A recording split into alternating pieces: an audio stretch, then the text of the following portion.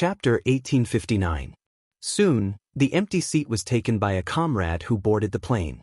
Sea Anemone looked at Daxia, who was staring at him with a strange expression. "What are you looking at?" "You're sitting in Qing Yao's seat." Sea Anemone turned to look at the cabin door. He remained silent until the door closed. "She didn't board the plane, and she won't board the plane. Qing Yao isn't a soldier in our team. She can't board the plane with us. Also, we did something stupid just now. Q King scared me when he said that. We didn't consider Qing Yao's position.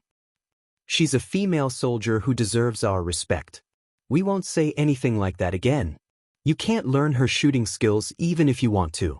She can shoot accurately without aiming." I was a little shocked when I first heard her say that. It's not that she didn't aim, but she already did it in her heart. She also said that as long as it's a gun she's familiar with, that gun will live in her heart. Daxia, whose eyes were full of admiration, still found it unbelievable. From this point alone, it shows that she's more familiar with guns and ammunition than we are. I suspect that she's very familiar with all the known types of guns from all over the world. His words made the water ghosts who boarded the plane gasp. If that's the case, how terrifying is that? It's already terrifying. If it gets scarier, I'm just glad that she's a soldier from our side and not an enemy. Daxia sighed. His words were full of admiration for Yi Qian. Female soldier Yi Qian is rare. That's true. Fortunately, she's a soldier from our side. We can rest assured. We'll have to worry about the enemies she faces in her missions in the future. Aya, why isn't she a female soldier from our team? Wishful thinking. That's impossible. The water ghosts said one after another. Their admiration for Yi Qian could be seen from their expressions. Female soldier Yi Qian, codenamed Qing Yao, was a female soldier who was braver than the male soldiers. She had incredible shooting skills. The more he interacted with her, the more he was attracted to her unyielding spirit. The more he was attracted to her, the more he could discover each of her strengths. In the end, he would be convinced by her and admire her. This was probably the so-called charisma. Li Jinyan was the last to board the plane. When he reached the cabin door, he turned around and saluted all the members of the Snowfield Brigade who had saluted him. He then nimbly retracted his right hand and turned around to board the plane. When there was a reunion, there would be a separation, and when there was a separation, there would be a reunion. There would be a day when the brothers of the two teams would meet again. The members of the Snowfield Brigade raised their heads and watched the two helicopters pick up the storm commandos until they could no longer see the fuselages of the helicopters. Xia Jinyuan, who was standing at the front, turned around and faced all his comrades. He reorganized the team and gave them instructions on what to do next. First, everyone should submit a training report and a combat report. We can discuss in groups and submit one report. Second, we need to write down the suggestions for the exoskeleton power equipment we're going to wear in the Gobi Desert, as well as the problems we found when using it. The equipment experts are still waiting for our feedback. Marching and fighting were not a problem, but the report was a pain in the ass for this group of Special Forces soldiers who were trained in science and engineering. Everyone, including Xia Jinyuan, did not want to write it. Yi Qian looked at them and wanted to laugh. You're the one who said you wanted to write a report, but now you look like you don't want to. You'll affect the rest of the team when they write their reports. Chapter 1860. I was influenced by the veterans. It was my first year in the team. Do you know what the first thing the J5 said to me was? He said, "Finally, someone who can write a report." And from then on, I don't want to write anymore. The tired Xia Jinyuan closed his eyes as he spoke. They didn't leave in a helicopter like the water ghosts. Instead, they left in a truck, arrived at the military airport, and flew back to the base. This time, they didn't alert the local troops when they entered the mountain for training. They only used 4 trucks from the local troops and prepared enough fuel to drive the trucks into the mountain. Now, they naturally had to drive the trucks to leave. Yi Qian, who was driving, saw this and said softly, "Stop talking. Go to sleep." Xia Jinyuan, who was both physically and mentally exhausted, was already silent. His head was tilted to the side of the window. His thin lips were slightly pursed, and he had already fallen asleep. Yi Qian quickly sized him up. When he saw the obvious fatigue between his brows, his heart ached. The car was driven very steadily. Xia Jinyuan didn't wake up even when K7 came to take over. Drive in a flat area. He's quite tired, Yi Qian whispered as he handed over the car keys. Let him have a good sleep. K7 smiled and made an okay gesture. After Yi Qian got into the car, he glanced at Q King, who was sleeping soundly, and chuckled. If you and Yi Qian can really develop a relationship, it's not bad. He didn't care that the sleeping person couldn't hear him. After he finished speaking, he started the car. After Yi Qian arrived at the airport, she flew to the city where the university was located. She followed Xia Jinyuan and took a direct flight to Beijing. Principal Chen was still in the hospital. She wanted to visit this person who still cared about her at the brink of death. She didn't allow Commander Liu and Political Commissar Yen to inform him. When the plane arrived at Beijing's airport, it was already past 2 in the morning. When they arrived at the military hospital, it was already 3:30 in the morning.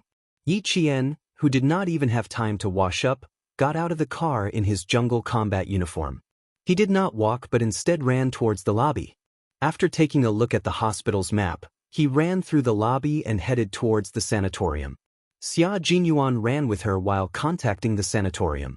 Visiting Principal Chen was not something that could be done at will. The guards had to be ordered to let them in. Even though the Southern Province People's Hospital found out that it was indeed the nurse's mistake, the military did not let down their guard because of this. A world-class sniper had almost died due to a medical accident, so the Southern Province People's Hospital should be punished. Yi Jian ran all the way. It took her less than 5 minutes to get out of the car and reach Headmaster Chen's ward. The old squad leader is already resting. After recuperation, he slept quite well this week. His meals are also up to standard. All his bodily functions are up to standard for discharge. He can be discharged after another half a month of treatment. The guard already knew that the female soldier in front of him was the squad leader's only relative. He didn't even need Yi Qian to ask before he told her everything. The squad leader wanted to leave the hospital half a month ago, but was stopped by the commander-in-chief. After that, the squad leader never mentioned it again. But what? Through the glass in the ward, Yi Qian looked at Principal Chen, whose arm was still hooked up to N4 drip. His face was much thinner than before. Yi Qian did not realize that she had already shed a lot of tears. The guard paused for a moment before she felt the saltiness of the tears in her mouth. The guard quickly looked at the teary female soldier and lowered his voice. The squad leader agreed, but one night, he wanted to sneak out. After he was discovered, the commander-in-chief sent 6 guards to keep an eye on him. This was indeed Uncle Chen's style. Yi Qian smiled with tears in her eyes. Chapter 1861. There was only one light in the room, and it quietly shone a warm light in the corner. The layout of a normal intensive care unit did not have as many terrifying instruments as the intensive care unit. A few green potted plants on the windowsill added a touch of gentleness to the snowy white room. Yi Qian did not go directly into the room. Instead, she chose to stand outside and watch quietly. Uncle Chen's sleep had not been very good. If she went in, she would wake him up. Yi Qian looked away and lowered her head to wipe away her tears. She thanked the responsible guards. Thank you very much for your hard work during this period. You and your comrades can go back to your room to rest. I'll keep watch here. It's our duty to take care of the old squad leader. You don't have to be so polite. The guard was also very young. He was about 23 or 24 years old. He was a little embarrassed by Yi Qian's politeness. He said shyly, "We have 3 shifts. Our comrades in the morning shift will arrive on time at 7 o'clock. The 2 of us can go back to rest then." "There's no need to rest. The 3 of us can keep watch. If there's anything you want to ask, you can ask me. My comrades and I have always been here when the old squad leader was admitted to the hospital.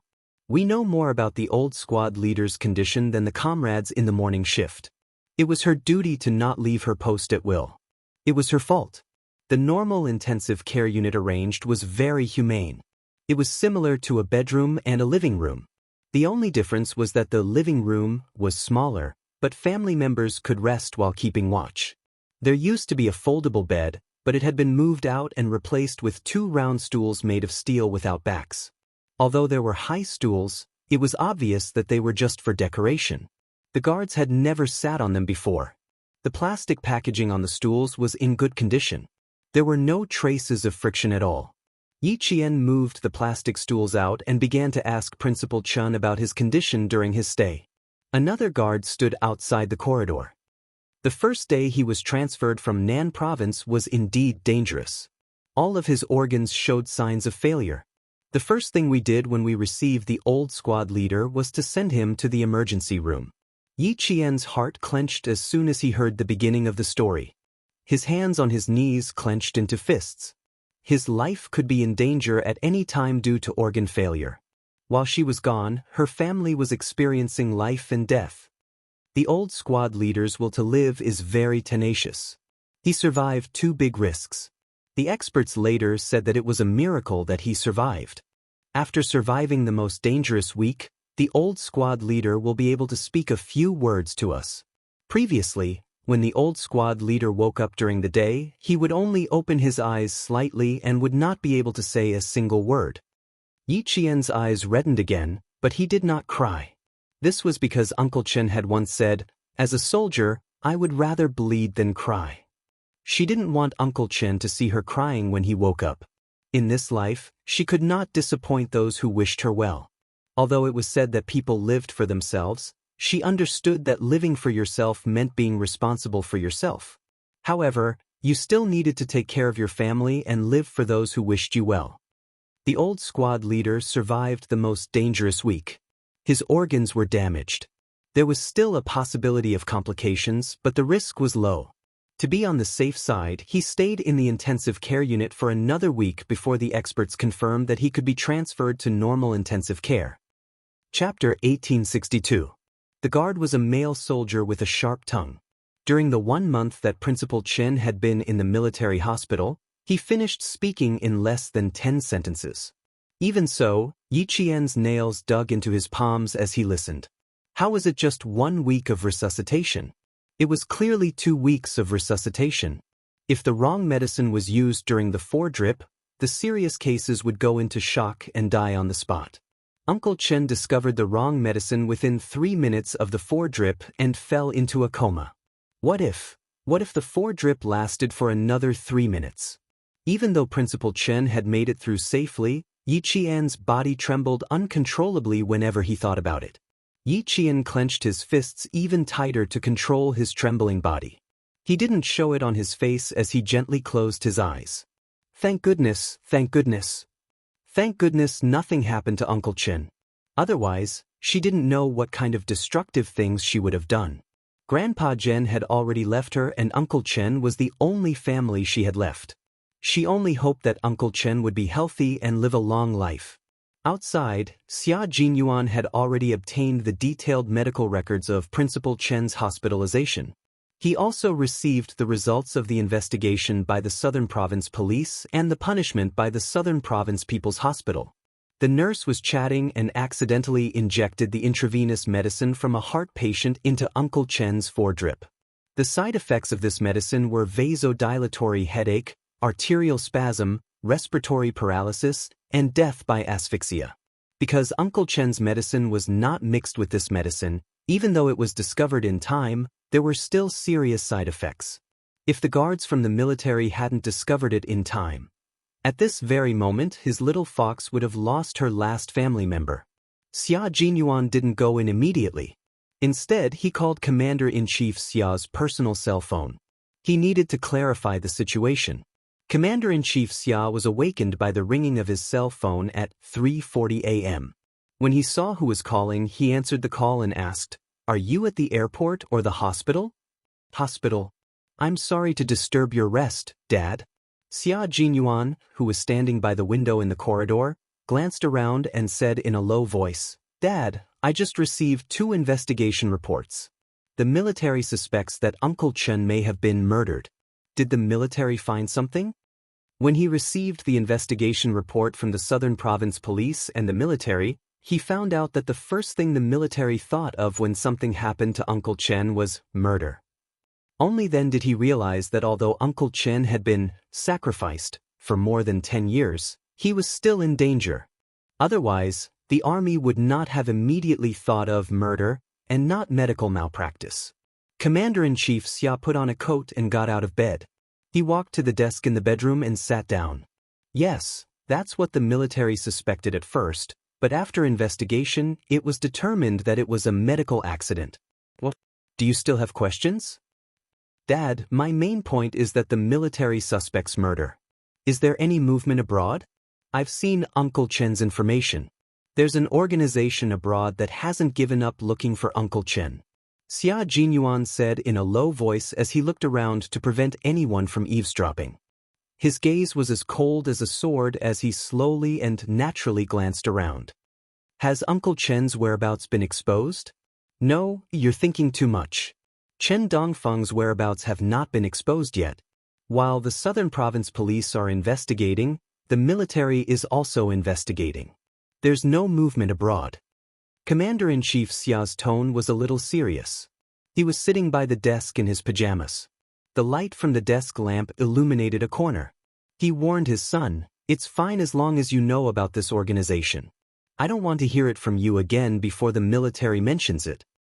You need to keep Xiao Ye's side a secret. This is the military's idea and Chen Dongfeng's personal idea." Chapter 1863. Xia Jinyuan was relieved. But no matter what kind of accident it was, Little Fox would not let it go so easily. She could not let it go. As her boyfriend, he naturally supported her in her investigation. "Okay, I got it. Dad, get some rest. I'll come back to see you tomorrow." Come back tomorrow? Commander-in-Chief Xia did not think he needed him to take the time to come back to see him, but he said seriously, "You don't have to come back. If you bring little Yi back, I'll welcome you. Then you should go to the military. Sorry to disturb you." Major Xia smiled and said goodbye, then took the initiative to hang up the phone. He couldn't meet Old Man Xia alone. Whenever they met, Old Man Xia would always mock him. It was the type of person who would feel uncomfortable if he didn't mock him. Fortunately, he was mature now and did not argue with him. Otherwise, the father and son would have a fight. Xia Jinyuan stared at the phone for a few seconds and said softly, "Old man, I'll keep a close eye on your daughter-in-law." Commander-in-Chief Xia listened to the rapid beeping sound and could not help but smile and shake his head. "Little brat, you should spend more time with your girlfriend. Don't follow in my footsteps." All parents in the world were pitiful. The dignified commander-in-chief was also like an ordinary parent, deeply caring for the devil-incarnate son that he spoke of. Knowing that it had nothing to do with a foreign organization, Xia Jinyuan's footsteps became lighter. However, it did not mean that he did not have any other questions. On the contrary, he had a lot of questions. Xia Jinyuan, who was chatting with the guard outside the door, began to ask a few questions. The content of his questions was different from Yi Qian's. He mainly asked if anyone had come to visit and if anyone from the southern province had come to inquire. Other than Commander Lu and Political Commissar Yen, no one else from the southern province had the opportunity to visit. He only asked if anyone had come to inquire about the situation. The People's Hospital of the Southern Province has sent people here many times. The military has issued a strict order not to leak any information about the squad leader. The General Military Hospital strictly followed the order and did not release any information. The people from the People's Hospital of the Southern Province still do not know about the squad leader's situation. Other than the People's Hospital of the Southern Province, only Commander Lu and Political Commissar Yen from the Southern Province visited him once half a month ago. In other words, there were no other suspicious people in Southern Province. Xia Jinyuan narrowed his eyes as he read the report. His eyes were dark and unfathomable. This was what Uncle Chen had said to cooperate with the military's investigation. The military had asked him if anyone had come to the Southern Province People's Hospital while he was hospitalized, if he had any conflicts with anyone, or if anyone had come uninvited, and so on. The rest of the answers were fine. Only the part about Yi Zhifan made him feel a little strange. He couldn't tell what was strange about it, but he couldn't tell what was wrong with it. However, he didn't know why he felt strange when Uncle Chen said, "I don't have any personal grudges with Director Yi." It didn't mean much, but it could be understood as, personal grudges existed.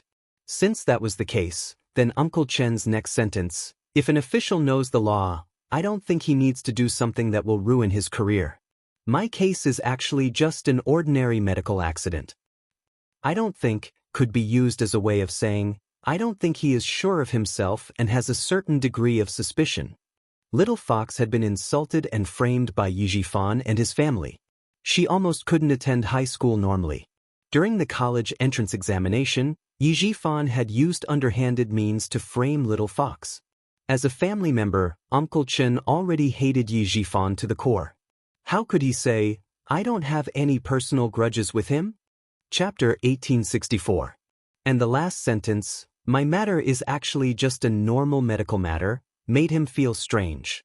It was as if, he was intentionally trying to absolve Yi Jifan. That's right. That was why he felt so strange. Uncle Chen's words made him feel as if he was intentionally trying to absolve Yi Jifan, but at the same time, he was angry. That's why he said things like, "It doesn't really matter," and "I think," which contradicted what he said at the end. Did Uncle Chen think that there was something wrong with Yi Jifan? Or could it be that he sensed something? How could Yi Jifan have the guts to harm Uncle Chen? Why would he harm Uncle Chen? What would require him to do so? What could Yi Jifan gain by harming Uncle Chen? Was he not afraid of being exposed and losing his official position in the end? Yi Jifan was a smart and cautious official. Even when Little Fox had such a bad relationship with his family, he did not do anything irrational. Even when Yi Ying got into trouble during the college entrance exams, he did not do anything irrational. How could such a person suddenly harm Uncle Chen? For a moment, Xia Jinyuan was unable to make sense of Principal Chen's statement about cooperating with the military's investigation. He originally planned to show Little Fox the military's investigation report, but he decided to wait and listen to Uncle Chen's explanation first. Yi Qian did not ask for too long. She got up and looked at the sleeping Principal Chen through the glass. Her chapped lips were tightly pressed together, and her gaze was like that of a child who was afraid of losing something. It was as if she was afraid that if she blinked, everything would disappear. How could she not be afraid? In her previous life, Yi Qian longed for family and love, but even until her death, she was alone. In this life, she got what she wanted and made up for the regrets of her previous life. Uncle Chen had already passed away, and Yi Qian was most worried about Principal Chen. In addition, she knew the identity of Principal Chen, so she was even more afraid of losing her last family member. She was really scared. Even if she was a strong-willed soldier, she was still afraid of losing her family. If you keep watching like this, you'll wake up Uncle Chen even if you don't go in. Xia Jinyuan gently pushed open the door and walked in. He pulled Yi Qian away and told her not to keep looking at him. Seeing her looking at him like that, the sadness in her background made him feel as if there was something stuck in his heart, making him feel very uncomfortable. Her sadness made his heart ache the most. He really wanted to ask her why she would occasionally feel the sadness of the twilight. It was like a thick ink that couldn't be dissolved, isolating the entire world. He couldn't help but feel flustered. He had to ask. Uncle Chen was still lying in the hospital. If he asked her now, she would definitely say that she was worried about Uncle Chen. It's all in the past.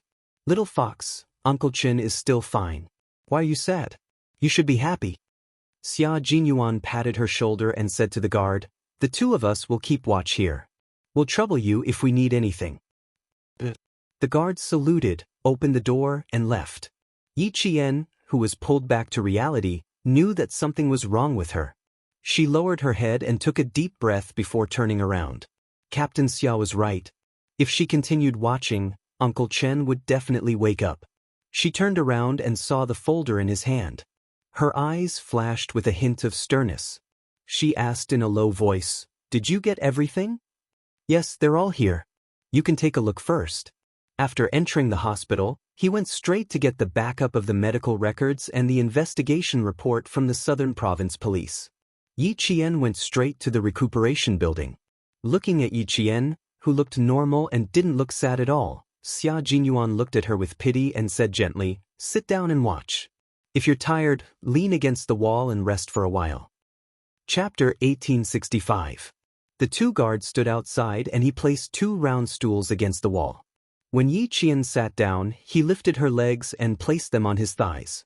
His slender fingers massaged her with moderate strength. "I took a look at him just now. Uncle Chen's condition is recovering well. He can be discharged in a week." The medical record was written in great detail, including the daily changes in Principal Chen's condition. The previous week, when he was in critical condition, the doctor kept watch over him. There was a detailed record every half an hour. After hearing from the guards, Yi Qian felt much calmer after reading the medical record.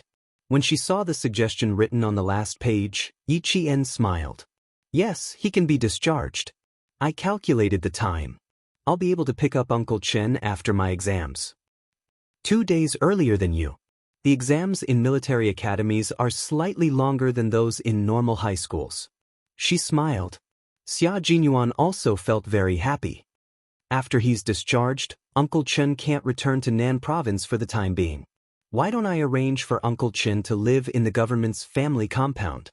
Then I'll transfer 2 guards to take care of Uncle Chen's daily life.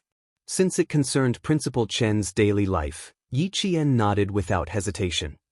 As long as Uncle Chen is willing, I have no objections. However, although she didn't hesitate, Yi Qian frowned when she thought about Principal Chen's status. She thought for a while before continuing. With Uncle Chen's status, it doesn't seem appropriate for him to live in a crowded place, especially in a government agency's family compound. Do you think they'll recognize Uncle Chen? What she said made sense. Xia Jinyuan fell silent for a moment. When Uncle Chen wakes up, we'll ask him for his opinion. Also, let's take a look at the military's arrangements. Yi Qian flipped to the Nan Province Police Investigation Report. As soon as her gaze landed on it, the smile on her beautiful face disappeared. Her indifferent expressions suddenly became sharp. The results of the investigation were, the nurse made mistakes in her work, and murder was ruled out. The word murder was like 2 bullets hitting her heart with a bang. Her brain and nerves immediately caused a thick fog of blood to appear before her eyes. She looked up and stared at Xia Jinyuan with her red eyes. She asked angrily, "Murder? Why did the military suspect murder at first?" At that time, Captain Xia had told him that Uncle Chen's accident was due to a problem with his foredrip. He did not mention that it was suspected of being a murder. Like you, I only found out after receiving the 2 reports. The military first suspected murder, then asked the Southern Province Police to investigate thoroughly. After 20 days of investigation, the Southern Province Police concluded that it was indeed a medical accident and ruled out murder. The military also concluded the investigation and confirmed that it was a medical accident and not a murder. Yi Qian looked at him as she spoke in a low voice. She flipped to the military investigation report. Her side profile was thin and sharp, and her chin was tense the whole time. When she saw the military's question about Yi Jifan, Xia Jinyuan clearly felt that her entire body's hostility had suddenly multiplied. He could see a strong murderous intent on her face. "Calm down and read slowly," Xia Jinyuan calmly reminded her. His hands kept massaging her tense thighs and calves. After finishing the mountain training, everyone's legs were so sore that every step they took hurt their muscles. When Yi Qian rushed to the hospital and jumped out of the car, the muscles in her legs went out of control. She staggered a few steps before stabilizing herself and not falling. She was a girl who could endure. No matter how tough or tiring it was, she could grit her teeth and endure it. Chapter 1866. She was so good at controlling herself that it made him a little worried. He was afraid that if he held back too much, he would end up hurting her. Therefore, whenever he had the chance, he would help her loosen her muscles and bones and check if there were any bone injuries. There was an old saying in the army, recruits are more trustworthy, veterans are more sick, and there are more problems that are neither old nor new. The phrase, veterans are more sick, meant that after being in the army for a long time, they would have problems all over their bodies, especially their knees. If they didn't take good care of them, they would be plagued with illnesses and it would affect their future battles. He increased the strength of his massage, and Yi Jianjian felt the pain. The red in her eyes that were staring at him gradually faded, and she slowly regained her calm. Yi Jifan's mother has been recuperating at the People's Hospital of Nan Province. Uncle Chen had gastric bleeding and was sent to the hospital for emergency treatment. Regiment Commander Liu and Political Commissar Yen were running up and down with their men, so it was inevitable that they would run into Yi Jifan. The report contained a conversation between Regiment Commander Liu and Political Commissar Yen. Yi Jifan did run into them by accident. The military also questioned Uncle Chen privately. Uncle Chen said that it had nothing to do with Yi Jifan. Yi Qin, even if you're angry now, it's useless. Sometimes, things are just so coincidental that it seems like a case of murder. Xia Jinyuan looked at Yi Qian coldly. Even his voice was cold. The things in the report have already been investigated. What's there to be angry about? Yi Jifan only came to visit Uncle Chen once. How could you lose control of your emotions so easily? If he really had bad intentions, he would be happier if you lost control of your emotions. You can only handle things calmly. Anger will only make things worse. Yi Qian, you need to calm down right now. With that said, Xia Jinyuan took the file without hesitation. You need to calm down right now. Get some sleep and wait for Uncle Chen to wake up. Yi Qian knew that he was in a bad mood, so he didn't refute Xia Jinyuan's words. He took a few deep breaths to suppress the anger in his heart. Okay, I'll rest for a while. I'll look at it after I calm down. I'll ask the guards to bring a folding bed over. You can rest here. In her current situation, it was better not to look at it anymore. If she also noticed the strangeness of Uncle Chen's words, her emotions would only fluctuate even more. It seemed that Yi Jifan's influence on Yi Qian was still quite big, even bigger than Yi Ying's appearance. The guard brought the foldable bed over, not forgetting to bring 2 quilts that reeked of disinfectant. Let's each take half a side. There was only one folding bed. Yi Qian, who was hugging the quilt, suggested, I'll sleep on this side, and you can sleep on the other side. Let's rest together. It was tiring enough to accompany her. She couldn't let him suffer. Upon hearing this, Xia Jinyuan gestured to the small foldable bed. I'm afraid that if I lie down, the foot of the bed will break. I don't choose a place to sleep. You should rest. Last week, her period had just ended. She had to train twice in a row and didn't rest in bed for a single day. It was said that girls must pay attention to keeping warm once a month, otherwise there would be endless trouble. She had run in the rain and rolled in the snow for 2 months in a row. Now that she was back and had a place to sleep, how could he let her suffer? She was afraid that he would suffer, and he was afraid that she would suffer. In the end, the Major's domineering personality kicked in. He carried Yi Qian and placed him directly on the long table. You're so dishonest.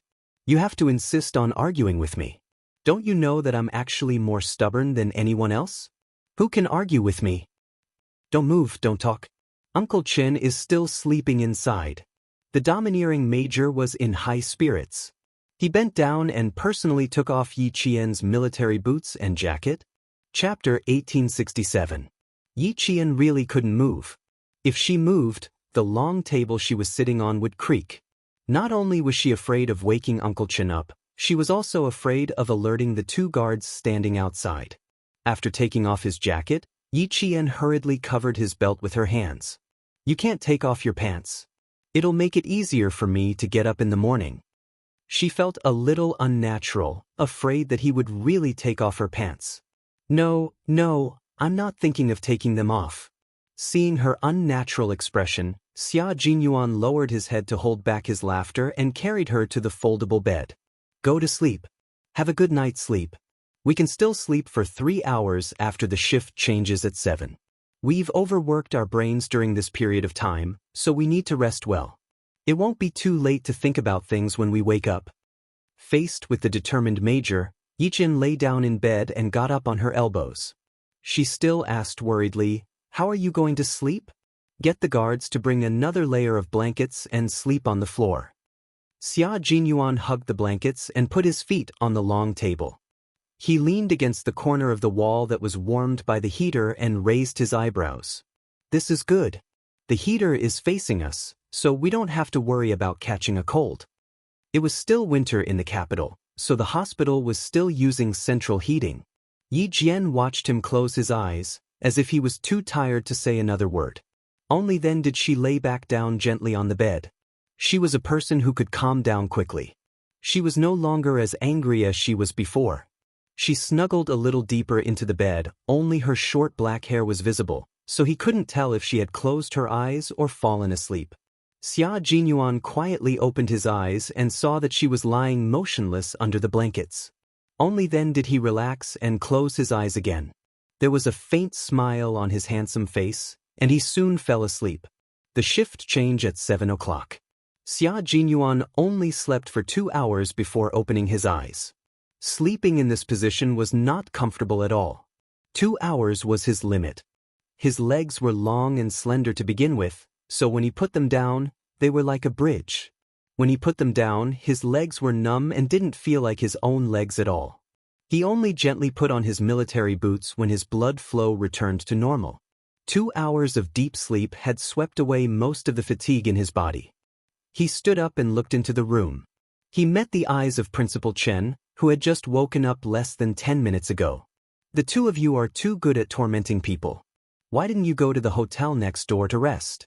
Can you sleep well if you sleep outside? Principal Chen lectured a little unhappily. After more than 40 days of high-intensity training, you should have a good rest when you come back. How can you mess around?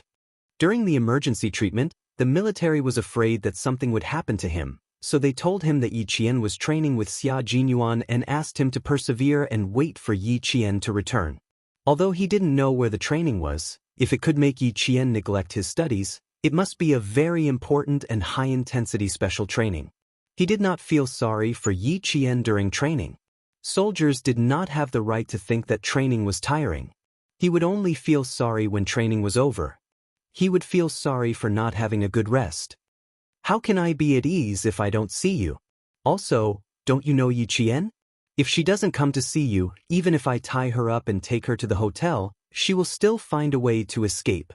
Xia Jinyuan poured a glass of warm water and handed it to him. Have a glass of water first. The guard said that Uncle Chen didn't like to be served by others. It was as if he was a good-for-nothing who could only be taken care of. Xia Jinyuan kept that in mind and did not dare to feed him water. Uncle Chen, she hasn't woken up yet. I'd like to take this opportunity to ask you a few questions. I need you to answer them for me.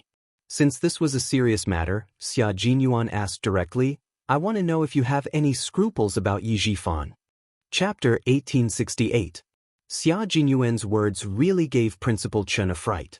He thought that Xia Jinyuan had found something. No, it was impossible to find anything. If the military couldn't find anything, how could he have the time to investigate in the middle of training? Therefore, he didn't find anything. He just had his suspicions. Principal Chen's body was injured, and his brain wasn't as fast as it used to be. He lowered his head and took a sip of warm water. He asked calmly, Why do you ask? Uncle Chen, take a look at this. Xia Jinyuan's gaze slid past Principal Chen's face. He took out a page of the report that he hadn't shown to Yi Qian. This is one of the military's investigation reports. It's also the military's investigation into whether there's anything wrong with Yi Jifan. They want to confirm what you said. If he had only had his suspicions before, then Uncle Chen's act of drinking water just now confirmed his suspicions. Uncle Chen must have some misgivings about Yi Jifan. In other words, he also suspected that there was something fishy going on this time. It might have something to do with Yi Jifan. Principal Chen glanced at the single piece of A4 paper on top of the quilt. He put the glass of water aside and picked up the report. He unhurriedly opened it. What's wrong? Did I say something wrong? Principal Chen opened the A4 paper that Xia Jinyuan had folded for convenience. Although he looked calm on the surface, he wasn't calm on the inside. He casually glanced at it and sneered. There's nothing wrong with what you said. There's nothing false about cooperating with the military's investigation. Xia Jinyuan did not expect to get anything out of Principal Chen immediately. He was not in a hurry, but the color in his eyes darkened a little. He said slowly and elegantly, You told the military that you and Director Yi Jifan did not have much of a personal grudge. This can be understood as a personal grudge.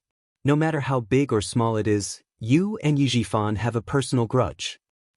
In the end, you said, I don't think there's a need for him to do something that would ruin his career. Uncle Chen, I don't think, is a term of uncertainty and suspicion. It means that you've already suspected Yi Jifan. Principal Chen, who was listening quietly, couldn't help but narrow his eyes. Deep in his eyes, there was a well-concealed surprise. Even the military didn't suspect him, but he actually suspected him from a few words. As expected of the Weapon King, this kind of sensitivity, this kind of intelligence, he was definitely not an ordinary person. Principal Chen was also a king among the snipers. If he didn't make a move, the people around him naturally wouldn't be able to tell. When the two generations of Weapon Kings met face to face, Xia Jinyuan knew that the veteran king was still better. This was because the veteran king had fooled the military investigators and made the military think that Yi Jifan really had nothing to do with the incident. If he didn't know how much Uncle Chen loved Yi Qian and how much he hated Yi Jifan's family, he would also have been fooled by Uncle Chen like the military. In the end, you said, my incident was actually just a normal medical accident. It seemed more like you were deliberately trying to cover up the truth and defend Yi Jifan. Uncle Chen, at first, I didn't quite understand why you said such contradictory things, but when you drank the water just now, it made me certain that you were indeed suspecting Yi Jifan. Although he spoke slowly, there were no pauses in between. This meant that he didn't give Principal Chen a chance to interrupt him midway. He controlled the entire rhythm of the conversation in his own hands. Uncle Chen, I just want to know why you did this. Is it because of Yi Qian? If it's because of her, you should have told me. Chapter 1869. Because. Xia Jinyuan paused. His dark eyes were filled with respect as he looked at Principal Chen. Because, like you, I only want Yi Qian to be safe and sound. I can't bear to see her get hurt because of Yi Jifan. Principal Chen was very sure of this. He had seen how much the young major in front of him protected Yi Qian over the years. When old uncle was still alive, he once said, in this world, only Major Xia is worthy of our Yi girl. The worthy that old uncle was talking about was not a good match in terms of family background. He was referring to Major Xia's love and care for Yi Qian. Yi Qian could rely on him for the rest of his life. If something were to happen to Yi Qian, this young major would be the only person that Yi girl could trust. Even if they could not become husband and wife in the future, Xia Jinyuan was still a man worthy of Yi girl's trust. That's right. I do suspect that Yi Jifan had something to do with me giving the wrong medicine. However, it's only a suspicion. I don't have any evidence. After thinking for less than 2 minutes, Principal Chen stopped beating around the bush with Xia Jinyuan. Principal Chen, who had walked through the gates of hell countless times, had a cold expression on his thin face. He said calmly, go and see if Yi girl has woken up. It's a long story. There are some things that I can't let Yi girl know for the time being. Xia Jinyuan could read the seriousness on Principal Chen's serious face. He couldn't help but feel a chill in his heart as he quickly got up. After confirming that Yi Qian had not woken up, he returned. Almost 50 days ago, Martyr Sun Xueqing's former comrade came to Shuka village to look for me. He told me about Martyr Sun Xueqing's past in the army. Taking advantage of the fact that Yi Qian was still unconscious, Principal Chen sped up his narration. He started from Chief Kai's visit to Shuka village, to Chief Kai's suspicions, and how there were people who wanted to harm Martyr Sun Xueqing. Chief Kai suspects that Martyr Sun Xueqing's sacrifice was actually due to an assassination attempt, and it's very likely that it was done by someone close to her. Xia Jinyuan's handsome face was getting colder and colder. He couldn't help holding his breath as he listened to the conversation. His eyes were fixed on the small glass window in the ward. When Yi Qian woke up, the first thing he would do was stand at the glass window and look into the ward. This way, he could immediately interrupt the conversation. Even after Bureau Chief Kai retired from the army, he still couldn't find any clues. That was until he accidentally met Yi Qian, who bore a striking resemblance to Martyr Sun Xueqing in Tongzhou. Tongzhou? Wasn't that a mission to clear out the cultists? He even carried out this mission with Yi Qian. At that time, Chief Kai was busy and couldn't talk to Yi Qian in detail. Before he left, he told Yi Qian that if she wanted to know about martyr's son Xueqing's past, she could contact him at any time. After that, Yi Qian didn't contact him. Because of Yi Qian's appearance, Chief Kai recalled the past and returned to his own army, which was the army that martyr's son Xueqing was in when she was alive. Chief Kai couldn't accept this. The army had information on all of them, but there was no information on martyr's son Xueqing, who sacrificed herself for the country. There wasn't even a single word about her. Yi Qian's mother was an outstanding female soldier when she was alive. She was also one of the first batch of female soldiers to officially join the female special forces. She had made countless contributions to the country and was personally received by the president during the commendation ceremony. She was one of the first batch of female soldiers who had made countless contributions to the country and had the highest honor. In the end, the army that she was in when she was alive didn't even have a single word about her. Her contributions to the army were erased just like that. It was equivalent to erasing martyr's son Xueqing's entire being. Chapter 1870. What did this mean? This meant that it was a covert denial of the existence of such a martyr, denial of this person, denial of all this person's contributions. It made everyone forget her, completely erasing her from everyone's memories. At this moment, Xia Jinyuan, who was also a soldier, was furious. How dare they? That's right, they are indeed brave. When this matter was brought up again, Principal Chen was also angry. No soldier could accept this fact. This was an insult to a soldier. If martyr's son Xueqing had made a big mistake, it would be fine. But she didn't. She was a soldier who sacrificed herself for the country. How could she be treated so unfairly? After martyr's son Xueqing passed away, the army sent her belongings back. Among her belongings was a very precious hornless dragon, jade pendant. When this jade pendant landed in Yi Jifan's hands, it became a protective talisman for his meteoric rise as an official. Xia Jinyuan immediately frowned. Uncle Chen, I don't quite understand what you're saying. How could a piece of jade become a protective talisman for his meteoric rise? First of all, Yi Jifan was able to become an official because he was protected by martyr's son Xueqing. The government made him a village official so that he could take good care of son Xueqing. Later, the village official became an official in the town and gradually became an official in the city. Uncle Jen said that with the protection of the jade pendant, Yi Jifan would rise higher and higher in the ranks, but he would also fall even more miserably. The young major's brows were already furrowed. It was obvious that he didn't believe it. Principal Chen sighed and said seriously, I didn't quite believe it at the time, but I knew that Uncle Jen wouldn't say such things for no reason. Also, he said that the jade pendant wasn't something good and told Yi Jifan not to take it back. Although I didn't believe it, I still took it to heart. It wasn't until I was hospitalized with gastric bleeding that Yi Jifan approached me in the name of returning martyr's son Xueqing's relic to the little girl. I suddenly thought of the jade pendant, what Chief Kai said, and what Uncle Jen said. Thinking of this, Principal Chen said, martyr's son Xueqing used her own life to get an official position for Director Yi so that her daughter could be taken care of. In the end, Director Yi got the benefits but forgot the kindness. As he said these words, he had been paying attention to Yi Jifan's expression. He saw that his face had suddenly turned cold, and a deep viciousness had flitted across it. He knew that Yi Jifan had become suspicious.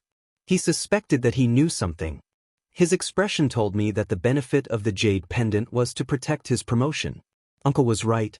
I was still waiting for him to come again and deliver martyr's son Xueqing's relic, but something happened to me at around 11 that night. After saying so much, Principal Chen drank all the water in the cup. I warned Yi Jifan, and something happened. I was lying when I said that I didn't suspect him. But everything needs evidence. The military and the Southern Province police did their best to investigate. Even the doctors and nurses in the hospital who knew that I was hospitalized were investigated. There was no evidence that pointed to Yi Jifan wanting to murder me. Major Xia, if you were me, you wouldn't insist that Yi Jifan has a problem. I know that there is a high possibility that he has a problem, but I have no evidence. Moreover, if he really did do it, his actions made me happy. What does this mean? It means that the jade pendant is important. Chapter 1871. Headmaster Chen, who was originally angry because of Yi Jian's mother's incident, sneered coldly. His actions are a sign of guilt. It also shows that there is someone behind the jade pendant who is secretly supporting him. Just now, I said that Chief Kai of the Tongzhou police station suspected that martyr's son Xueqing was sacrificed. He also said that he erased all of her deeds in the army. Major Xia, with your intelligence, you should know why I didn't directly say that I was actually suspecting Yi Zhifan. Xia Jinyuan, whose face was already cold, answered in a deep voice. Because you wanted to help Yi Qian lure out the murderer who killed his mother. Because at this point, you know that the murderer's identity is definitely not simple. Because he has the ability to protect Yi Zhifan from a village official to a provincial official. At the mention of Yi Zhifan, the young major's dark eyes rippled. I investigated Yi Zhifan a long time ago and found that there was someone behind him, but I didn't find anything. This also shows that this person's identity is not simple and is very well hidden. There's one more thing I need to tell you. Yi Zhifan has already connected with my family Xia's enemy, the Du family. The Du family's chief of staff Du has been at odds with my father since he was young. Chief of staff.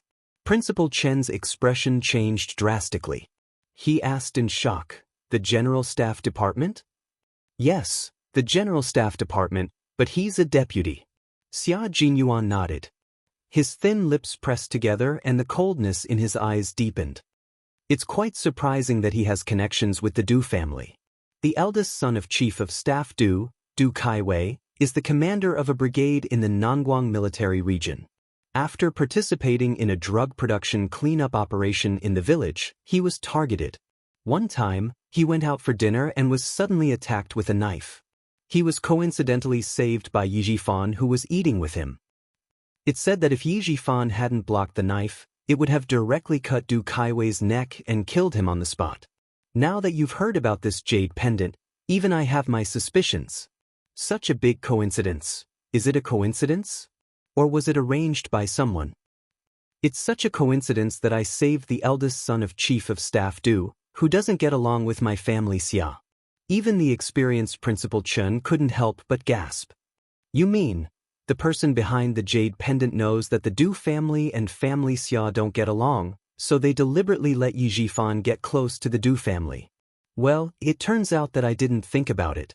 It was you who mentioned the jade pendant that made me suspicious. When Yi Qian was adopted by Yi Zhifan's family, they didn't beat her or scold her. They raised a smart girl into a good-for-nothing. Uncle Chen, what does this mean? This means that someone instigated Yi Zhifan to raise Yi Qian into a cripple. He purposely got that comrade of martyr's son Xueqing to tell Chief Kai that Yi Qian had died after falling into the water. That person didn't want others to know about Yi Qian's existence. But that person had some misgivings and had no choice but to keep Yi Qian alive. But he was very unwilling. Even if he kept Yi Qian alive, he only wanted to see a good-for-nothing like Yi Qian.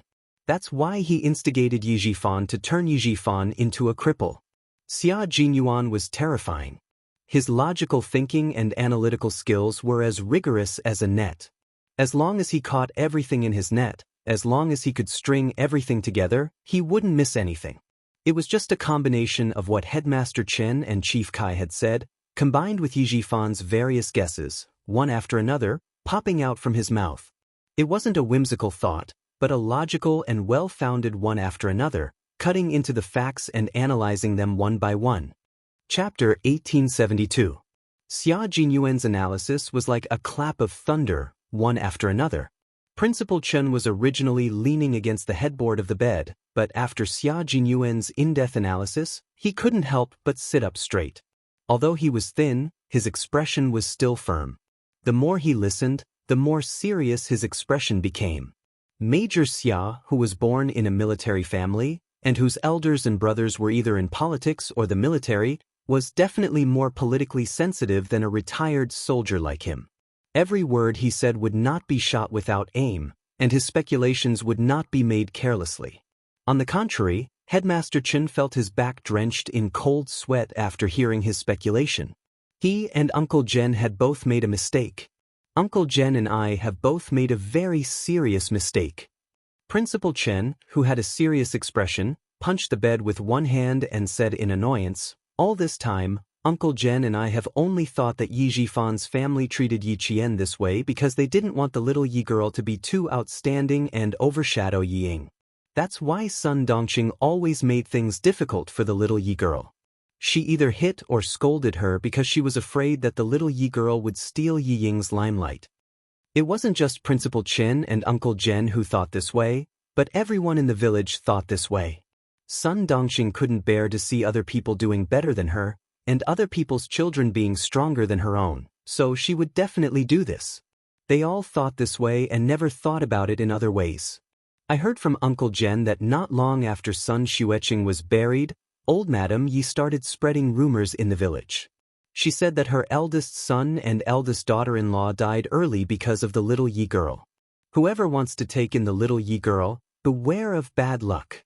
With just one sentence, she convicted Yi Qian, causing everyone in the village to avoid Yi Qian like the plague, afraid that they would be tainted with bad luck. Xia Jinyuan had never heard of this part of Yi Qian's past. When he heard it, every word turned into fine steel needles that pierced his heart. It pierced his heart until it hurt, causing his handsome face to twist into a vicious expression. How old was Little Fox? He was only 2 or 3 years old. That was a time when farming was a big collective and there was no guarantee of livelihood. It was a time when news was blocked. No matter if they were in trouble or sick, the first thing they would do was to pray to the gods and Buddha. There was a rumor that the little fox was a jinx. The Yi family was really vicious. When Xia Jinyuan heard the pain in her heart, she sneered softly and said, "From the looks of it, old Madam Yi is paving the way for Yi Jifan to adopt Yi Qian. He's a jinx to his parents." Even if the village wants to adopt Yi Qian for the sake of the pension, they're scared by the fact that he's a jinx. A jinx in his life? To treat the little fox so cruelly and viciously, it was only right that he cursed them until they had nothing left. Principal Chen only knew about Yi Qian's past from Uncle General knowing all this. He felt even more pity for Yi Qian, and his heart ached for this little girl. Principal Chen looked at the middle-aged major, who was so angry that his handsome face was filled with anger, and felt gratified. Although Commander-in-Chief Xia's only son was the son of God, he was also a man who valued friendship and righteousness, and had the demeanor of a gentleman. If one day he was no longer around, with Major Xia taking care of him, Principal Chen would be able to answer to Uncle Chen. At that time, who knew why the Yi family did this? When old Madam Yi lost her son, everyone sympathized with her. After she lost her beloved daughter-in-law, the rumor that the little girl was a jinx was much more credible than the usual gossip. Chapter 1873. Yi Jifan, who happened to be the village official, was furious because of this. He said that old Madam Yi was too foolish and that Yi Qian wouldn't be able to live in the village in the future. Uncle Chen was still in the army at that time. By the time he returned, everything had been settled. Yi Jifan didn't care that his family would be cursed by Yi Qian and went with Sun Dongqing to bring Yi Qian back. To the villagers, it was a happy ending. They didn't have to worry that Yi Qian would be arranged to stay at their house for a while.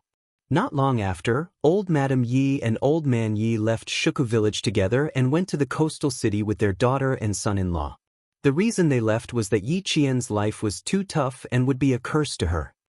The villagers more or less believed in fate and didn't suspect anything. Even when Sun Dongqing treated Yi Qian badly, the villagers didn't say anything. Yi Qian's life was too tough. Sun Dongqing raised her well. It was normal for a child to be beaten and scolded. If a child was disobedient, wouldn't they also be beaten and scolded? But who knew that not only did Sun Dongqing beat and scolded Yi Qian, sometimes she also didn't give Yi Qian food to eat. Other than dressing similarly to Yi Ying, who knew what she did when she closed the door? Principal Chen recalled the expression on his uncle's face when he talked about these things. Every wrinkle on his weathered face was filled with deep guilt. It was a deep guilt towards Yi Qian. Even though Xia Jinyuan knew that Yi Qian's childhood wasn't smooth sailing, he never thought that it would be so tragic.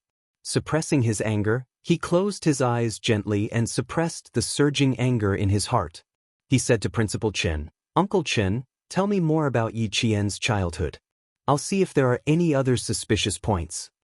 He wanted to know everything about her. He didn't participate in her past, but he wanted to know everything. He wanted to know how painful it was for her back then so that he could dote on her more in the future. He wanted to make up for all the pain she had suffered. He wanted to take responsibility for the rest of his life. Little Ye's childhood, sigh.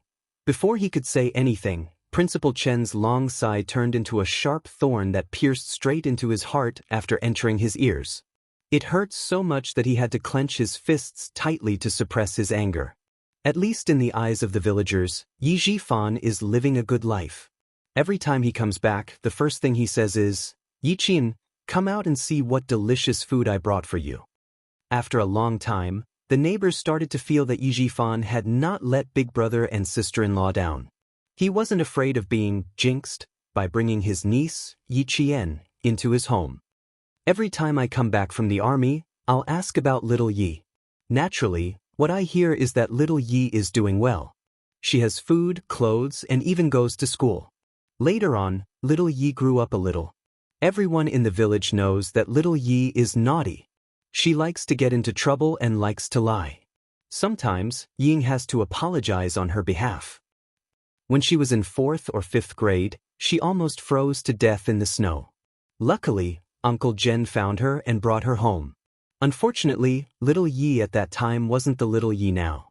She didn't accept any help from me at all.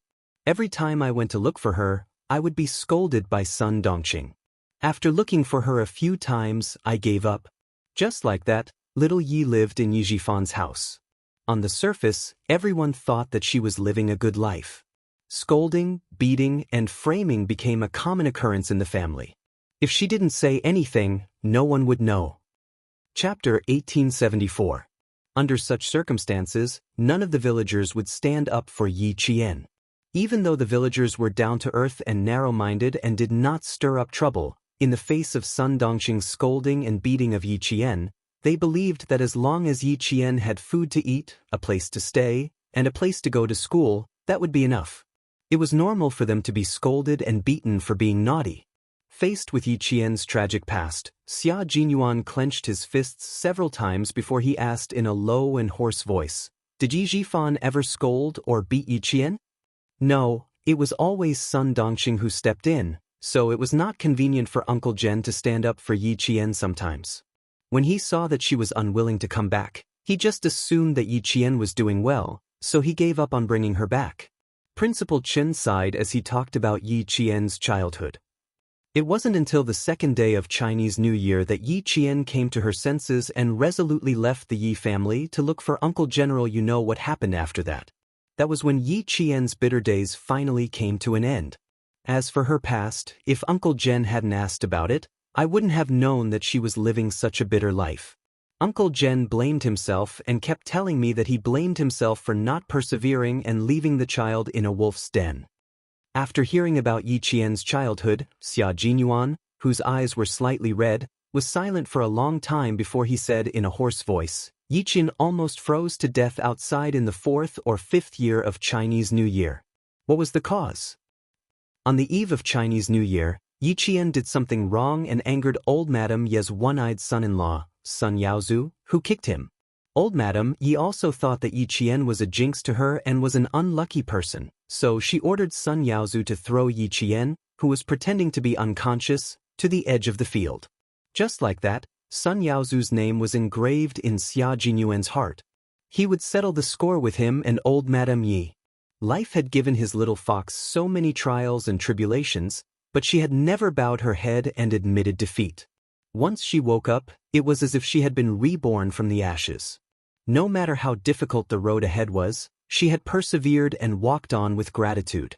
Principal Chen told Xia Jinyuan everything he knew.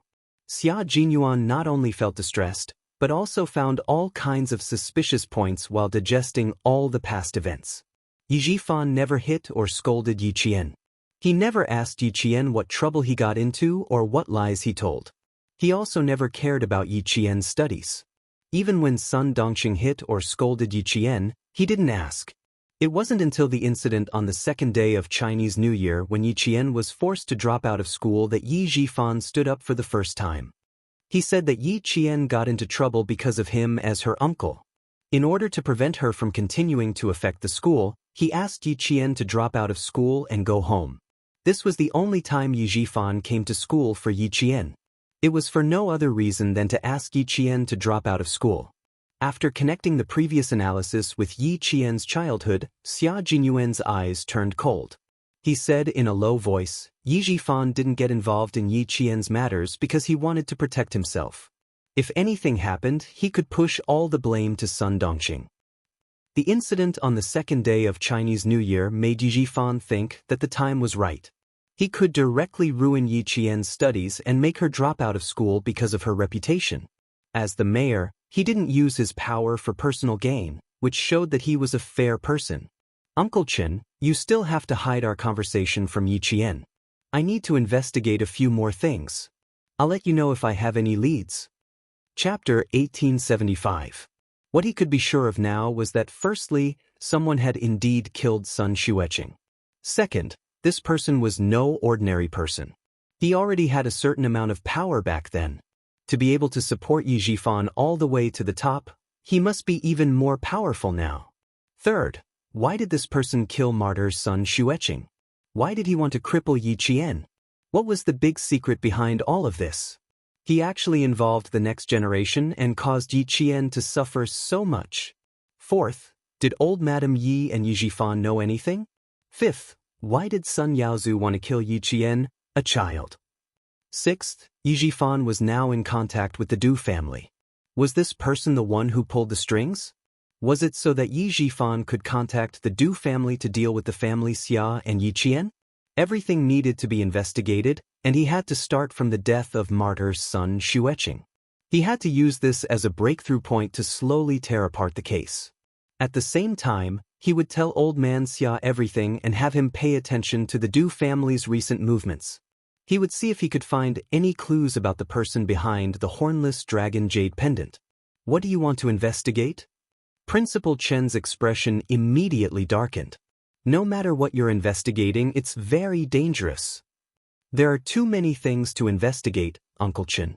I don't understand why someone would want to make things difficult for Yi Qian. I don't understand why they would want to cripple Yi Qian. The matter was too complicated. Even the intelligent and meticulous Xia Jinyuan couldn't straighten everything out in one go. Seeing Principal Chen's expression suddenly turn cold and worried that he would act rashly, Xia Jinyuan couldn't help but smile. Don't worry, I won't investigate rashly. That's good. But you've always been steady, so I'm not worried. Although Principal Chen said this, the courage on his face slowly disappeared into his eyes. He glanced at the young major who was wholeheartedly concerned about Yi Qingtang and sighed softly. It seemed that he still had something to say, but was hesitating whether to say it or not.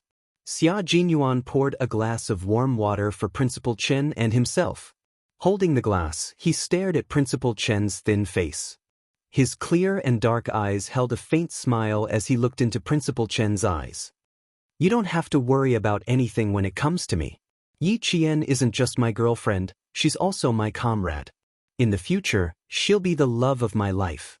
Uncle Chen, before he passed away, he told me to take good care of Yi Qian, to protect my wife like a real man, to protect her, to love her. I promised Uncle that I'd use my entire life to treat Yi Qian well. His last words moved Principal Chen. He knew that Xia Jinyuan could tell that he was hesitating because of Yi Qian. If you want to say it, you can say it now. If you're still hesitant or have any misgivings, you can say it the next time we meet. I'll listen. Xia Jinyuan had always been very patient when it came to Yi Qian. He could tell that Principal Chen was in a difficult position, so he didn't press him. He only smiled and said, whatever happened to her in the past or in the future, I'll accept it unconditionally. Principal Chen, who was already moved, laughed. Major Xia, that night at the snowy highlands, you played mind games with me. Now you're much more skilled at it. You can say what I want to hear the moment you open your mouth. Actually, Yi Qian herself isn't too clear about this. She only knows that her father isn't old Madame Ye's biological son, but she doesn't know that her father isn't Yi Xinfan. Chapter 1876. What did he mean? Xia Jinyuan narrowed his eyes and looked at Principal Chen. I need you to explain it more clearly. I can't explain it clearly. Uncle Jen only told me that Yi Xinfan's father isn't Yi Xinfan. If you have time, go back to Shuka village. Chief Kai sent over a diary written by martyr's son Xueqing. I didn't read it, and neither did Chief Kai. Maybe there's an answer in it. Xia Jinyuan nodded. He definitely had to get the diary. He would take Yi Qian with him. If you want to investigate Yi Xinfan's mother, I can give you the contact of a person. Before Principal Chen could finish his sentence, Xia Jinyuan suddenly stood up. Principal Chen realized something and immediately turned to look at the door of the ward. He saw Yi Qian. Yi Jian seemed to have not woken up yet. She stared at Headmaster Chen, who was leaning against the bed, with her dark eyes. Her look made Headmaster Chen very worried. He turned his head and quickly asked Xia Jinyuan, "This girl, did she hear anything?" "Don't worry." Just as Xia Jinyuan was speaking, Yi Qian seemed to wake up. The moment the door was pushed open, a figure rushed to the bedside like lightning. "Ayaya, you little girl. My old bones are about to be crushed by you." Principal Chen didn't know whether to laugh or cry when Yi Qian hugged him tightly. This girl rushed over in such a hurry and still managed to avoid his hand that was holding the syringe. Sigh, he had made her worry. It was not that Yi Jian had not woken up, but she was so surprised that she was stunned. She hugged Headmaster Chen's shoulders with both hands and did not want to let go. She said in a muffled voice, "You're so skinny that only your bones are left. At that time, you promised me that you would take good care of yourself, but now, you see. Uncle Chen, you went back on your words." She didn't cry because she knew that her family didn't like to see her cry. She didn't feel sad because she was afraid that her emotions would affect Principal Chen. It's good to be thinner. Thinner people are more energetic and healthy when they get older. You, on the other hand, have lost a lot of weight. You've lost so much weight that there isn't much flesh on your face. Principal Chen gently patted Yi Qian, who was trembling slightly. This child was so obedient that it made one's heart ache. She knew that he didn't like her and would cry at the slightest thing, but she had been holding it in, afraid that she would make him unhappy. He couldn't understand why someone would want to make things difficult for such a well-behaved and obedient child who had no parents. Xia Jinyuan moved a chair to the side of the ward, put his arm around Yi Qian's shoulder and asked her to sit down. "Uncle Chen just woke up. Stay here and chat with him. I'll go get breakfast." His original plan was to return to the military base after sending Yi Qian back to school, but now he had to change his plan. He had to go to Shuka village first, so Yi Qian could only go back to school alone. The 4-day break was a little rushed. If he went to Shuka village, he wouldn't be able to go to the National University of Science and Technology of China. Xia Jinyuan, who had rebooked his plane ticket, came up with a bowl of plain porridge. He happened to see the doctor doing his rounds. After the doctor finished writing the medical record, he smiled and said, "I didn't expect you to be able to understand these medications. I almost thought that you were a military doctor." He then said to Principal Chen, "Your child is really smart. She can even teach herself medicine." Yi Qian was changing Principal Chen's 4-drip. She had inserted too many needles recently, and there were countless needle holes on Principal Chen's arms. There were also many bruises left behind from the needles. The nurse came over and inserted 2 needles, but there was no blood flow back. Yi Qian disinfected her hands and asked the nurse to go to the side.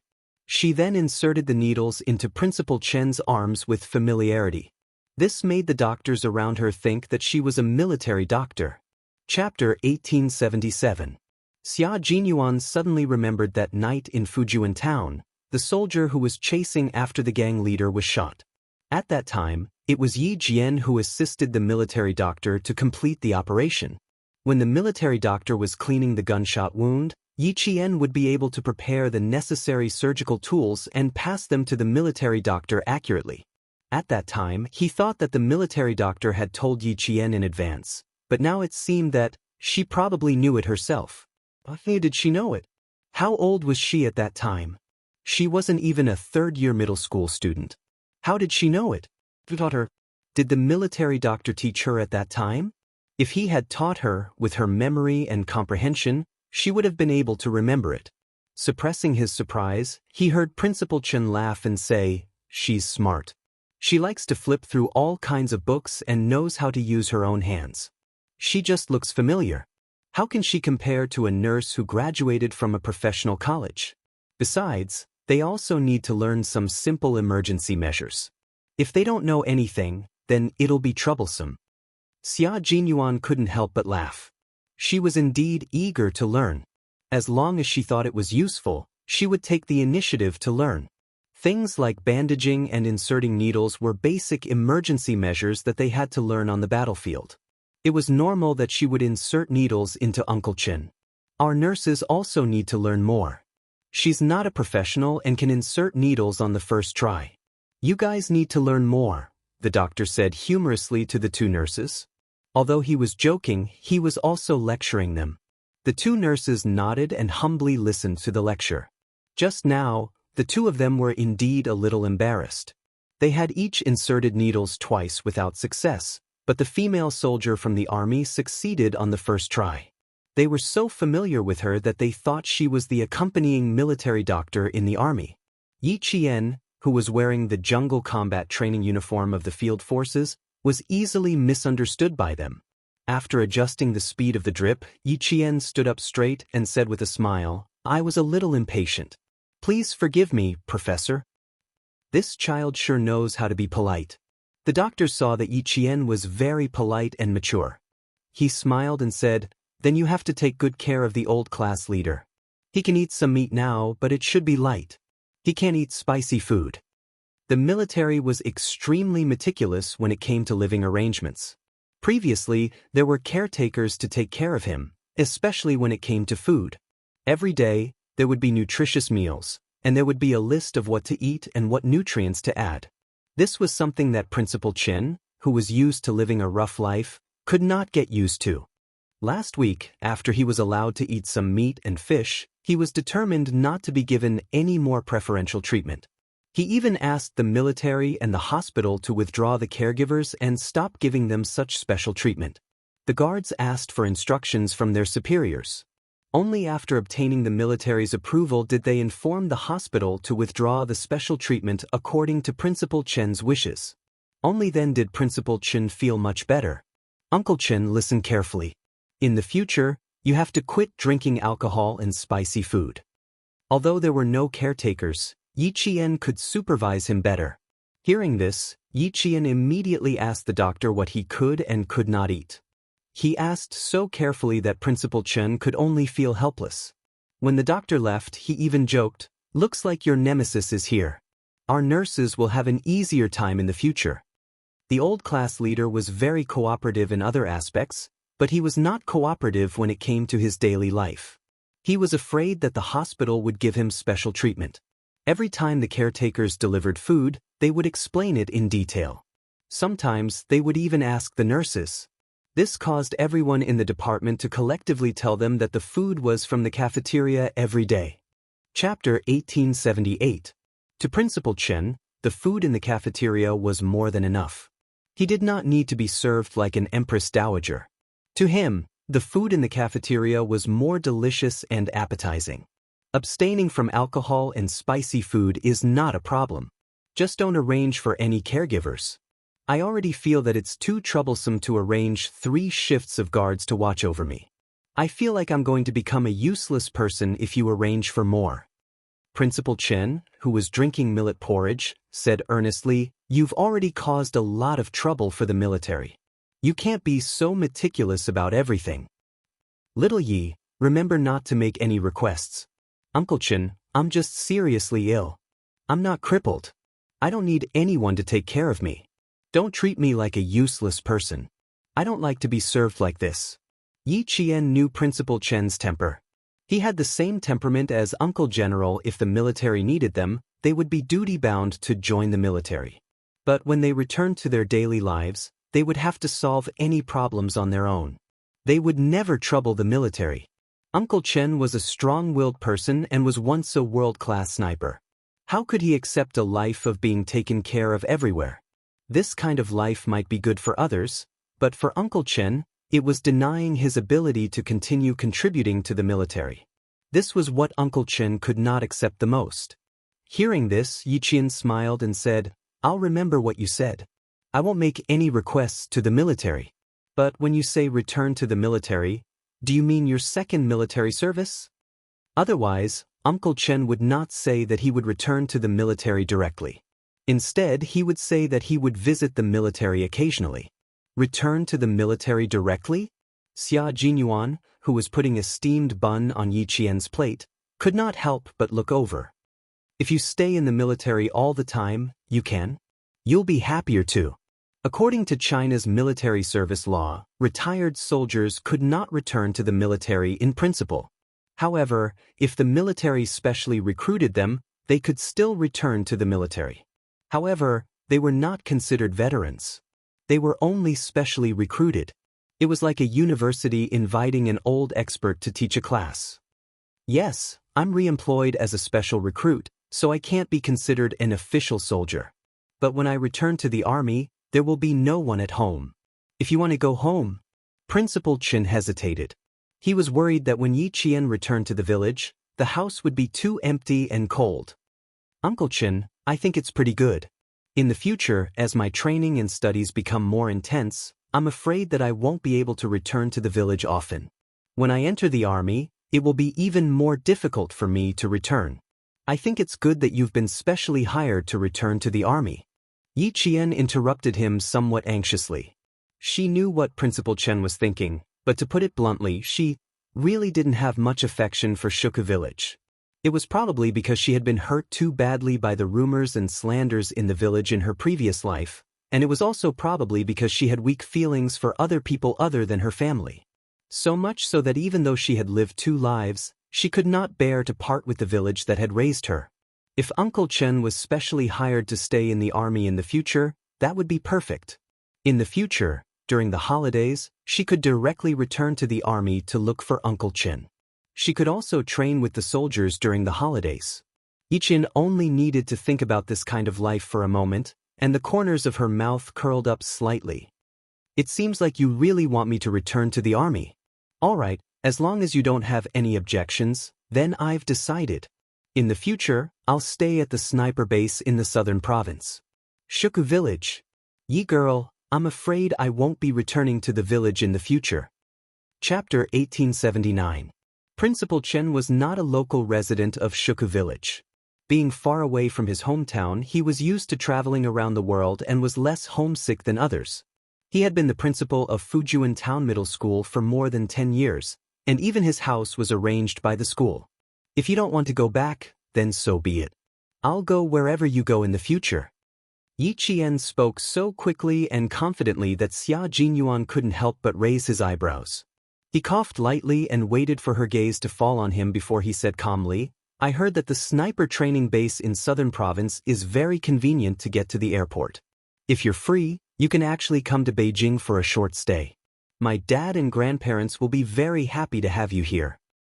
I called my dad in the wee hours of the morning and told him that I planned to go back in the afternoon to visit him. Who knew that he would tell me directly that I didn't need to go back alone and that he would be happy to bring you back. Yiqian, who was chewing on a steamed bun, blushed a little. She stuttered, Who told you to tell the commander-in-chief that I was coming to Beijing? You deserve to be despised. Was it a bad idea not to go? But going didn't seem right either. Yiqian had a headache. She was most afraid of this kind of thing. It's time to pay him a visit. During this period of time, as long as Commander Xia has time, he will take the time to visit me in the hospital. He will send people to take care of things in the hospital. Little Yi, you will go with Major Xia to visit the Commander-in-Chief in the afternoon. Principal Chen was naturally happy to see that the relationship between the parent and the representative was stable. As he spoke, he signaled Xia Jinyuan with his eyes. The major, who was well liked for his work, immediately said, Then we'll listen to Uncle Chen. We'll go home together in the afternoon. Yiqian was so scared that she didn't even chew the steamed bun in her mouth and swallowed it.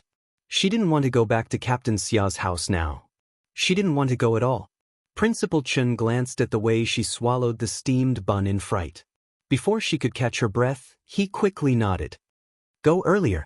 Don't come back too early. I need to catch up on my sleep in the afternoon. Commander-in-Chief Xia liked Yi Wanwan very much. Every time he came back, he couldn't help but talk about her.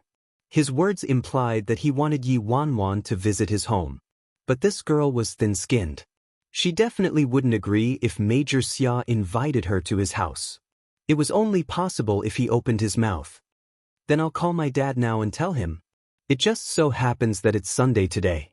If he's free, he usually plays chess and fish with his old comrades. It's easy to arrange the time. All right, then call the commander-in-chief.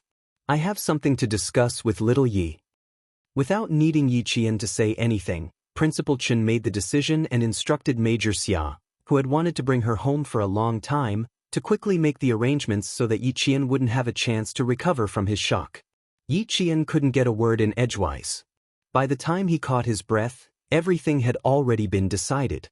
Seeing Xia Jinyuan get up, she rushed over and tried to grab his arm. Don't, Little Yi, look at this medicine. Isn't it a little too fast? Why do I feel a swelling pain in my arm? She wanted to stop him, but she had to see if Principal Chen would agree. Yi Qian immediately withdrew his hand and turned off the drip. He asked anxiously, other than the swelling pain, do you feel anything else? Does your heart beat faster? Do you feel any pressure when you breathe? Has something similar happened in the past? Today's medicine was the same as a few days ago. However, with the same medicine, she didn't feel any discomfort at first, but later on, she felt uncomfortable. Similar situations had happened before. Yi Qian was a little nervous. Chapter 1880. Xia Jinyuan had already stood up gracefully and left the ward to call Commander-in-Chief Xia. Principal Chen, who was pretending to be unwell, saw that Xia Jinyuan had already left the ward. He instructed Yi Qian to sit down and said earnestly, "Why are you panicking? Sit down and finish your breakfast." Yi Qian, who knew that Principal Chen had done it on purpose, heaved a sigh of relief and said, "Uncle Chen, I can't stand being scared like that." He did not give up and turned to look outside. He quickly calculated in his mind. Don't look anymore. It was my idea and my intention. Headmaster Chen's face was full of smiles. Relationships that don't aim for marriage are all hooligans. He had to keep an eye on them. So far, the Commander-in-Chief's son was indeed impeccable. Yi Qian did not have any other long-term plans. He only wanted to bring Yi Qian home. Not bad, not bad. Yi Qian was a dependable and responsible man. Even though Principal Chen had always been satisfied with Xia Jinyuan, he still had to observe him. He was quite satisfied with Yi Qian's performance today. Yi Jian had lost her appetite for breakfast. At this moment, her heart was filled with anxiety. Uncle Chen, I'm not prepared at all. It's too rash of me to visit you all of a sudden. I was also afraid that I would be rude. You know that I really don't know much about relationships. There are some things that I don't dare to face. What should I do if I were to be rude? Yi Qian was very anxious and nervous. She did not have her usual calmness. Her little face was so tense that even the expression in her eyes was very unnatural. Seeing this, Principal Chen could not help but sigh softly. They had taught Yi Qian how to be strong, independent and work hard, but they had not taught her how to deal with complicated relationships. Fortunately, Major Xia saw through Yi Qian's resistance to the outside world and had a deep conversation with him. After that, Yi Qian did not stay in a narrow circle. Major Xia personally led her. In about half a year, Yi Qian was able to get along well with the sergeants in the army. It was the same in school. She was no longer alone and had a few good friends. The little girl in the past had grown up day by day. Now, she was a female soldier who could shoulder responsibilities. In a few years, she would be at the age to talk about marriage. Looking at her fearful and uneasy appearance, Headmaster Chen gently patted her arm and said earnestly, "Girl, don't be too nervous. Don't be afraid of being rude. In Uncle Chen's eyes, you have always been an honest, trustworthy, and well-mannered child. How can you think that you will be rude? Even if you do something wrong, don't you have Major Xia? With him around, what are you afraid of? Or are you saying that you don't want to go because you've never considered that your relationship with Major Xia will last a long time? No, I just wasn't prepared." She had lived for 2 lifetimes before encountering something like this, so there was always a sense of fear in her heart. She did not have the confidence and was afraid that she would not do a good job. Do you think that if I suddenly go over, Commander-in-Chief Xia will think that I'm not very sensible? The more she spoke, the more nervous she became. Seeing that she was about to twist her fingers into pieces, Principal Chen did not know whether to laugh or cry. Why are you so worried? You are not afraid of anything. Why are you afraid of going to the Commander-in-Chief's house? Besides, this time you are going there to thank the Commander-in-Chief for taking care of me. How can it be rude? If you come and don't go, it will be rude. Chapter 1881. The Commander-in-Chief is also looking forward to you going, which shows how satisfied he is with you. Little girl, although you are still young and Uncle Chen has never been married before and doesn't know how to get along with marriage, Uncle Chen is here to tell you that marriage is definitely not a matter between you and Major Xia, but an important matter between two families. If the Commander-in-Chief's family is satisfied with you, then that is a true marriage.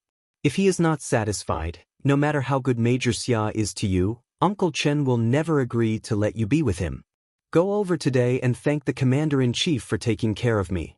Tell him that I, Chen Dongfeng, have nothing else but to train a few more excellent snipers and not let the troops down. With this heart-to-heart talk, Yi Qian suddenly felt a lot less burdened. Meeting the parents was a very cautious thing. Although she knew that Commander-in-Chief Xia was satisfied with her, she was still afraid that her relationship with Du Jiayi would implicate the Commander-in-Chief. After all, Du Jiayi's father was Chief of Staff Du of the General Staff Department and was not on good terms with the Commander-in-Chief. If Chief of Staff Du knew about her relationship with Captain Xia and wanted to help his daughter, would he go against the Commander-in-Chief again? Wei Jiue had said that Chief of Staff Du and his wife, Madame Li, were very protective. Don't feel burdened. Uncle Chen believes that you will do well. If the Commander-in-Chief asks you to stay for dinner, don't refuse, okay? It is not easy for Major Xia to come back to the capital. If you refuse to eat, he will definitely come with you. You want to spend more time with me, but you have to think from Major Xia's point of view. Who doesn't want to spend more time with their family? Especially since both of you are soldiers and you spend very little time at home. What you do is so dangerous. Your family will only be relieved if they see that you are safe. Girl, no matter how nervous you are, you have to go. There were no flowery words or grand principles. Headmaster Chen's words were simple and easy to understand principles of how to deal with people. Yi Qian nodded gently. But it was better not to think about it in her heart. She really couldn't just think that she didn't want to go and not think that if she didn't go, Captain Xia would most likely not go home. Didn't he just say that Commander-in-Chief Xia had said, if he goes home alone, then don't come back either? Although he was very nervous, he didn't care anymore. He gritted his teeth and went ahead. Yi Qian gritted his teeth as he made his way to the entrance of the courtyard. The guard checked their IDs and confirmed that their identities were correct. He saluted the two people in the car and immediately let them go. When the car window was rolled up, Yi Qian immediately raised his hand to rub his face, trying to loosen his stiff apple muscles. I'm so nervous, so nervous. I'm even more nervous than the first time I used a gun to kill a target. She rubbed her face, pouted her cheeks, tugged at the corner of her clothes, adjusted her hat. She looked extremely nervous. Xia Jinyuan tried hard to hold back his laughter. He was afraid that his laughter would provoke this little ancestor, so he directly opened the car door and rolled on the ground. He didn't even wait for Xia Jinyuan to stop the car before he left.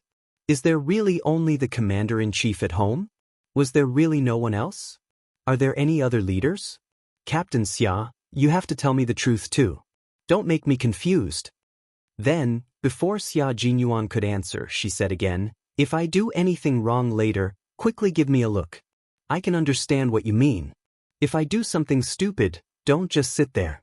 You must stand out. Is my bow tie crooked? Is my collar flat? Oh, are my epaulets loose? Chapter 1882. There was no one else who could be this nervous. Without Xia Jinyuan saying anything, Yi Qian, who had been talking to himself, began to tidy up the military academy's winter uniform, afraid that it would be rude. She had spent a long time tidying up the winter uniform in the hospital.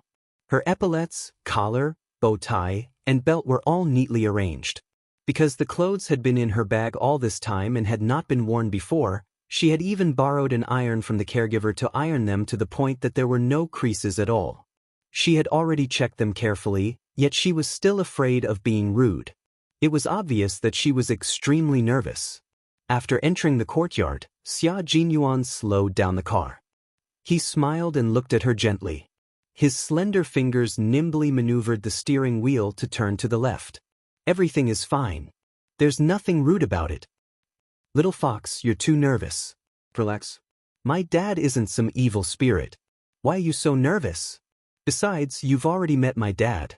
It's not like an ugly daughter-in-law meeting her in-laws. My dad was very happy when he heard that you were here. The good news came so suddenly that he wondered if I was deliberately teasing him. He only believed me after confirming it with me. You said you were nervous. Maybe my dad is even more nervous than you are. Yi Qian, who was so nervous that he could not sit still, laughed when he heard this. How can you say that? Why would the commander-in-chief be nervous? After being teased by him, Yi Qian finally felt that he was no longer as nervous as when the car drove into the courtyard. He patted his chest and continued to take deep breaths. Don't be nervous, don't be nervous. If you retract your head, you'll be stabbed. Just grit your teeth and you'll get through it. Xia Jinyuan's forehead twitched when he heard that. He was even distracted from driving. My house is not an execution ground. You won't be stabbed. Don't you usually have psychological training? Why isn't it working now? It's two completely different concepts. Yi Qian glared at him and continued to take deep breaths. Those psychological training are either for combat or for captives. How can it compare to this?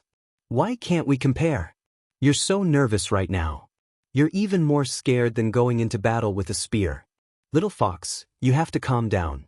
Why don't you just imagine my father as a heinous bad guy, and you as a spy whose main purpose is to gain the bad guy's trust so that it'll be easier for our army to infiltrate and steal the enemy's intelligence so that we can win the battle.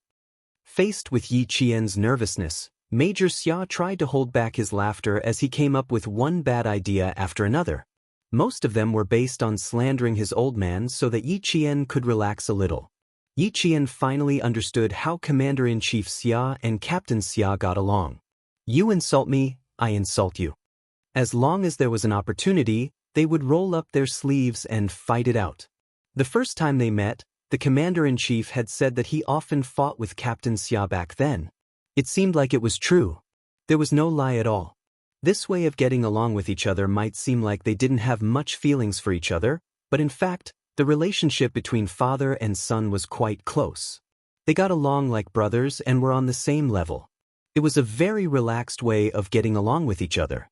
Yi Qian said somewhat enviously, "You have a very strong father-son relationship with the commander-in-chief."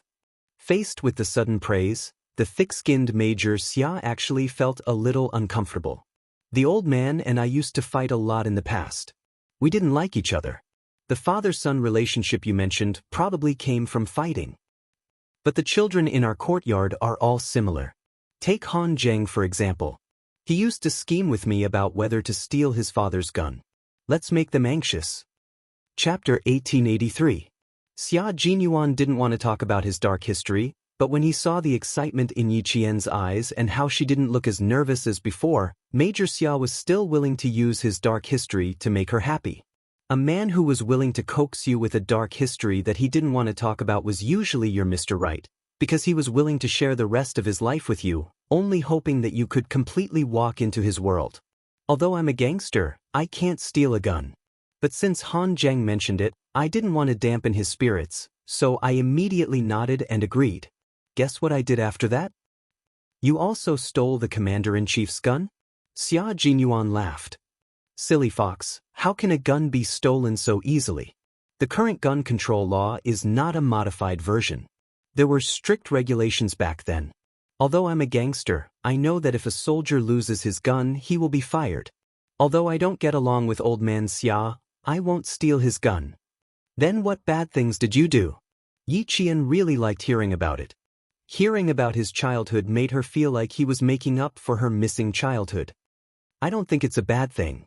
Han Zheng gets angry every time I mention it. When I went back, I thought about it and was afraid that Han Zheng would really steal the gun, so I ran back to the Han family and told Uncle Han. When Han Zheng came back from his calligraphy class, he was greeted with a whip. Han Zheng was beaten until he cried out in pain. Yi Qian couldn't help but laugh out loud.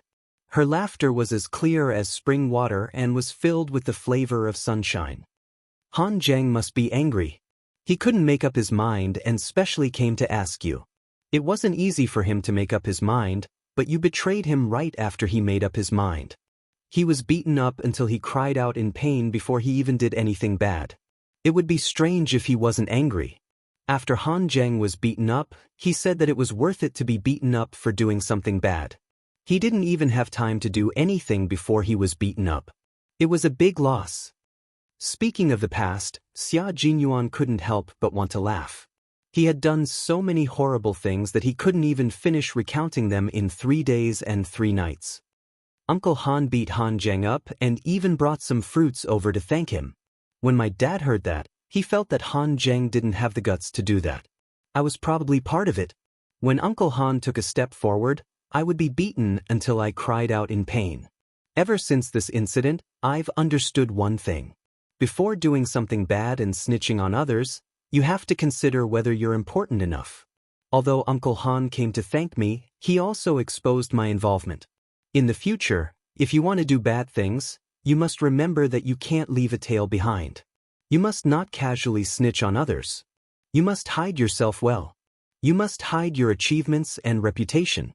Yi Qian was laughing so hard that tears were welling up in the corners of his eyes. Even though Captain Xia did not have a mother by his side during his childhood, he was still very happy with the love of his family. "Captain Xia, you're very lucky," she said sincerely. "Trust me, little fox, we will always be happy." Her childhood was filled with darkness. He was willing to use his own childhood to fill her with longing for her childhood life. With Xia Jinyuan's childhood memories, Yi Qian's tense heartstrings finally relaxed. When the car drove into an ancient Shanghai courtyard that was even covered with ivy vines outside the red walls, the smile on Yi Qian's face did not disappear. When the security guard saw the car drive into the garage, he immediately went into the room to report. Commander-in-Chief Xia, who had long been prepared for his future daughter-in-law's visit, quickly stood up, straightened his clothes, and personally opened the door to welcome her. At least that guy had some ability. He knew how to coax his wife back. Chapter 1884. The compound arranged by the military for Commander-in-Chief Xia had a large area of vegetation.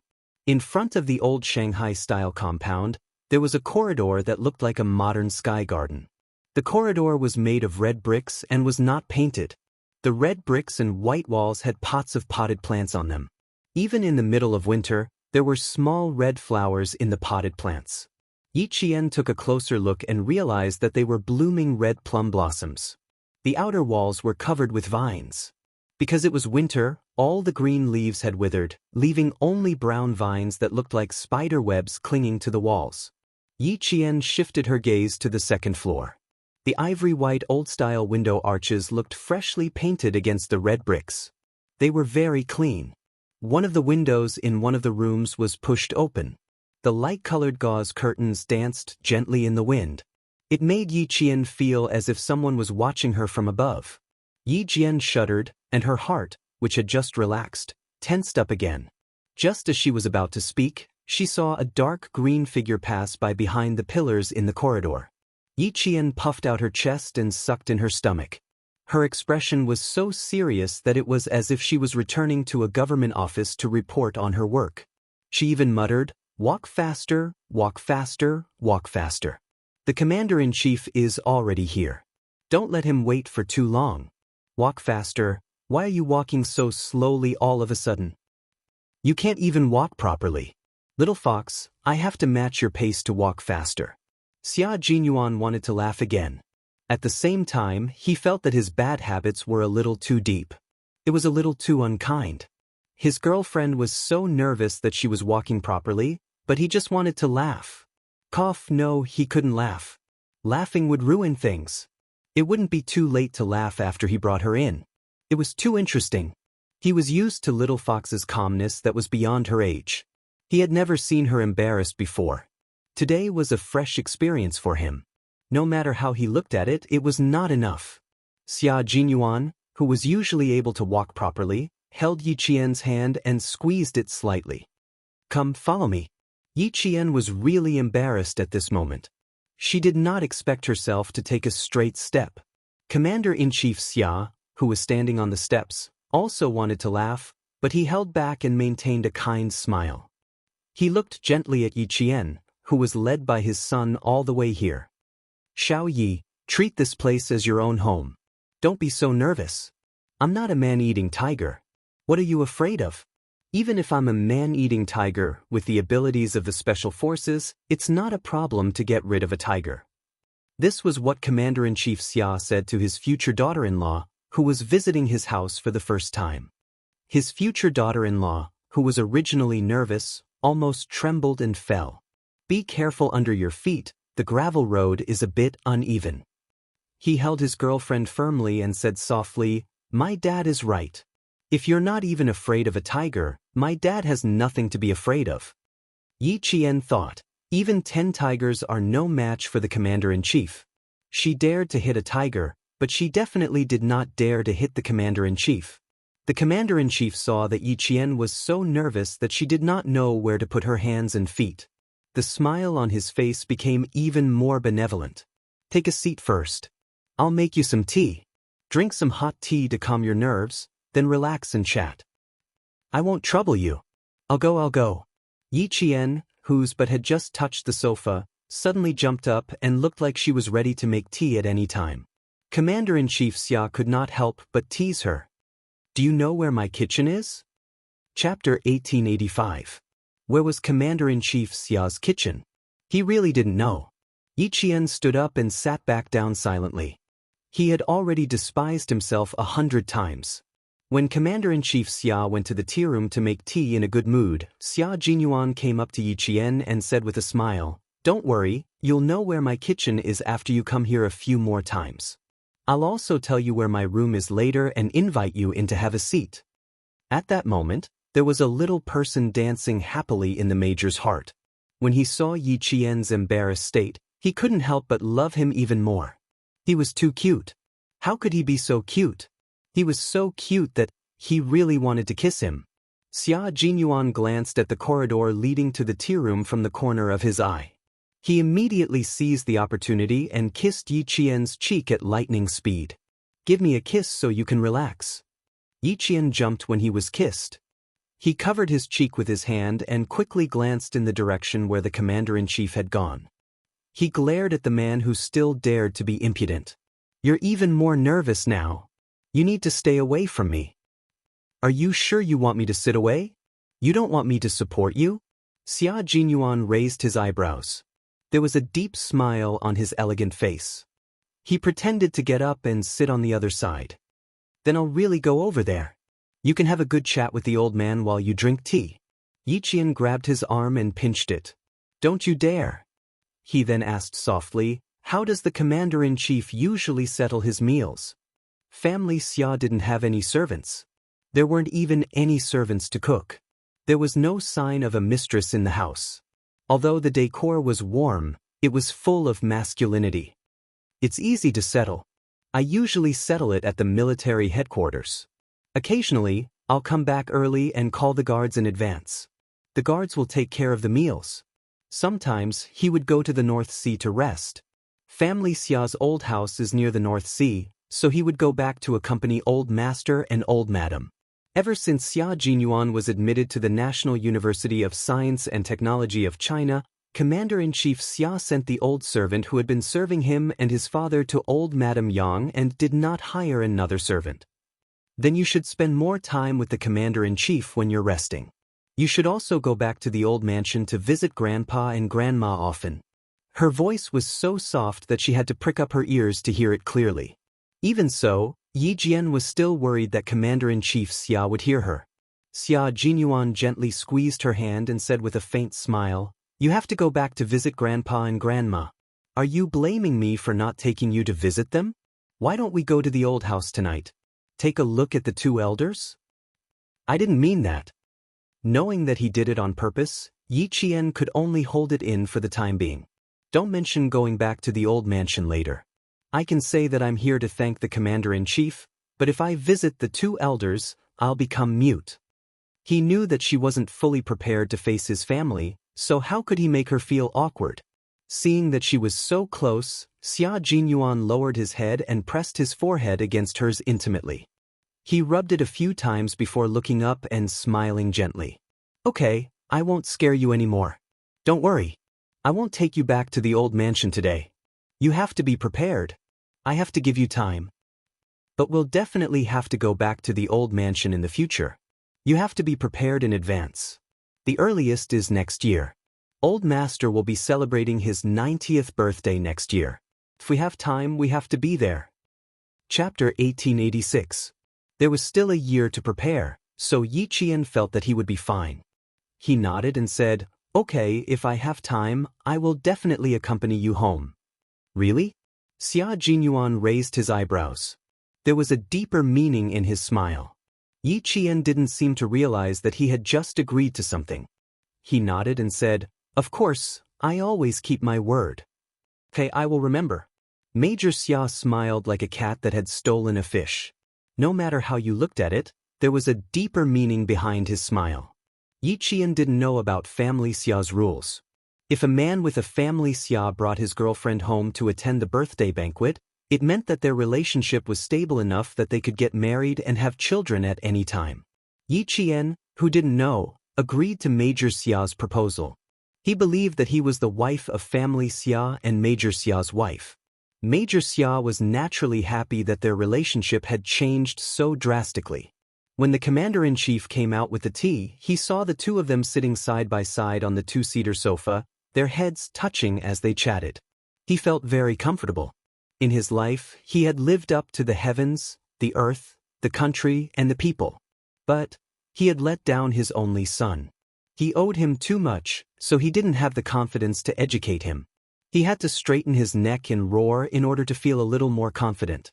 He felt more at ease when he saw the young couple kissing each other. They seemed to be in a good relationship. Yi Qian heard footsteps behind him. He was about 2 fists away from Xia Jinyuan. He immediately stood up and greeted him. Commander-in-chief, I can do it myself. Xiao Yi, don't be so formal. We don't need to be formal at home. You can call me uncle. I will be happier when I hear that. Commander-in-chief Xia wasn't as rigid as he was at work. He was witty and humorous. However, he had been in the military for many years and held a high position. Even when he smiled, he still had a dignified aura about him. Commander-in-chief Xia handed the steaming teacup to Yi Qian, who blushed when he heard his words. He added, You're making me even more nervous.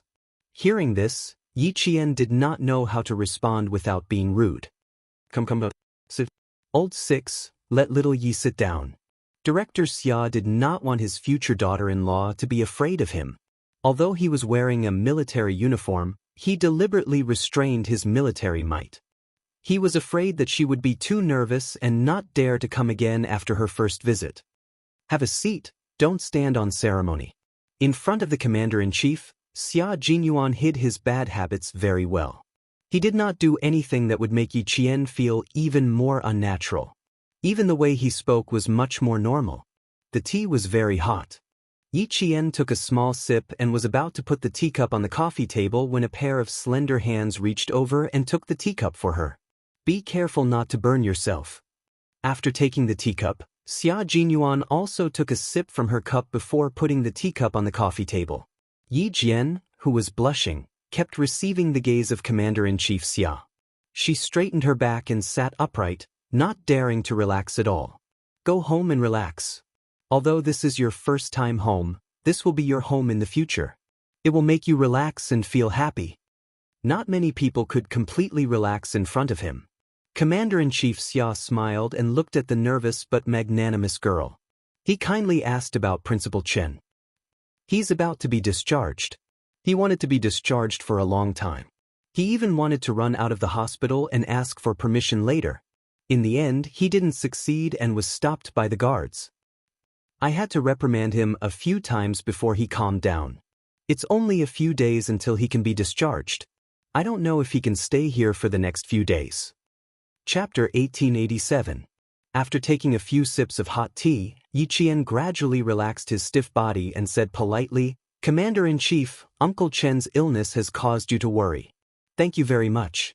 If it weren't for your timely arrangements, Uncle Chen might not have been able to pull through." "I don't deserve your thanks. This is what the military should do." He fell in a position to train talents for the army, so it's only right for the military to do its best to save him. Fortunately, he survived the scare without any mishap. Otherwise, it would be the biggest regret of the military. Xia Jinyuan became the guest. He stared at the girl he admired with a soft gaze. He watched her go from nervousness to calmness, and then back to calmness. Her thin and sexy lips were always slightly raised. His girl took this step for him, which meant that she approved of him and was willing to treat his home as her own. In the future, his home would be her home. It would be the home for both of them. We took his situation into consideration and combined it with the actual situation. In the end, we arranged for him to go to the sniper training base in the southern province. He will be specially recruited as a veteran and will enjoy the benefits of being in the army. Of course, his personal information will still be classified. His file will not be transferred to the Southern Province military region. And you will be able to be at ease. You won't have to worry about your family. You can focus on completing your studies without any burden.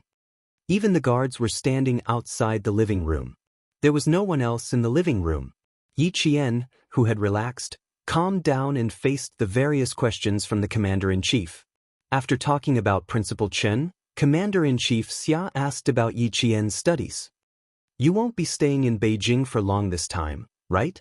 I remember that the midterm exams for the National University of Science and Technology are coming up.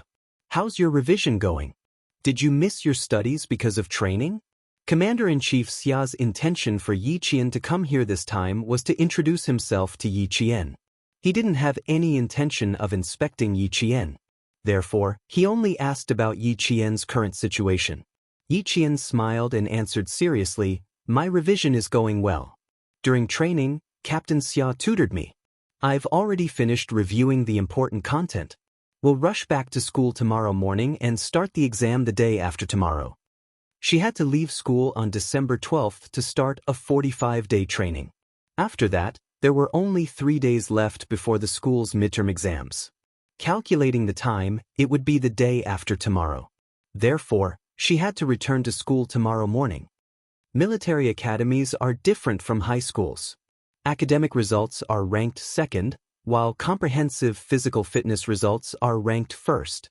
Although you have 45 days to train outside, I believe that with your ability, you can do both at the same time and achieve good results in both your specialization and comprehensive physical fitness. Commander-in-Chief Xia couldn't help but nod when he found out that Xia Jinyuan took time out to tutor Yi Qian every day. It seemed that his little rascal knew how to coax his wife better than he had imagined. Starting from his studies, Yi Qian was able to gradually relax. Commander-in-Chief Xia was like an elder in the family as he made suggestions. At the same time, he was also concerned if Yi Qian had any difficulties. If there were any, he should mention it and so on. More than an hour passed by just like that. Yi Qian arrived at the compound at 3 o'clock. In the blink of an eye, it was already past 4 o'clock. Commander-in-Chief Xia, who didn't realize that time had passed by quickly, was still teaching Yi Qian. "You have a lot of room for improvement. In the future, you have to be as steady and solid as you are now. You don't have to worry about Principal Chen. I had a small meeting with the Southern Province. He will be specially hired to return to the army and train a group of snipers like you." Chapter 1888. You and sixth brother don't have to worry about family matters. Just take care of your own affairs and don't let down the country's expectations of you. He then said to Xia Jinyuan, "You also have to restrain yourself better. As a man, not only do you have to shoulder the responsibility of your military uniform, but you also have to shoulder the responsibility of your family. Treat Xiao Yi well, who dared to go through hardships with you. Don't mess around." She was a very nice girl who didn't deliberately curry favor with him just because he was the commander-in-chief. Although she was very nervous, It was obvious that her nervousness stemmed from the importance of family Xia. She was afraid that she would be rude. She had a down-to-earth temperament, a sincere way of dealing with people, and her talent. Every family would like such a female soldier. Commander-in-Chief Xia didn't want such a good girl to fall into his family. Xia Jinyuan, who was once again reminded, curled his lips and sighed to Yi Qian. "See, I'm really not Commander-in-Chief Xia's biological daughter. I should be the son-in-law who moved in with his family, and you should be the biological daughter. If I had a daughter like Yi Qian, I definitely wouldn't let her marry you." The Commander-in-Chief smiled slightly and attacked his son mercilessly. "It's all thanks to our ancestors that you were able to find Xiao Yi now." Faced with the attack from his biological father, Xia Jinyuan, who had always been mentally strong, immediately agreed happily. Yes, you're right. In the future, I will definitely take good care of your biological daughter and won't let her suffer the slightest grievance. You have to do what you say. Don't try to make empty promises.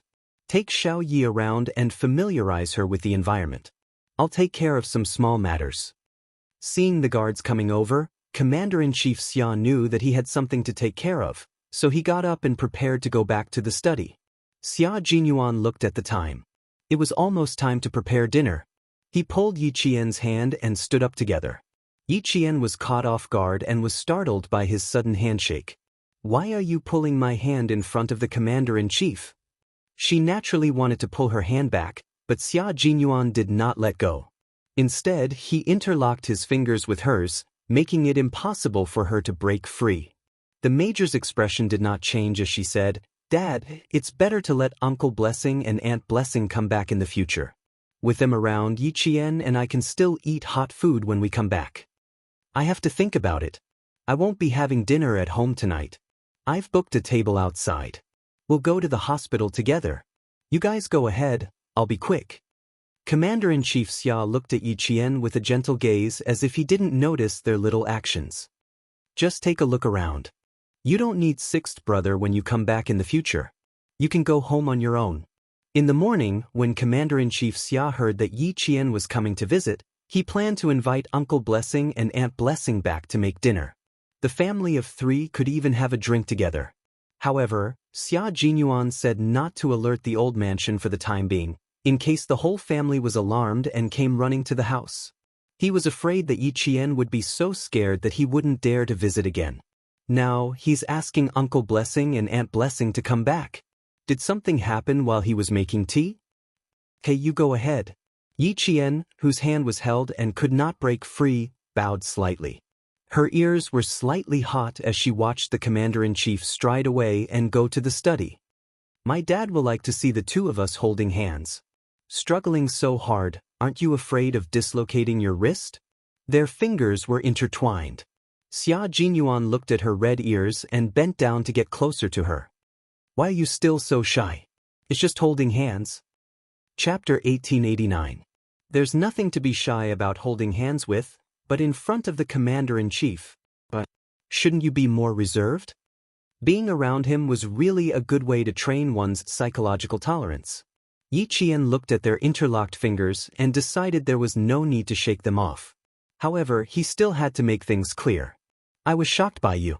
I'm not used to holding hands in front of elders." She wasn't angry, but she was indeed not used to it. Xia Jinyuan kissed the back of her hand. "Everything requires a process of getting used to it. I'll only hold hands and won't do anything else. How about that?" He was so shy that he needed to practice. "Are you sure?" Yi Qian didn't believe him.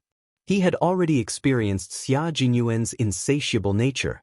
Xia Jinyuan immediately changed the topic. "Let's go. I'll take you around. The old man is right. In the future, when I'm not at home, you can go home alone." Before they left, Yi Qian suddenly heard the sound of something slamming on the floor upstairs. Xia Jinyuan looked up. The sound didn't come from the study, but from the bedroom. Xia Jinyuan was a little worried. He frowned and said softly, "Wait a minute. I'll go ask the guard." Yi Qian, who was nervous again, quickly nodded and gestured for him to go take a look. He was angry. Something big must have happened. He thought he would have to wait for a long time. Who knew that the man who left in less than 3 minutes would return to the living room? This was bad.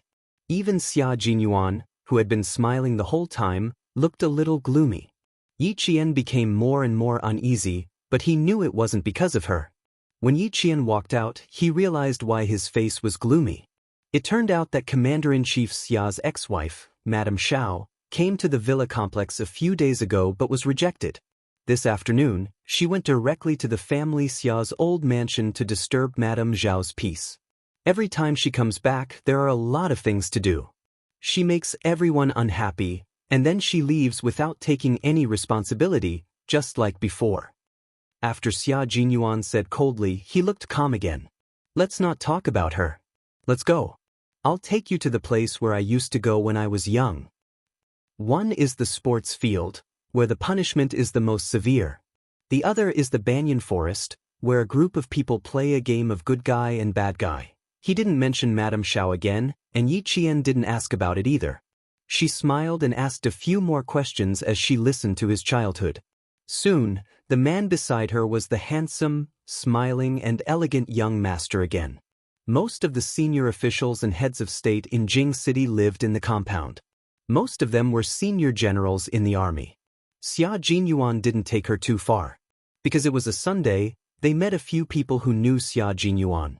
Fortunately, the two of them did not hold hands and only chatted as they walked.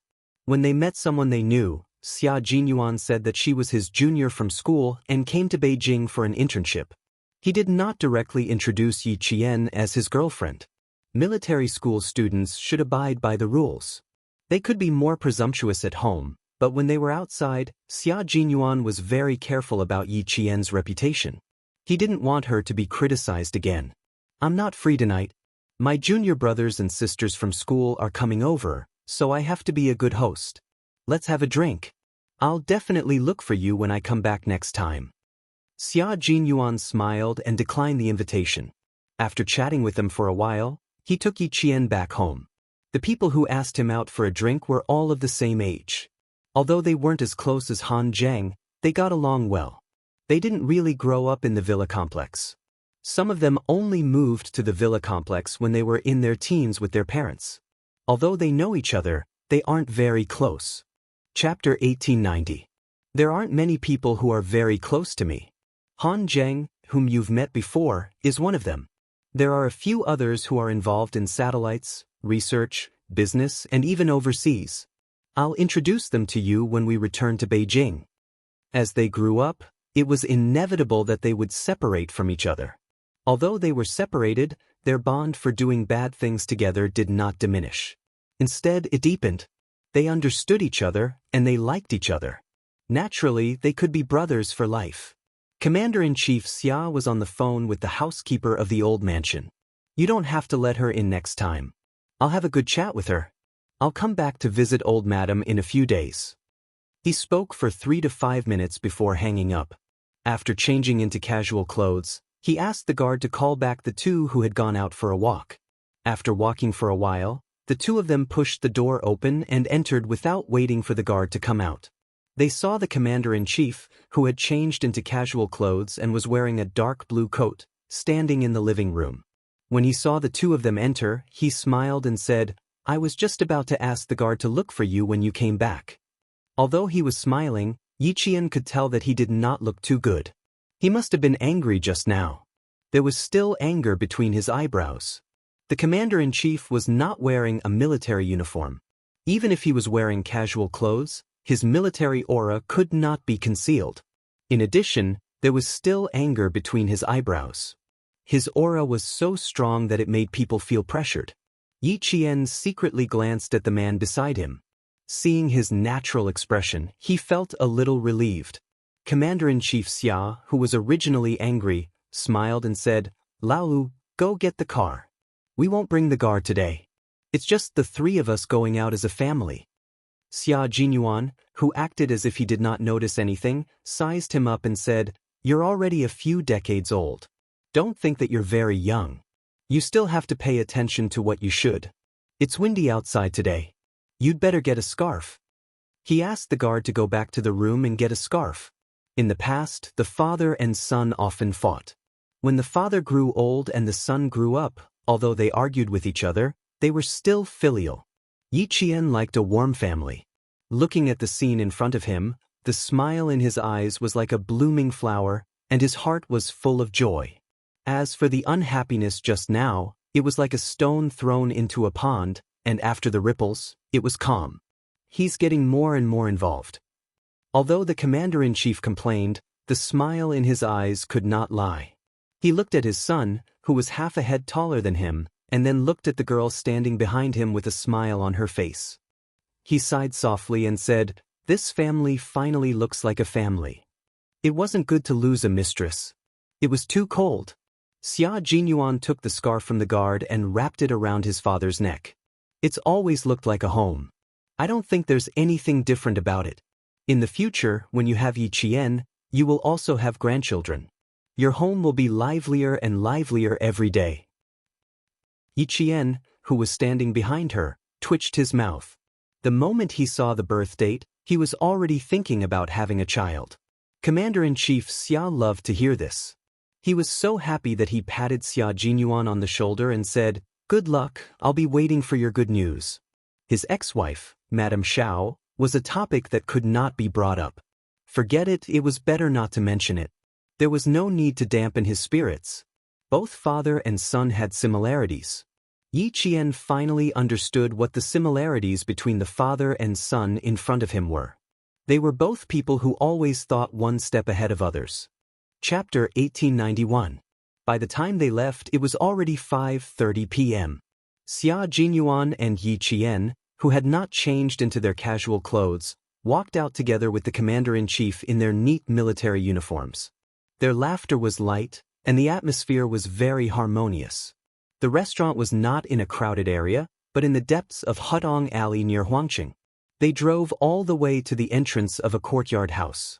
This used to be the residence of a high-ranking official, but now it was a private restaurant where ordinary people could not book a table even if they wanted to. There were 2 pairs of doors in front of Ruishi Townhouse, and there were already customers coming and going. In the twilight, it was obvious that they were all wealthy and respectable guests. The private room was antique, and the interior design was very typical of the Ming and Qing dynasties. Even the big chairs were made of high-quality yellow pear wood. There were small ornaments like jade bottles in the baguette. Although they were handicrafts, they were still expensive. Xia Jinyuan carefully pulled out a chair for Yi Jian and took over Commander-in-Chief Xia's coat. He didn't let the waiter help him hang it up himself. It's a private restaurant opened by an acquaintance. The chefs hired are all top chefs, and every one of them has their own specialty. We just came back from training and ordered a few light dishes. Next time, I'll bring you here to try the heavy dishes. Xia Jinyuan opened the menu. There was no greasy smell, and the fragrance of red sandalwood greeted him. Yi Qian realized that the menu was made of red sandalwood and made of paper. It did not look like a menu, but more like a piece of art. While waiting for the dishes to be served, the 3 of them chatted about some interesting things in life. They did not mention anything about the army, and they were very alert at all times.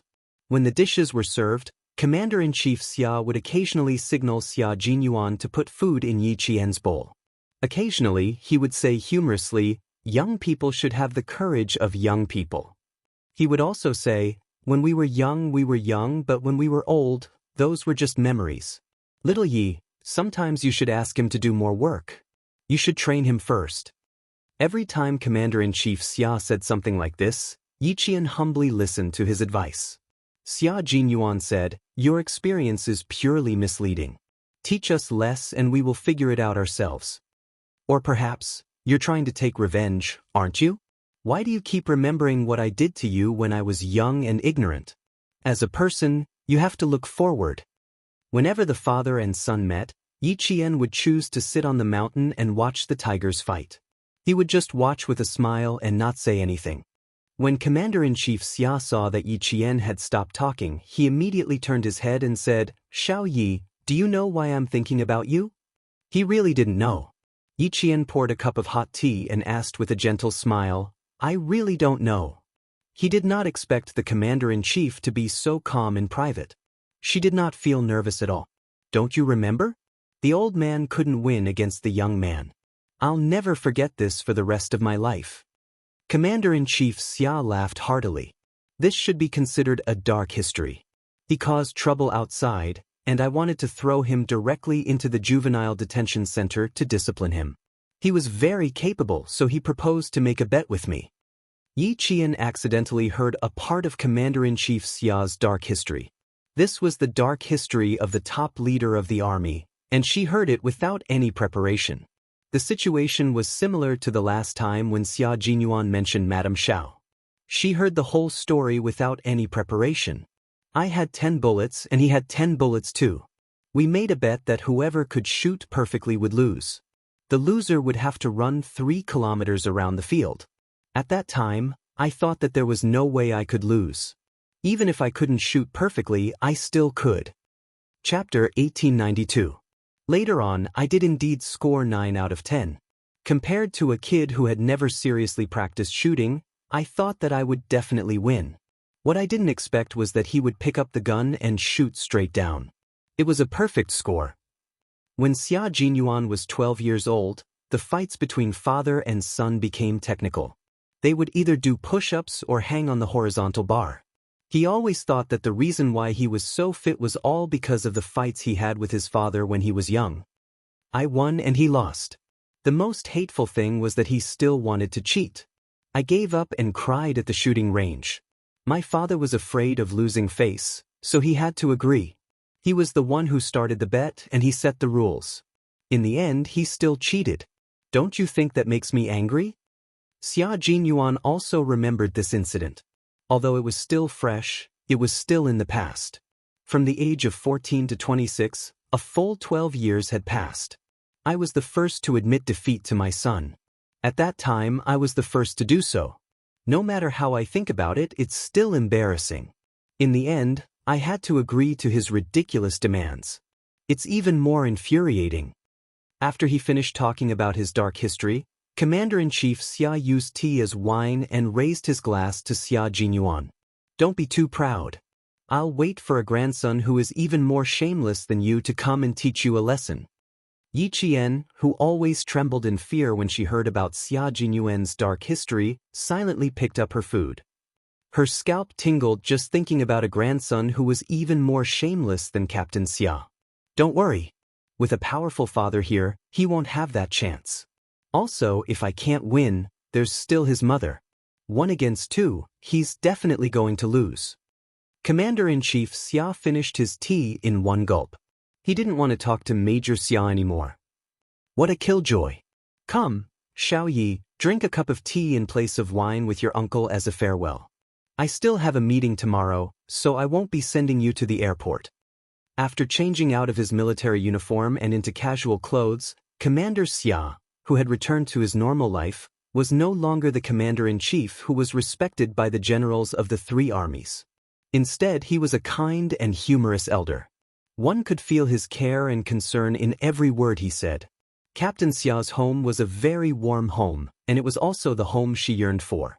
Dinner ended at 8 o'clock in the evening. Xia Jinyuan took his wallet and went out to settle the bill. Commander-in-Chief Xia reminded Yi Qian, sincerity, steadfastness, trustworthiness, and responsibility are the principles of being a man. As a soldier, you must not only fulfill these 4 principles, but you also need to know how to be tolerant. Xiao Yi, be more tolerant so that your life won't be too bad. But if someone bullies you and you don't fight back, that's not tolerance, but weakness. Remember what I said. As long as you're right, I'll be there when something happens. You don't have to be afraid of anything, understand? For some reason, Yi Qian sensed a deeper meaning behind his words. He said uncertainly, Do you know that I had a little conflict with Chief of Staff Du's daughter? Are you afraid that I'll find out? Or are you afraid that I'll scold you? Commander-in-Chief Xia couldn't help but shake his head and laugh at his panicked expression. You have a point. Even if I know, what's there to be worried about?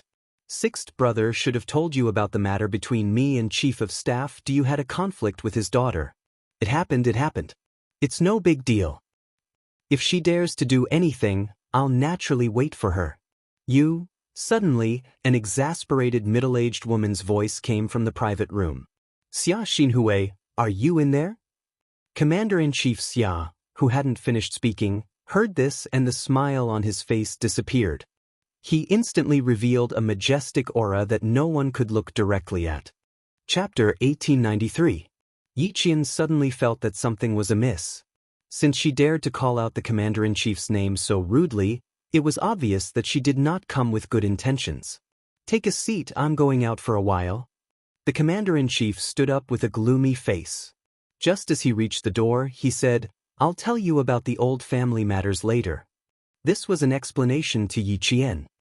He quickly stood up and said, "Do you want to invite her in to talk?" "Okay, you can go back with old Six later. I won't be going to the hospital. Say hello to Principal Qin for me." Commander-in-Chief Xia nodded slightly. The moment he opened the door and walked out, Yi Qian saw how dignified the Commander-in-Chief was. The military's prestige could not be violated at all. Yi Qian, who slowly sat down, felt a little restless. The Commander-in-Chief was a high-ranking military officer, yet the person who came was shouting and yelling without any regard for the Commander-in-Chief's dignity. She even said that it was an old family matter. Could it be? Could it be? Could it be? When she thought of Yi Qian on someone, she could not sit still for a moment. Madame Xiao, the Commander-in-Chief's ex-wife. She suddenly wondered if it was her. If it was Madame Xiao, it would be inappropriate for her to wait for Commander-in-Chief Xia to return to the private room before leaving. No, she could not stay. She had to leave immediately. She could not meet the Commander-in-Chief's private matters. A cold and deep voice came from outside. It was Commander-in-Chief Xia's voice. "Xiao Shuman, you're getting worse and worse." He did not hide his anger, and it was like a sudden clap of thunder. Yi Qian, who could no longer sit still, stood up. She had to leave. The door was pushed open again. The elegant and handsome Xia Jinyuan walked over with a gloomy expression. "Little fox, you can go back first. I need to help my father with something." Xia Jinyuan was in a bad mood. He didn't pay attention when he was paying the bill. He bumped into the person he didn't want to see the most. There was no trace of the smile on his handsome face. Only coldness could be seen on his face. "All right, don't lose your composure and don't make a ruckus outside. If you have anything to say it behind closed doors. Don't let others see you as a joke." Yi Qian didn't say it out loud, but Xia Jinyuan knew what she wanted to say. Xia Jinyuan nodded. "Don't worry, I won't give her a chance to make a scene. Let's go. I don't want you to get angry too." His biological mother, Madame Xiao, was definitely a weirdo. More than once, he had ridiculed Commander-in-Chief Xia for finding such a so-called talented woman back then. What talented woman? She was clearly a dull woman. He had a belly full of firewood, but none of it was real. Even if he chopped it up and burned it, it wouldn't make a fire. Madame Zhao's name was Shu Man. She was in her early 50s this year, 5 years younger than Commander-in-Chief Xia. She took good care of herself. From the back, it was easy to believe that she was in her early 30s. From the front, she looked like she was in her 40s. She had delicate eyebrows, cherry red lips, and a noble and elegant temperament. Yi Qian only took a glance at her before hurriedly leaving. Although she was Captain Xia's girlfriend, this was not an ordinary family matter. It was better for her not to know or hear about it. "Xia Xinhui, I'm a Yuan's mother. How can you not allow me to see him? As a soldier, how can you be so overbearing?" As he walked over, Yi Qian heard her complain. It was as if she had suffered 1,000 grievances. It was very moving. Then, another lady said softly, "Old Xia, why haven't you changed your temper after so many years? You have to understand that Shu Man misses her son very much. No matter what, you can't stop a Yuan from seeing his biological mother. Do some calculations. How many times has Shuman seen a Yuan since she divorced you? I'm afraid that a Yuan doesn't even know who his biological mother is." Yi Qian couldn't listen to it anymore. He suddenly stopped and said to Xia Jinyuan, "Captain Xia, I'll go back to the car myself. Go and talk to this lady. Don't think that they're in the right." Chapter 1894. Yi Qian was also a protective person. She did not dislike Madame Zhao's words. After all, they were husband and wife. Even if they were divorced, their relationship was not something outsiders could casually comment on. When it came to matters between husband and wife, both sides had their own say. Since they couldn't live together anymore, it was better for them to get a quick divorce so that they wouldn't drag it out and become enemies. Even their children would be implicated. The reason why she avoided the matter between Commander-in-Chief Xia and Madame Xiao was because she felt that it was enough for the two of them to solve their problems. There was no need for others to interfere.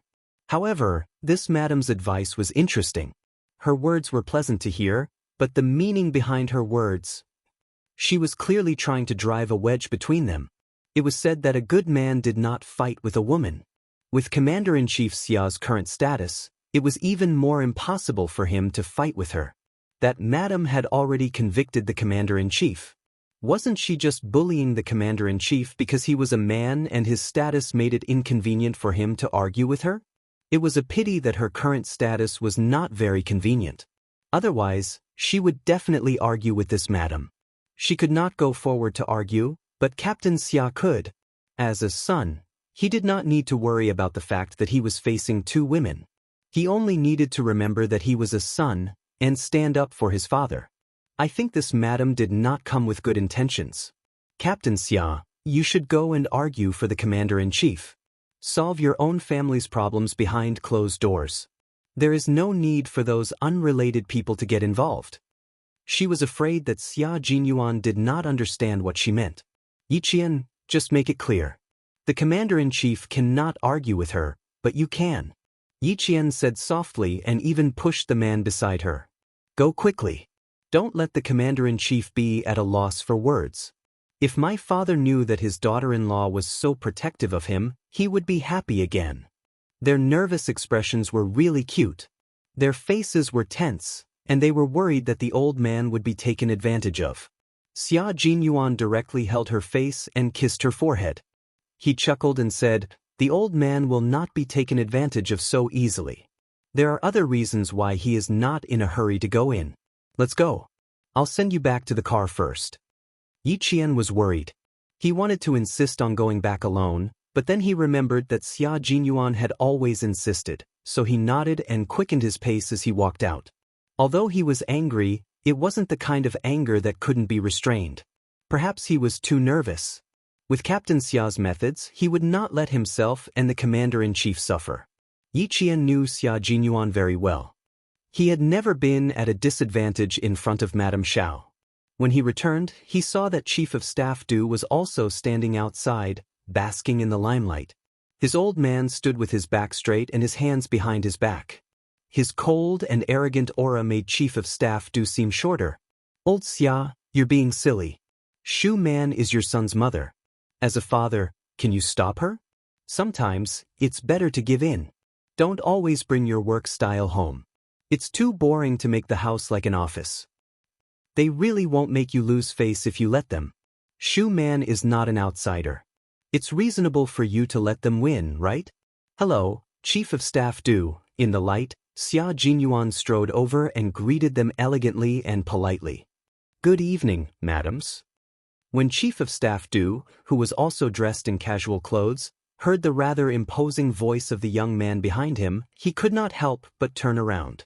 He then saw a tall and handsome young man who was obviously a soldier walking towards him. Chapter 1895. He sized him up and laughed. "Oh, it's Xiao Xia. I haven't seen you for a few years. Ha, you've changed so much that I almost couldn't recognize you." "You haven't changed at all. You're still as elegant as ever." Xia Jinyuan walked over and extended his hand. He wasn't wearing a military uniform, and it was a private meeting, so there was no need for a military salute. They could just shake hands. The moment the young and strong hand reached out, Chief of Staff Du's eyes darkened slightly. He smiled and said, No, I'm old. I'm 5 years older than your father, and I'm already in my 60s. If I continue to change, I'll become an old man." Chief of Staff Du was 64 years old. He got married early, and his eldest son, Du Kaiwei, was nearly 8 years older than Xia Jinyuan. Commander-in-Chief Xia frowned when he saw him coming over. Didn't he ask him to accompany Xiao Yi back to the hospital? Why did he come back? He glanced at his ex-wife, who was opposing him, and his frown deepened. She used to leave in a carefree manner, But now that she was old and envious of others who had children and grandchildren, she came back to look for sixth brother. Xiao Shuman, you've really been naive for a lifetime. Mrs. Xiao, who had been naive for a lifetime, hadn't seen her biological son for many years. At that time, she was so excited that tears were glistening in her eyes. Looking at her biological son who had grown so tall in the blink of an eye that she had to raise her head to see his appearance clearly, Mrs. Zhao's mouth trembled slightly. Yuan, don't you recognize me? Although you didn't raise me, you still gave birth to me. How can I not recognize you? In the dim light, Xia Jinyuan, who had just finished exchanging greetings with Chief of Staff Du, lowered his eyes slightly and looked at Mrs. Xiao, who had been searching for herself. He smiled faintly and said, "Don't think too much." Although he spoke politely with a smile on his face, there was an invisible wall of alienation that made Mrs. Xiao unable to get close to him. This discovery made Mrs. Xiao tremble slightly, and at the same time, tears burst out of her eyes. Yuan, do you hate Mom? You. Before she could finish her words, Xia Jinyuan had already looked away. Madame Xiao had no choice but to swallow her words and secretly wipe away her tears. The slender major stood in front of everyone. His innate noble temperament made him stand out even in front of the two senior generals in the army. It's such a cold day. Dad, why don't you and Chief of Staff Do go back to the box and talk about our family matters? Mrs. Li, you should come as well. You've always cared about my family. With you around, Mrs. Xiao will feel more at ease. Before Chief of Staff Du could understand the meaning of his words, Mrs. Li's expression had turned cold. She said lightly, "Shu Man, your son is blaming me for being nosy. Yes, I'm just an outsider. How can I intervene in the family affairs of Commander-in-Chief Xia? I'm meddling in other people's business. She's blaming me. It has nothing to do with you." Madame Xiao raised her hand and gently wiped away the tears that flowed out. She said to Madame Li, "I'll chat with the father and son. I won't eat with you and old Du. I'll thank you when I have time." Madame Li first looked at her husband, who shook his head slightly. She sighed and held Madame Zhao's well-maintained hand. "You don't have to be so polite with me. I'm really worried about old Xia's temper. Let me and old Du accompany you. If anything happens, you still have us. I won't trouble you and old Du Cheng'en. You go eat first. I'll talk to old Xia." Madame Xiao was not moved. She refused Madame Li's company and said to Chief of Staff Du, "Old Du, I'll leave you." Chapter 1896. Since she had already said so, what else could Chief of Staff Du say? He could only say, "Okay, I'll eat with Chenglan first. It won't be too late for you to come over if you're early." He then said to Commander-in-Chief Xia, "Old Xia, you two have a good chat. It's not a big deal. Since little Xia is also here, the family of three can sit down and have a good chat. There's nothing that can't be solved. We have to be meticulous in our work, but we can't do that to our family. We have to give in. We can't have a dictatorship." He had said a lot, but the main point was the last sentence, "We can't have a dictatorship." Xia Jinyuan was neither servile nor overbearing. He smiled elegantly and said, "Thank you for your reminder, Chief of Staff Du. In fact, whether it's at home or outside, we can't be a dictatorship or be special."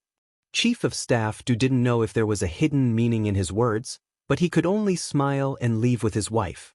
Mrs. Xiao, who had wiped her tears, saw that there were no outsiders present and said, "Where's the private room? We haven't sat down for a long time. Yuan, you should say a few words to your mother. It won't take up too much of your time." It just so happens that I also have something to say to Mrs. Xiao. "Dad, please go back to the private room and have a seat. I'll ask the waiter to make a pot of tea."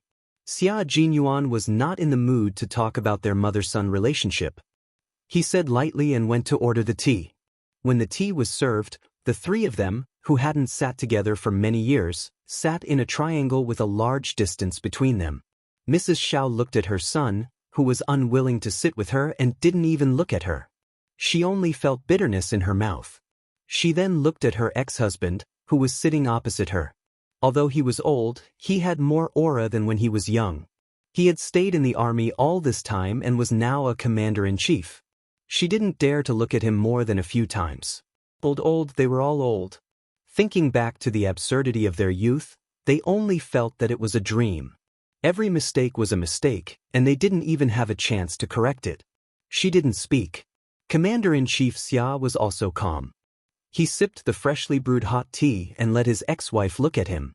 Old Six often said that he had bad taste when he was young and found a woman who couldn't stand the pressure.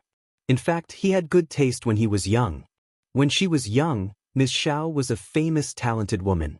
Although her family background was not as good as family Xia's, it was still a scholarly family in the south. Therefore, she had a scholarly temperament that ordinary women did not have. She had beautiful facial features and fair skin. She was proficient in music, chess, calligraphy, and painting. At the end of the 50s, such a woman was usually the target of a boy's crush. He was no exception. Among a group of gray students, he saw his ex-wife at first glance. She was talented, beautiful, gentle, and could speak fluent French and English. In that era, ex-wives were quite popular. He had good taste. However, he had forgotten that the two of them were not suitable to start a family. She was used to being accompanied by her family, but he was destined to be uncertain when he would return home. There was no right or wrong, it was just that they were not suitable for each other. One wanted to escape from a family without a husband, while the other didn't have the heart to make up for it. Divorce was inevitable. However, he did not expect sixth brother to dislike his ex-wife so much. Back then, his ex-wife had just given birth to sixth brother when she asked for a divorce. Later on, he had begged her to wait until sixth brother grew up before they divorced. When he was 3 years old, his ex-wife's patience reached the limit. Du Guiqiang's wife, Li Chenglan, brought back a gigolo. Good boy. The gigolo was none other than his ex-wife's neighbor who lived in France from the age of 12 to 15. Chapter 1897. When the childhood sweetheart met again, she disregarded his persuasion and insisted on a divorce. When he came back from the army and saw Lu, who was as small as a radish, he couldn't bear it and wanted to pursue him again. However, when his ex-wife found out, she was so scared that she flew to France to avoid seeing him. He had met Lu 3 times. Once when he was 10 years old, once when he was 16, and once when he was admitted to the military academy. They had met 3 times, so why did he dislike his ex-wife so much? Commander-in-Chief Xia was also quite puzzled. The room was silent, as if no one wanted to talk to her. Mrs. Xiao, who was over 50 years old, lit a cigarette for herself and slowly took a puff. She smiled bitterly as she blew out a smoke ring. It's fine if you two think I'm being unreasonable, but Xia Xinhui, it's an indisputable fact that I'm A Yuan's mother. It's something that can't be changed. Even if you don't want A Yuan to acknowledge me, the blood relationship between A Yuan and me cannot be changed. It's my fault for going to the old house today to disturb the old lady's peace. Xinhui, how many years has it been since I last saw my son? It's been 10 years since he was 16 and now he's 26. When I contacted you, you avoided talking to me. When I introduced my friend's daughter to A Yuan, you didn't even mention it to A Yuan. You didn't want A Yuan to meet me, so I could only go to the old house to find the old lady and beg her to let me see A Yuan. Xia Jinyuan originally wanted to accompany the guests, but now that he saw that they were obviously here for him, he had to stand up and say a few words. He was elegant and indifferent, and even his voice was flat and monotonous. Sorry to interrupt. Mrs. Xiao, who was smoking, saw Xia Jinyuan talking to her and immediately showed joy on her face. However, as soon as she showed her joy, she froze in an instant. Xia Jinyuan said calmly, I have to say something fair for my old man. Mrs. Xiao, all your thoughts are just self-righteous. First of all, my old man has never stopped me from meeting Ms. Xiao. On the contrary, back then, Ms. Xiao abandoned her husband and children for love and happiness. My old man often said that he had let Ms. Xiao down and couldn't blame you for leaving. He also told me to look at the photos of Ms. Xiao hugging me when I was free so that I would know that you actually loved me very much. I'm sorry, but I didn't manage to do it.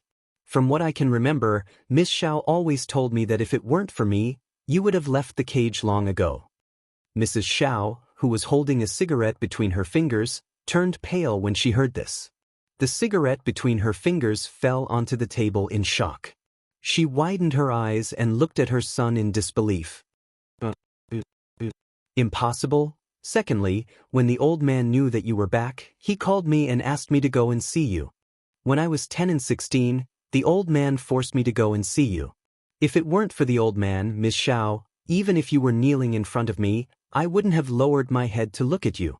At this moment, Madame Zhao's face was so pale that it was covered with a layer of white dust. Even her lips had lost their color. Thirdly, why do you think that you have the right to find a girlfriend for me? Back then, you were the one who abandoned your husband and children. You were also the one who turned a blind eye to me and my old man. When I needed you, you weren't there. Now that I don't need you anymore, you appear again and even want to introduce a girlfriend to me. Miss Xiao, why do you have to force me? Back then, my father didn't make things difficult for you. Otherwise, do you really think that a military marriage can be divorced so easily? Chapter 1898. Madame Xiao felt as if her entire body was soaked in a freezing cold pool. Waves of coldness were like knives cutting into her flesh and bones. It was too painful, too painful. Those words hurt too much. This was her son, the son she gave birth to after carrying him for 10 months. But he hated her to the core. Oh my God, oh my God. She was such a failure in life that even her only family member hated her. Commander-in-Chief Xia did not have the habit of smoking. After hearing these words, he poured himself another cup of tea and sipped it without interrupting Xia Jinyuan. She would not give up until all hope was gone. He wanted to save some face for her, but she insisted on falling out with him. She was already in her 50s. If she continued to lose face like this, who knew how she would live in the future? Xia Jinyuan was a decisive person, especially when he saw that Madame Xiao had a good relationship with family Xia's political enemy. He knew that if he did not cut off the relationship, there would be trouble in the future. Madame Li was not a kind person. Some people became kinder as they got older, while some people became colder as they got older. Madame Li was the latter. In her eyes, only the Du family was the best. Family Xia had long been a thorn in her side. Who asked old man Xia to always be better than her husband? Since we've met today, I'll make things clear so that you won't blame the wrong person and think that old man Xia stopped me from letting you see me. You're wrong, Madame Xiao. You're really wrong. My father is a responsible man. He's a good old man who doesn't want his son to hate him. I'm the one who doesn't want to see you, not old man Xia. I don't dare to accept the women you introduced to me. I have to avoid all the things that you think are good in your eyes. I don't dare to accept them, and I'm also afraid of accepting them. I'm afraid that I'll accept your kindness. When I get married and have a child, I'll follow in old man Xia's footsteps and become both a father and a mother. I'll become an old man that no one wants. Don't say any more. It's Mom's fault. It's Mom's fault. Madame Xiao was sobbing uncontrollably. Mom was selfish. I only thought about myself and didn't think about you. Don't say any more. Mom was wrong. Mom was wrong. She cried sadly, but Xia Jinyuan was not moved at all.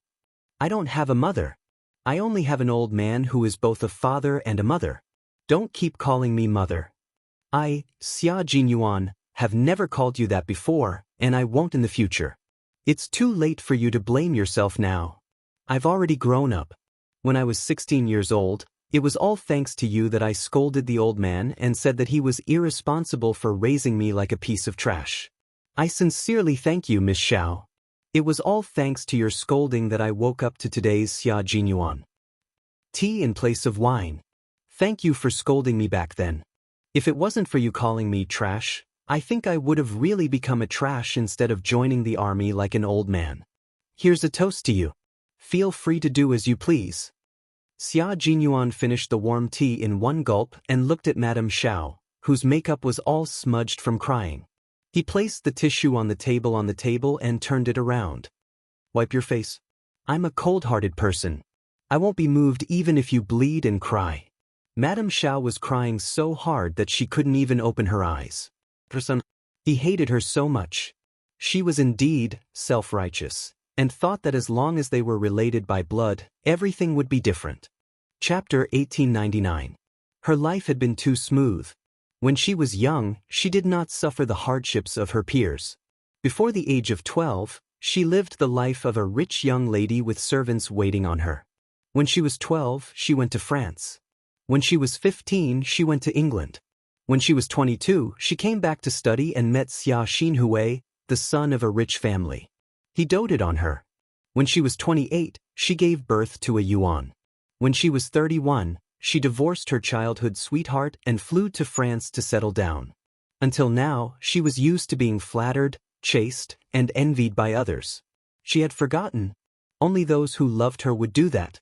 Those who did not love her would not let her do as she pleased. His son did not love her, so he would not let her do as she pleased. If he wanted to introduce a girlfriend to his son, he would just say that she was not qualified. He was well-mannered and left himself some dignity. His tears seemed to be unstoppable. Chief Commander Xia winked at his son, who had a calm expression on his face. It was enough that he had said so much. If he continued, he might kill him. He was old and his heart was not in good condition. If he got a heart attack because of the brat's provocation, he would be in trouble. Xia Jinyuan, who still had a lot to say, saw that the old man kept winking at him. He even reminded Yi Jian, in the end. Only then did he swallow back the words he had yet to say. Seeing that it was getting late, Major Xia, who thought that he had made himself clear, got up gracefully and politely said goodbye. It's getting late. I have something to do. Excuse me, Miss Xiao. Have a good night. Goodbye. The old man had already given him a look. Fine, for the old man's sake, he would not say anything. He would leave Miss Xiao, who was over 50 years old, with some dignity. However, if she was still stubborn, she could not blame him for being ruthless. Yi Qian, who had been waiting in the car for half an hour, saw a familiar figure walking out of the courtyard with high walls. His hands were in his trouser pockets, and his slender legs were walking step by step. His posture was relaxed, as if he was taking a leisurely stroll after a meal. There was not a trace of gloominess on his face. Yi Qian, who had his hand on the door handle, retracted it. It seemed that his mood was not affected. Not only was it not affected, but his steps were also much more relaxed than before he left. It seemed that Ms. Zhao's appearance did not have any impact. Yi Qian, who was sitting in the front passenger seat, stared at the tall figure walking over. She had to observe carefully. Captain Xia was very good at hiding his emotions. Her gaze fell on the car through the windshield, causing the major to look over as well. There were street lamps in the parking lot, and the dim yellow light illuminated the ground. It also faintly illuminated the beautiful face in the car. Xia Jinyuan raised the corner of his mouth and quickened his pace. He didn't need another woman in his life. His little fox was enough. On the way to the hospital, Xia Jinyuan mentioned Ms. Xiao. Yi Qian paid close attention to him and confirmed that his mood was not affected. Only then did he feel relieved. Xia Jinyuan's mood was not affected, and neither was Commander-in-Chief Xia. Before leaving, he graciously asked his ex-wife where she was going, and he sent someone to send her back. Ms. Xiao had a villa in Beijing. Every time she returned to China, she would stay there. She had just been hurt by her own son, so she did not plan to go back early. She declined Commander-in-Chief Xia's kindness and said in a low voice, "I'll go find Old Du, can go first." Old Du was the chief of staff Du. Chapter 1900. Madame Xiao didn't think there was anything wrong with interacting with the Du family. She and Li Qinglun met in France and called each other Sister Lan. Later, they became closer and called each other by their names. They had known each other for 40 years. They had a good relationship and had close dealings with each other. Naturally, they were much closer. Commander-in-Chief Xia's face darkened when he heard that she was going to look for the Du family. He had to remind her, "You know the relationship between family Xia and the Du family. Although a Yuan didn't acknowledge you, you just said that you and a Yuan's bloodline can't be broken. It's your freedom to make friends with whoever you want. I won't interfere, but I hope you don't do anything to hurt your only bloodline. Du family, you have to know your limits." Madame Xiao frowned when she heard her ex-husband mention her good friend. She nodded elegantly. "The relationship between family Xia and the Du family has nothing to do with me, but since you mentioned a Yuan, then I know.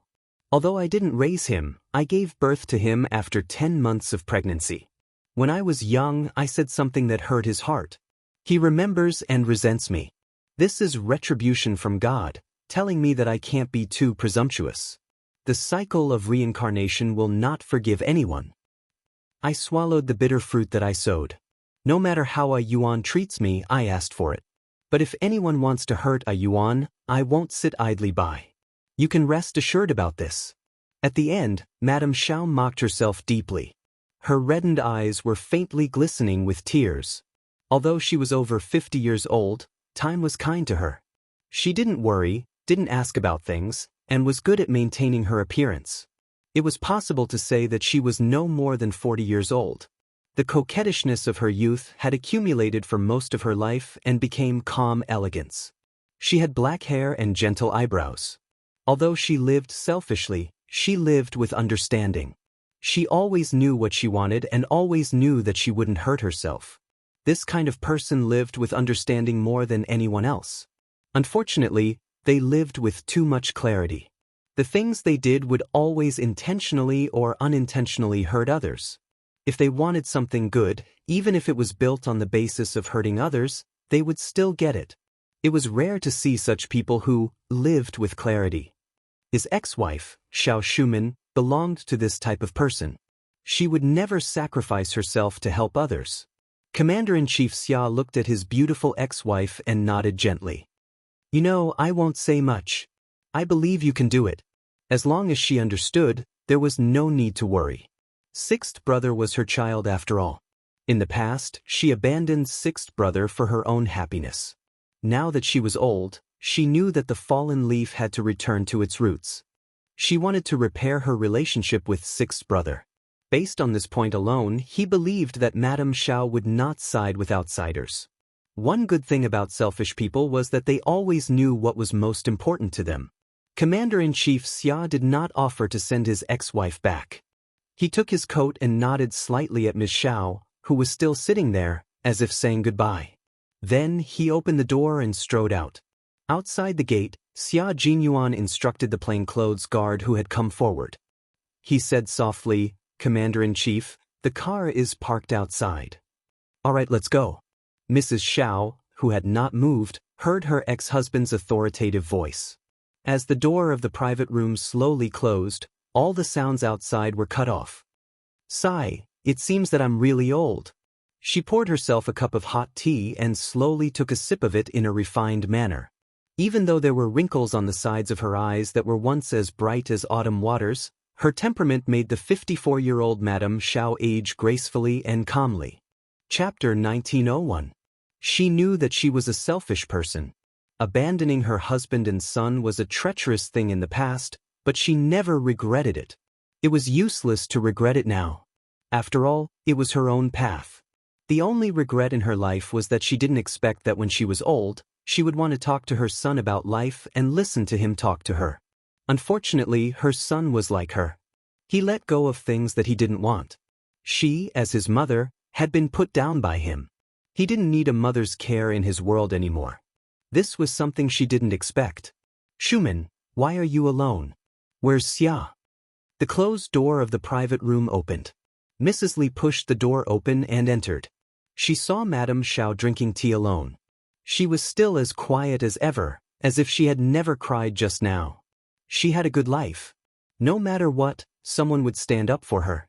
This was where Li Chenglan couldn't compare to her. However, it was very different now. She had a son, but she didn't have one. Li Chenglan had 2 sons and 2 daughters. She had a prosperous family. She had a son to protect her family and a daughter to please her. Xiao Shuman could never compare to her in this aspect. "Chenglan, come and sit with me." A Yuan ordered black tea. "It's quite to my liking." Madame Xiao smiled. She raised her hand elegantly and motioned for her friend to sit down and drink tea with her. Li Chenglan's eyes moved slightly. She sat beside her and said, "Did Xia do anything to you just now? Did he agree to let you meet a Yuan?" "Although Xia has a bad temper and we can only let him do whatever he wants, he's still reasonable. If you communicate with him well, he'll definitely agree. If he doesn't agree, you can tell old Du and me. We'll go and find him. I'll look for Xia outside, and old Du will look for him in the military. Let's see if he dares to avoid you. In my opinion, you're too soft and don't know how to fight." If old Du and I were here just now, Xia would have to give old Du some face. She had lived a wonderful life for most of her life, but she couldn't even see her only son in her old age. Alas, what was the use of living a wonderful life in the past? In the end, it was only right to see who would have the last laugh. You're almost 60 years old. Why haven't you changed your bad temper? Have some black tea. Madame Xiao smiled faintly. She poured tea for her old friend and handed it to her. Old Xia didn't stop me from seeing a Yuan. It's a Yuan who doesn't like me now. I can't blame anyone but myself. There's no hurry. It's my fault for not raising her. I'm sorry, Qinglan. I've implicated you and old Du to worry about me. I'll settle this matter myself in the future. I won't trouble you anymore. However, Madame Li was not happy. Instead, she pulled a long face angrily. What are you saying? Why are you being so polite to me? Shirlai doesn't have to stop you now. A Yuan has grown up. Why should he be the bad guy? What he meant was that Commander-in-Chief Xia had stopped him in the past because Xia Jinyuan was still young. Now that Xia Jinyuan had grown up and believed that his mother did not want him, Commander-in-Chief Xia had achieved his goal, so it did not matter if he did not stop him.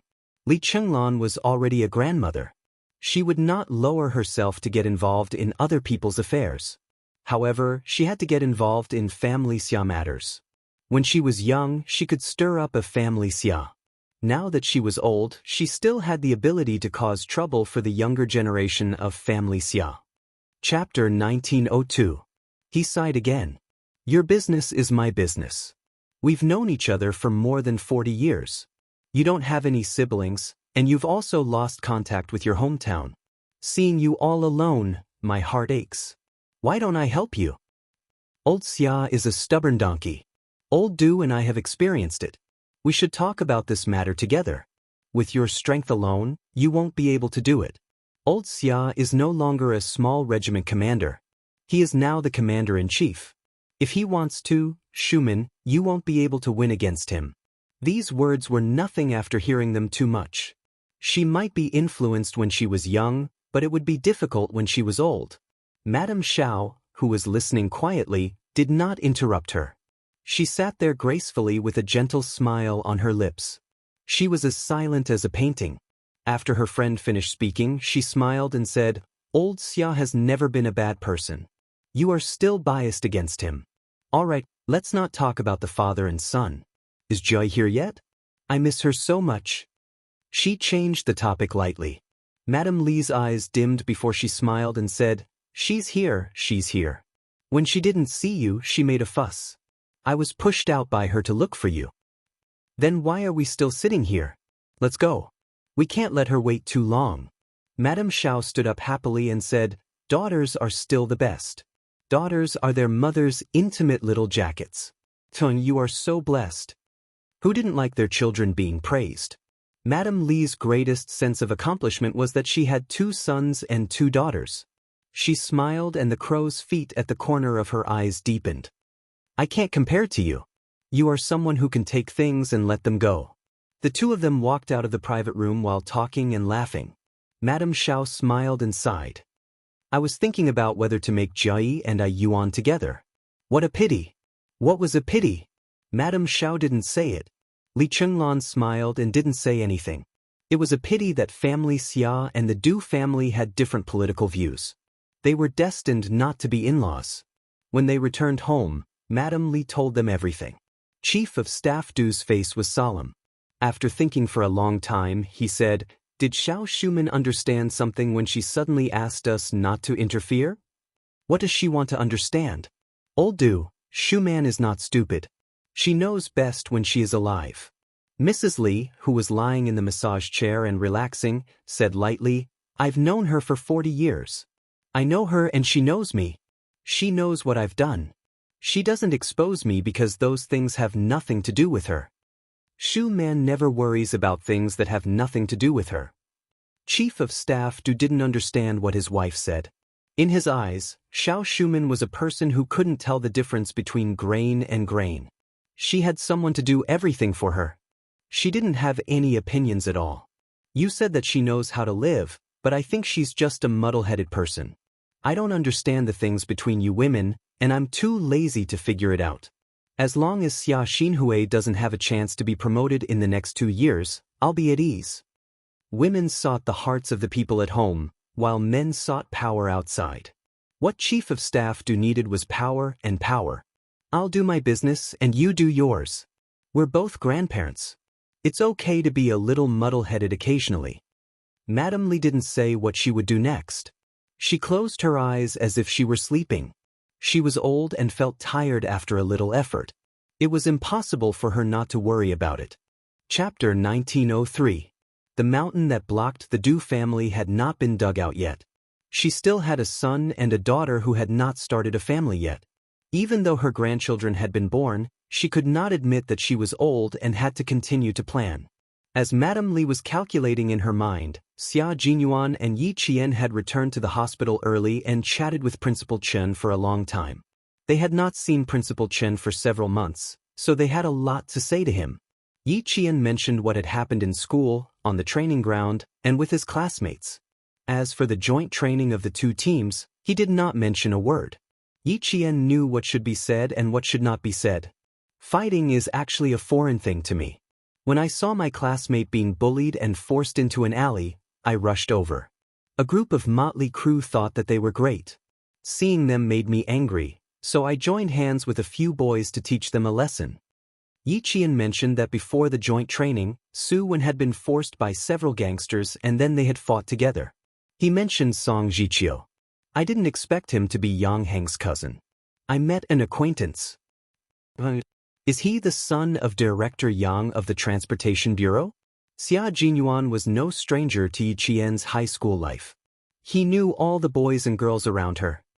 Do you still remember him? Yes, he is Director Yang's son. Song Jiqiu told me that he has gone to Australia to study. Yi Qian said in a low voice.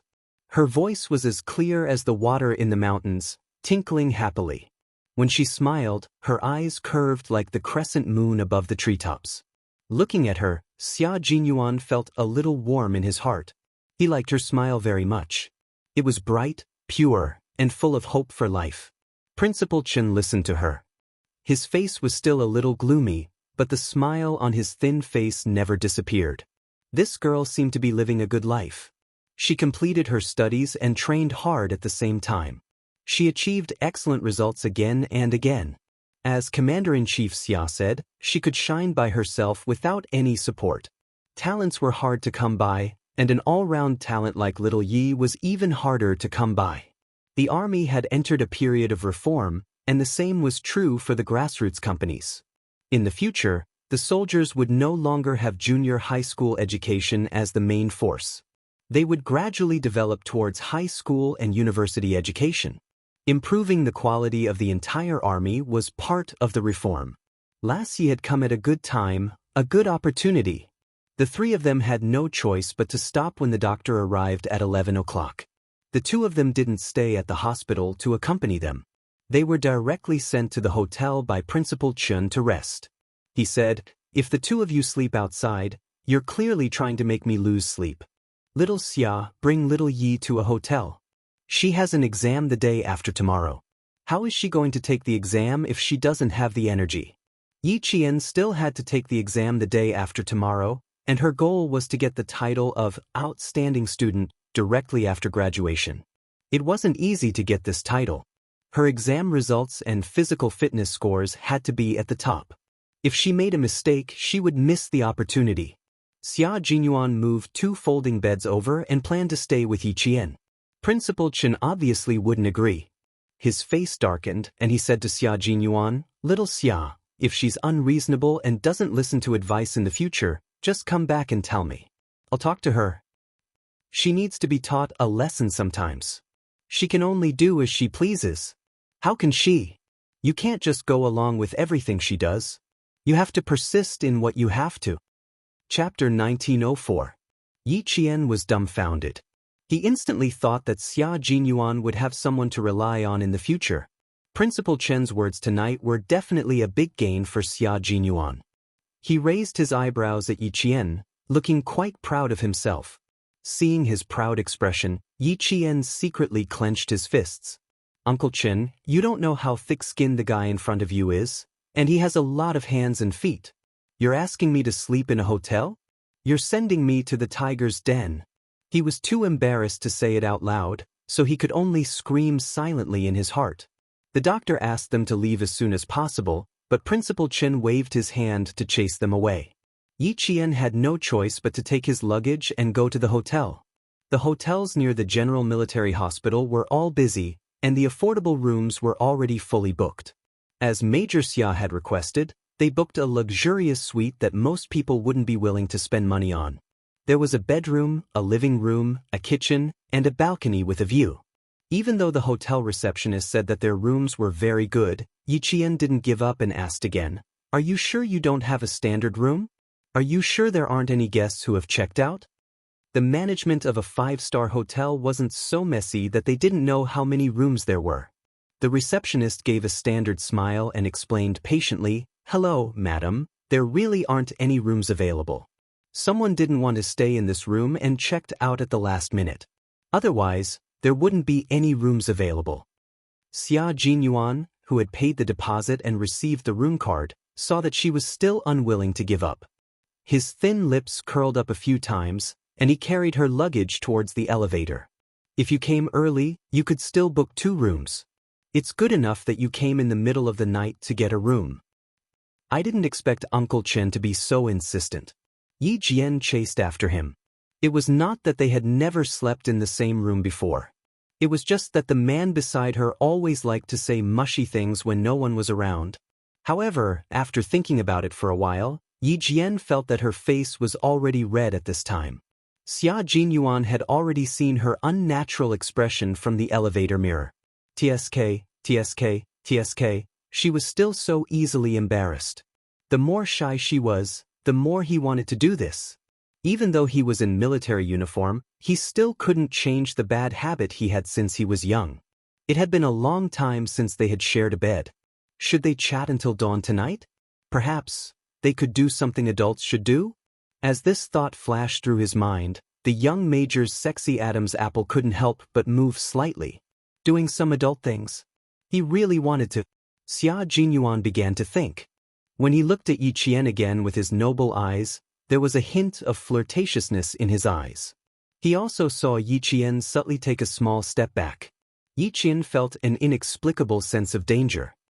He looked at him warily, then glared at him fiercely. "You'd better behave yourself. We're here." After receiving her warning, Xia Jinyuan was very calm. The elevator door opened with a ding. He pressed the button and asked Yi Qian to go out first. "It's late. Take a shower first. I'll go make the bed." "We booked a suite. There's 1 bedroom and 1 living room. There will be a sofa in the living room. I'll sleep on the sofa and you'll sleep on the bed." Yi Qian, who came out first, stopped in his tracks. He looked back at the man with the luggage in disbelief. Why did it feel so surreal all of a sudden? Her reaction made the seemingly serious major laugh in his heart. He began to tease Yi Qian, who couldn't be any more serious. He deliberately said, "Huh? You don't want to? You can't bear for me to sleep on the sofa, so you want me to sleep with you on the bed?" He was too serious. Yi Qian was even more certain that he wasn't going to be so honest. "Captain Xia, I won't believe you even if you suddenly become serious." Yi Qian took the room card from his hand. He glanced at him lightly, then took the room card away and strode in. Chapter 1905. She didn't notice that the man behind her had a dark look in his deep, smiling eyes. His slightly raised smile was both good and evil, and it was a smile that could mesmerize women even more. The room was worth the price. Just as the receptionist said, the living room was very spacious, and there was a very long corner sofa. The sofa faced a large balcony with a view of the night view of Beijing. The view was so wide that it was indeed relaxing.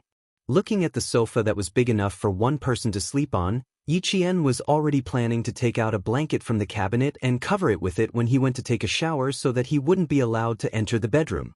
Although they had slept together and it wasn't as stressful to face him again, the evil smile on his face in the elevator just now made her heart beat wildly. She had to be more vigilant against this dangerous yet elegant man. "Go take a shower first, I'll make the bed." Xia Jinyuan put down his luggage and took the initiative to find the cabinet. He took out 2 layers of spare blankets from the cabinet and carefully laid them on the sofa. Yi Qian watched as he came out with the blankets.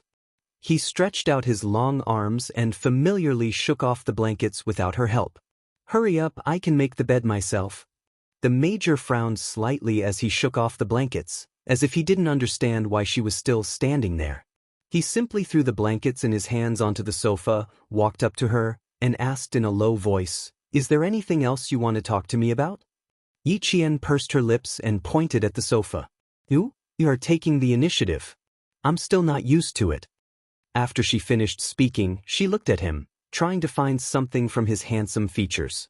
However, the man standing in front of her was calm and composed, and his gaze was gentle and deep. It was as if there was a dark look in his eyes, but also as if there was nothing. Xia Jinyuan chuckled, and his sexy thin lips curved slightly. The evil smile that flashed past in the elevator was now on his handsome face. "Little fox, you're making things difficult for me. I don't know what to do to satisfy you.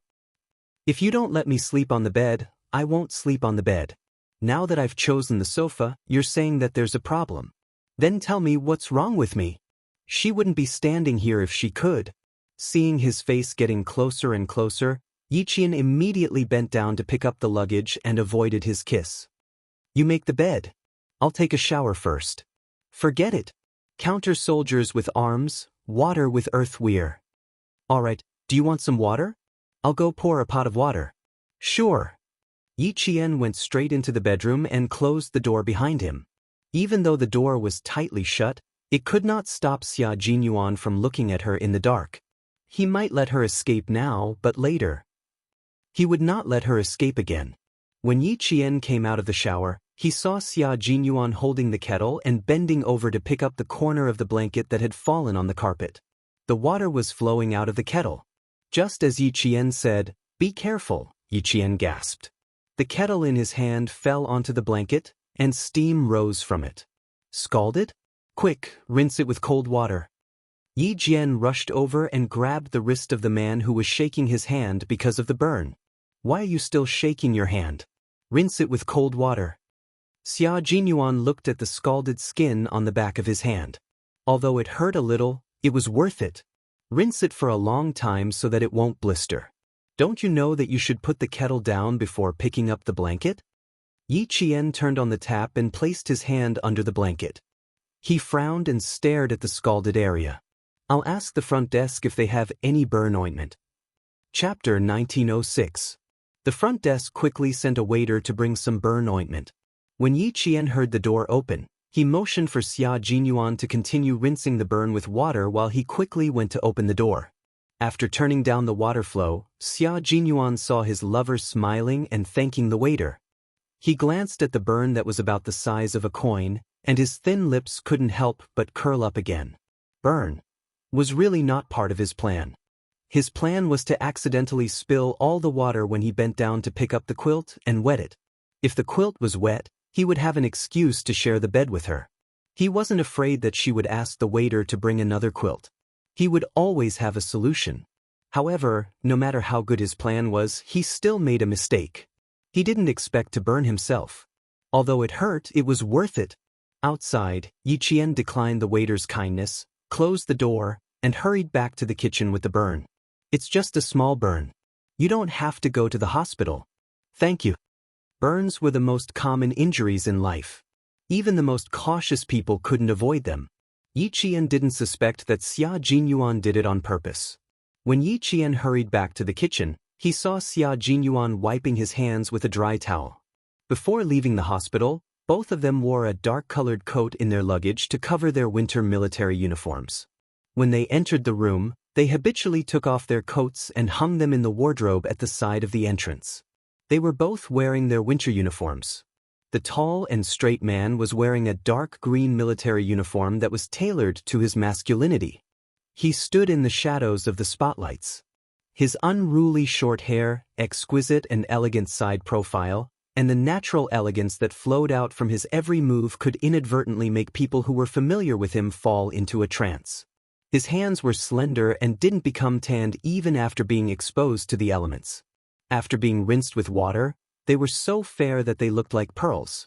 No one would think that these were a pair of hands that held guns, but rather a pair of slender hands that lingered on the black and white piano keys.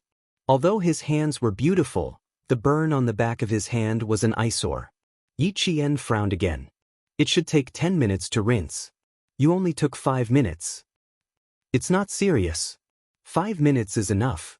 Xia Jinyuan set up the towel and turned to look at his lover, who was frowning. He laughed and said, "Don't look like that. It's not a big deal. It's just a small burn." Yi Qian retracted her gaze from his handsome face and took a deep breath. She calmed herself down before approaching him. "This is a cooling ointment. Apply it first, then apply it again after you're done bathing. Remember to avoid hot water when you're bathing." Yi Qian held the pair of hands that countless women wanted to hold. He squeezed out a light green ointment that smelled cool and refreshing, and carefully applied a thin layer of it. He lowered his eyes and reminded her softly, "Next time, remember to put down the boiling water in your hands first before doing anything else. It's not too bad today. It's only a small burn on the back of your hand. Even if it leaves a scar, it won't affect anything. What if you burn your face?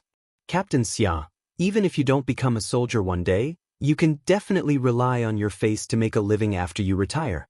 You should take good care of such a good resource." As a woman, of course she was happy that her boyfriend was handsome. Everyone loved beauty, and she was no exception. Major Xia was speechless. "Little fox, I didn't expect you to care so much about your appearance. I've heard you tell me several times to take good care of my face." Chapter 1907. Of course I care.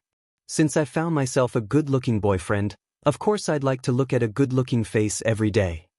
Yi Jian said confidently and raised her hand to touch his face. "Your face was born to make women commit crimes. Now I'm taking the risk of being stabbed by other women to take down the owner of this face. If you don't protect it well, you'll be letting me down." It felt good to be taken advantage of by his girlfriend. Even if it was because of his face, Major Xia thought it was because of his charm. His face was his, so naturally he was charming. "Looks like I'll have to take good care of you. I'm afraid that if my face gets disfigured one day, my little fox will abandon me because of that." Yi Qian nodded seriously and said responsibly, "That's right. In the future, we'll have to look at your face. If your face gets disfigured while I'm still as beautiful as a flower, wouldn't you feel inferior?" Good Lord, she's getting bolder. She's making fun of me so skillfully. She was already smiling like a flower. She glanced at him from the corner of her eyes. Under the hazy white light of the spotlights, the girl with the fragrance of a bath really looked like a fox demon. She was so charming that she could hook people's hearts. Xia Jinyuan gradually stopped smiling. His dark eyes turned deep, like an unfathomable ancient well that locked the person who was reflecting the water. He suddenly took a step closer to her. His sudden action startled Yi Qian. She instinctively dodged to the side and pressed her butt against the counter. She looked at the approaching man warily. "What are you doing?" "I'm just telling the truth. Could it be that you're angry?" There were too many unfathomable dark colors flowing in his eyes, and there were even specks of starlight flashing through them. The young major who had been so noble and outstanding just a moment ago was now filled with danger from head to toe. It wasn't the danger of pure darkness, but the danger of temptation. The dangerous major and the elegant man made her a little flustered. Xia Jinyuan calmly looked at Yi Qian, who had nowhere to run. His thin lips curved slightly as he took a step forward and instantly pulled her into his arms. His chest was very broad, firm, and gave off a sense of security. Yi Qian actually bumped into his own chest when he was suddenly pulled by him, and it hurt a little. Yi Qian raised his head and stared unblinkingly at the handsome, domineering face in front of him. He swallowed with some difficulty. This kind of Xia Jinyuan, although dangerous, still made her heart race. She had to admit that the reason she had agreed to him on impulse in her 3rd year of high school had a lot to do with this elegant face in front of her. Even though they had known each other for 5 or 6 years now, every time she looked at his facial features, her heart would race uncontrollably. Fortunately, she had good self-control.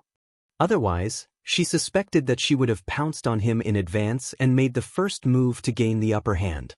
For a moment, Yiqian was lost in thought as he stared at the Major's handsome face. Do you like my face that much? Would it be more convenient for you to look at it if I stood closer? He lowered his head and leaned over. His deep voice sounded, and there was a deep affection for her in his sexiness, as well as the indulgence of a man towards a woman. Wouldn't it be more convenient if I looked at it like this? Or should we look at it while touching it? He held Yiqian's hand and pressed it against his cheek. He asked her in a low voice, wouldn't it be more enjoyable? The palm of her hand pressed against his cheek, and the warm touch made Yiqian shiver violently. Before she could fully recover from her shock, her heart melted from the adoration in his eyes. Chapter 1908. Yi Jian, who thought that she could face him calmly, could not resist such a gentle attack. She wanted to resist, but what she got in return was his indulgence. I'm born with a pretty face. Can I only let you look at it? I won't show it to anyone else. Other than you, I won't show it to another woman, okay? HM? Answer me, okay? Captain Xia, where did you learn all these sweet nothings? It used to be mushy, but now it was even more mushy. Her ears felt like they were on fire just from hearing it. Yi Jian knew that she couldn't hold on any longer. His handsome face was getting closer and closer. His breath had completely surrounded her. There was no way she could escape. Slightly, what's wrong? Don't you want to have me all to yourself? He pressed her hand down and let her palm caress his handsome face, interrupting her words. Slightly what? Do you still need to think about it? His thin lips slowly curved into an unrestrained flirtatious smile. A clean face. Little fox, don't you want to have me all to yourself? I only belong to you, and I'm only willing to show it to you. Are you not willing? Willing. 10 million willing. Yi Qian nodded frantically. Something was wrong. Captain Xia was very strange tonight. His words were too profound. He was handsome, said sweet nothings, and looked at her with such deep affection. This was great. Even her legs were starting to turn to jelly. Yi Qian touched his face with her right hand and blocked his body with her left hand. She was trying to calm herself down. She pursed her lips and said softly, you can say whatever you want, but you're too close. I can't see it clearly. Why don't you back away a little more? You don't have to back away too far. Just 2 or 3 steps will do.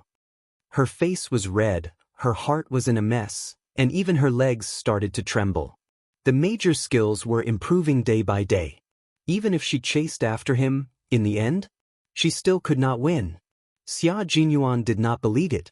Once this cunning fox in front of him realized there was danger, her first reaction would be to run. She wanted to run? Sorry, he didn't want to see her escape at all. The more she escaped, the more he wanted to make her stay. Let's see where else she could escape to. The kitchen is only so big. I can't retreat too far. The distance is just right. The Major, who had begun to reveal his hunter's nature, leisurely circled around his beloved prey. His waist bent a little more, forcing Yiqian to stand on his tiptoes and lean back against the counter. It's hard to see clearly in this position, right? Why don't we change to another position to look at it? At 26 or 27 years old, he was so clean that no one would believe him. Tonight's main course won't be served, let's have a side dish. Young people were full of vigor and vigor. Being alone in a room with their beloved, it would be too abnormal for a single man and woman to not do anything. Yi Qian was extremely regretful right now. She clearly knew that the man in front of her was a dangerous man. She didn't have a high level of cultivation, but she still dared to flirt with him first. She brought this upon herself. What's more, changing a position. Although she was a little dizzy now, it was not to the point where she lost her rationality and her heart. Washing his hands in the kitchen or applying medicine, he could do all sorts of things. Changing the position, the sofa in the living room, the big bed in the bedroom? If they changed the position, there would be more tricks up his sleeves. How could she be fooled? Chapter 1909. Yi Qian, who sensed danger, tried her best to look calm. The corners of her lips curled up slightly as she blinked and said delicately, I haven't been sleeping well recently, so my eyes are a little tired. Everything I see is a little blurry, so it's the same in another place. That was a good excuse. But for someone as thick-skinned as Major Xia, it was only a matter of time before her excuse was exposed. His brows furrowed slightly. His indulgent indulgence already contained a hint of heartache. His slender fingers caressed her eyebrows, and his slightly calloused fingers gently rubbed the side of her eyebrows. "I'll help you relax. You just have to close your eyes." "Relax and close my eyes. Captain Xia, do you think I'm a 3-year-old child? Close my eyes and relax? She would only be more nervous." Yi Qian laughed dryly. No need. Go take a shower now. I'll just apply a hot towel to your eyes. It's almost midnight, Captain Xia. You can really go take a shower now." Yi Qian, who was pressed against the counter, moved sideways to the right. There was a door on the right, so she had to rush out. However, the two of them were too close, and she was tiptoeing. She purposely left Xia Jinyuan with her tiptoes, and the 1 centimeter distance between them was reduced to nothing. Although there was still some distance between their upper bodies, their lower bodies were so close together that they couldn't be any closer. Xia Jinyuan was a little stiff, and it was obvious from the way he held her hand tightly. He didn't expect Yi Qian's movement to actually let her experience what a normal man was like. He was indeed addicted to saying sweet nothings, but he still controlled the distance between their lower bodies very well, so as not to startle his little fox. He didn't have much self-control left when it came to her, so he used the last bit of self-control to control the distance between their lower bodies. Now, the last bit of distance between them was broken. Xia Jinyuan looked at Yi Qian, who was completely stiff, and his handsome face was slightly embarrassed. It's a normal man's reaction. Don't be too surprised. It didn't seem appropriate to call him a hooligan. Calling him indecent? It wasn't as if she had just found out that he was indecent. Calling him impatient didn't seem appropriate. She had told herself before that the word impatient had long been wiped clean from his dictionary. With the relationship between the two of them, it would be too pretentious to scold her. Yi Qian's brain spun as he used the hand that could still move to push against his chest. His lower body was really too close. He could feel even the slightest change in his body. It was very sturdy and full of manly strength. It was also very scary. He could feel the scorching heat through their clothes. Previously, when he had washed his hands by the stream after completing a mission in the southern province, he had also felt it when he rolled into the grass. However, that was in the grass. Now that he was in a room, his mood was different, and the changes he could feel were also different. Her gaze drifted away as she gently reminded him, "I'm not surprised. Go and take a shower first. Don't overeat, cough. Don't overeat." At this critical moment, Yi Qian stopped himself from saying the last words. He stopped so quickly that he even bit his own tongue. There was still a hint of blood and rust in his mouth. Unfortunately, although she only said the word overeat, it was still out loud, and the man opposite her instantly understood what she wanted to say. As soon as she blushed, Xia Jinyuan stood up. He was a thick-skinned person. His normal reaction was caught off guard by his girlfriend. He felt as if he had been caught red-handed doing something bad, which made him a little embarrassed for a moment. Chapter 1910. Now that she was blushing, he let go of her. Blushing meant that she knew and understood. She knew that men were impulsive and understood that a man's body would change when he was impulsive. Was there a need for him to blush? There was no need at all. However, Major Xia did not continue to press against her. Forget about the kitchen. Both of them were newbies. They could explore the kitchen when they were more familiar with it. He took the initiative to distance himself from her and let go of her hand at the same time. He placed his hands on the countertop and locked her in his arms. "Are you trying to say that you shouldn't burst?" As he spoke, he let out a low chuckle. His mellow laughter was so sexy that it made one's heart go numb. "If it was that easy to burst, I would have burst several times in front of you." Yi Qian had the urge to knock herself out. How could she say such things, especially to him? She knew that he would take advantage of her. "No, I'm saying that you should stop messing with me. You can take a shower and sleep." The commander-in-chief had repeatedly reminded her not to let him take advantage of her. Otherwise, she would be the one at a disadvantage. Yi Qian composed herself and pretended to be scared. "Hurry up and take a shower. You smell like disinfectant. I don't like it. His gaze was really scary. It was as if he wanted to eat her up. Xia Jinyuan raised his eyebrows slightly and smiled at his lover who was blushing. He smiled meaningfully. Okay, go back to the room and wait for me. Go back to the room and wait for him? She was dreaming. Yi Qian smiled and nodded. Okay, hurry up and go. Seeing that he was about to get up, he said, You bit your tongue just now, right? Are you going to spit it out for me to see? Or should I put my hand in to check? He always gave her a fright.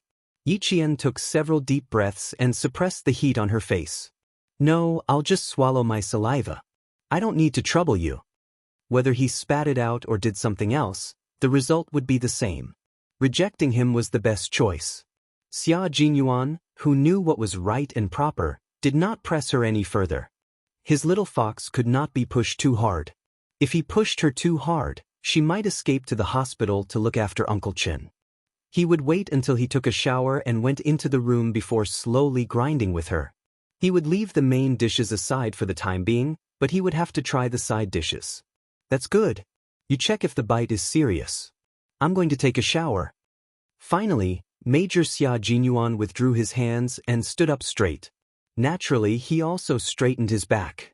Yi Qian lowered his gaze and accidentally glanced at his most spectacular part. His heart skipped a few beats.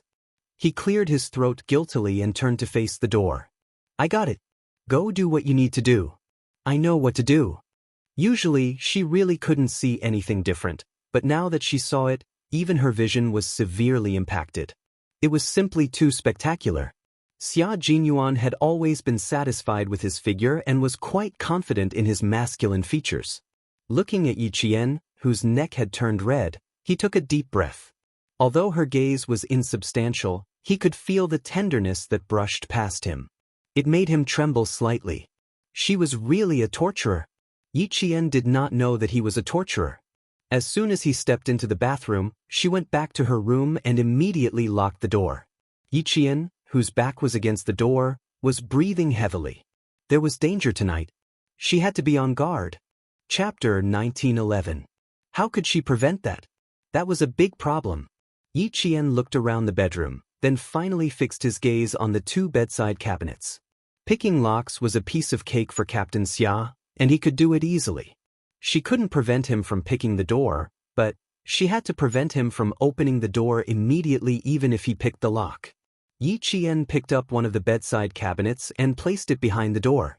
After confirming that the cabinets were firmly behind the door, Yi Qian clapped his hands in satisfaction. In this way, even if Xia Jinyuan picked the lock, it would be difficult for him to open the door immediately. Yi Qian only went into the bathroom to dry his hair after making sure that she could detect him in time and avoid him. Xia Jinyuan, who was also doing something, didn't expect Yi Qian to guard against him as if he was a thief. He blocked the water pipe with a towel and tightened the pipe. Xia Jinyuan, who was covered in foam, opened the pipe cage. Great, not a single drop of water flowed out. He didn't want to do something like picking locks that would ruin his image. He just blocked the water pipe while he was taking a shower and knocked on the bedroom door with only a towel wrapped around his lower body. Are you asleep? There's a problem in the bathroom outside. There's no water in the shower. Help me check if there's any water in there. Compared to picking locks to break into a room, openly knocking on the door was much more upright. Even if he wanted to use tricks, he had to be more advanced. He couldn't use tricks that could be easily seen through. In particular, he needed to outwit an extremely intelligent fox. She could see through the tricks of a lowly person with just a glance. If he didn't put in some effort, if she saw through it, not only would he lose face, he would also be despised by her.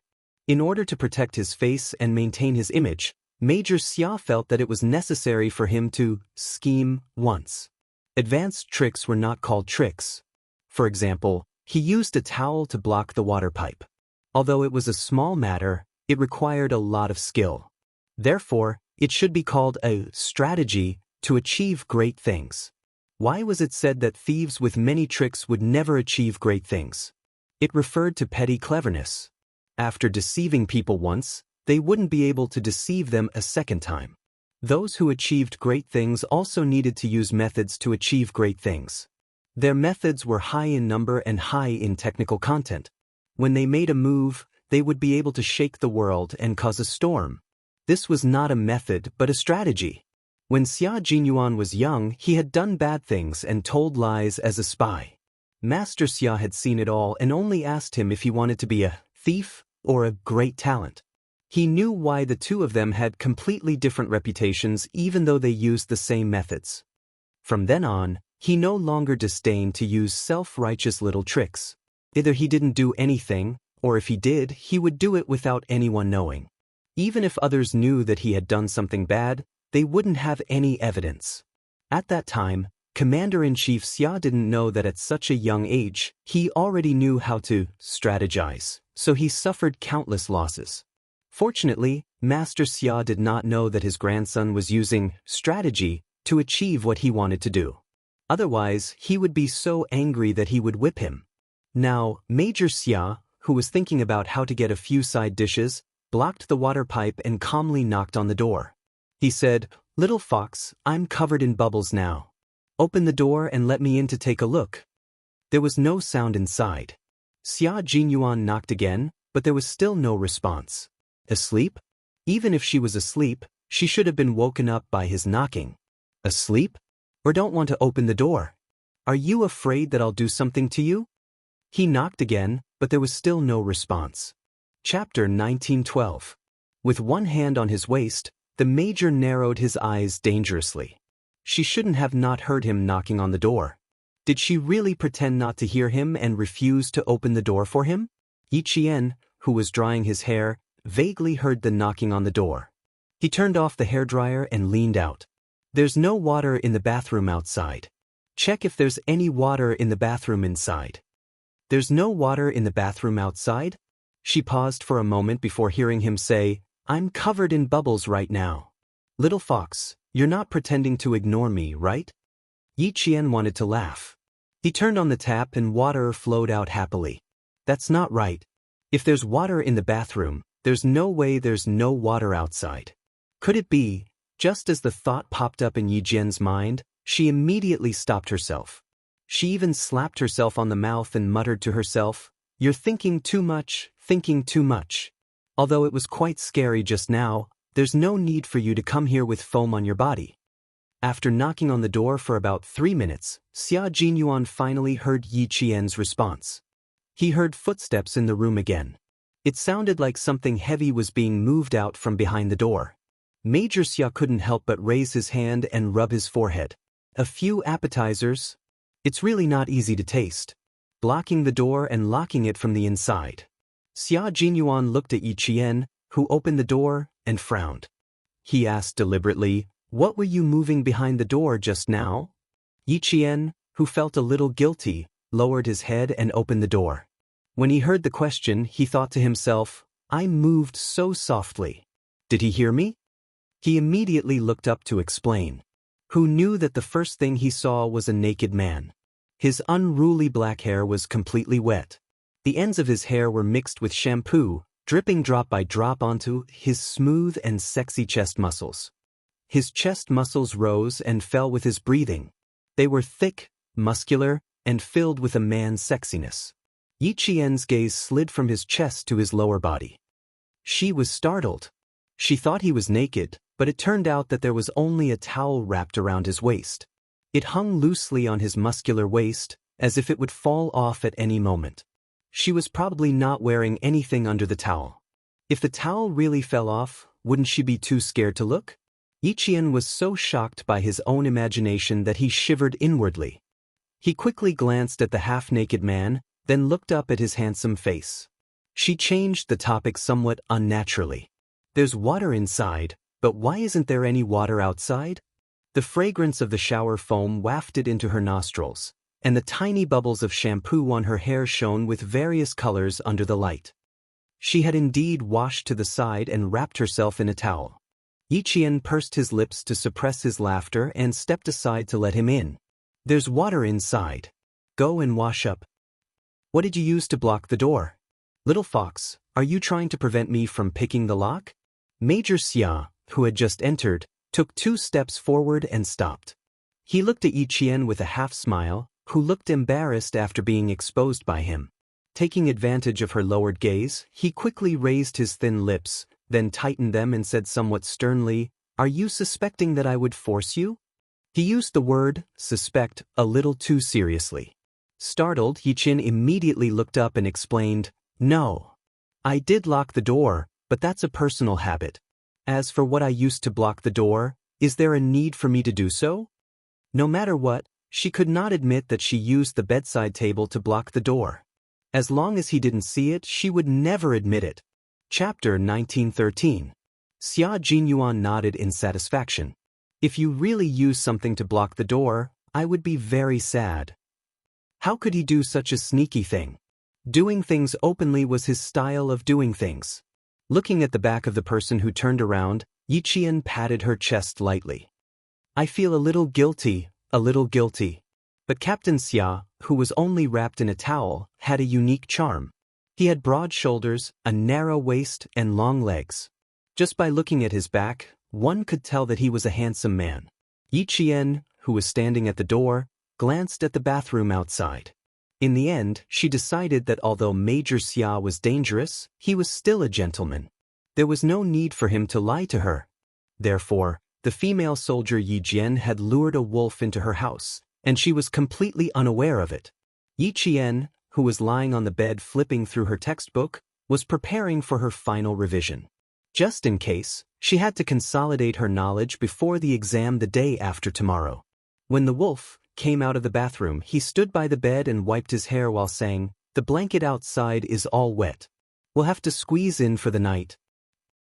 Yi Jian suddenly realized that something was wrong. Her eyes widened as she stared at the major who had entered the room and continued to lock the door with a towel wrapped around his waist. Then, he calmly returned to the bathroom to dry his hair. Yi Qian looked at the 1.8-meter bed, then at the bathroom. She touched the blanket again. "Does this mean that we can't avoid sharing the same bed tonight?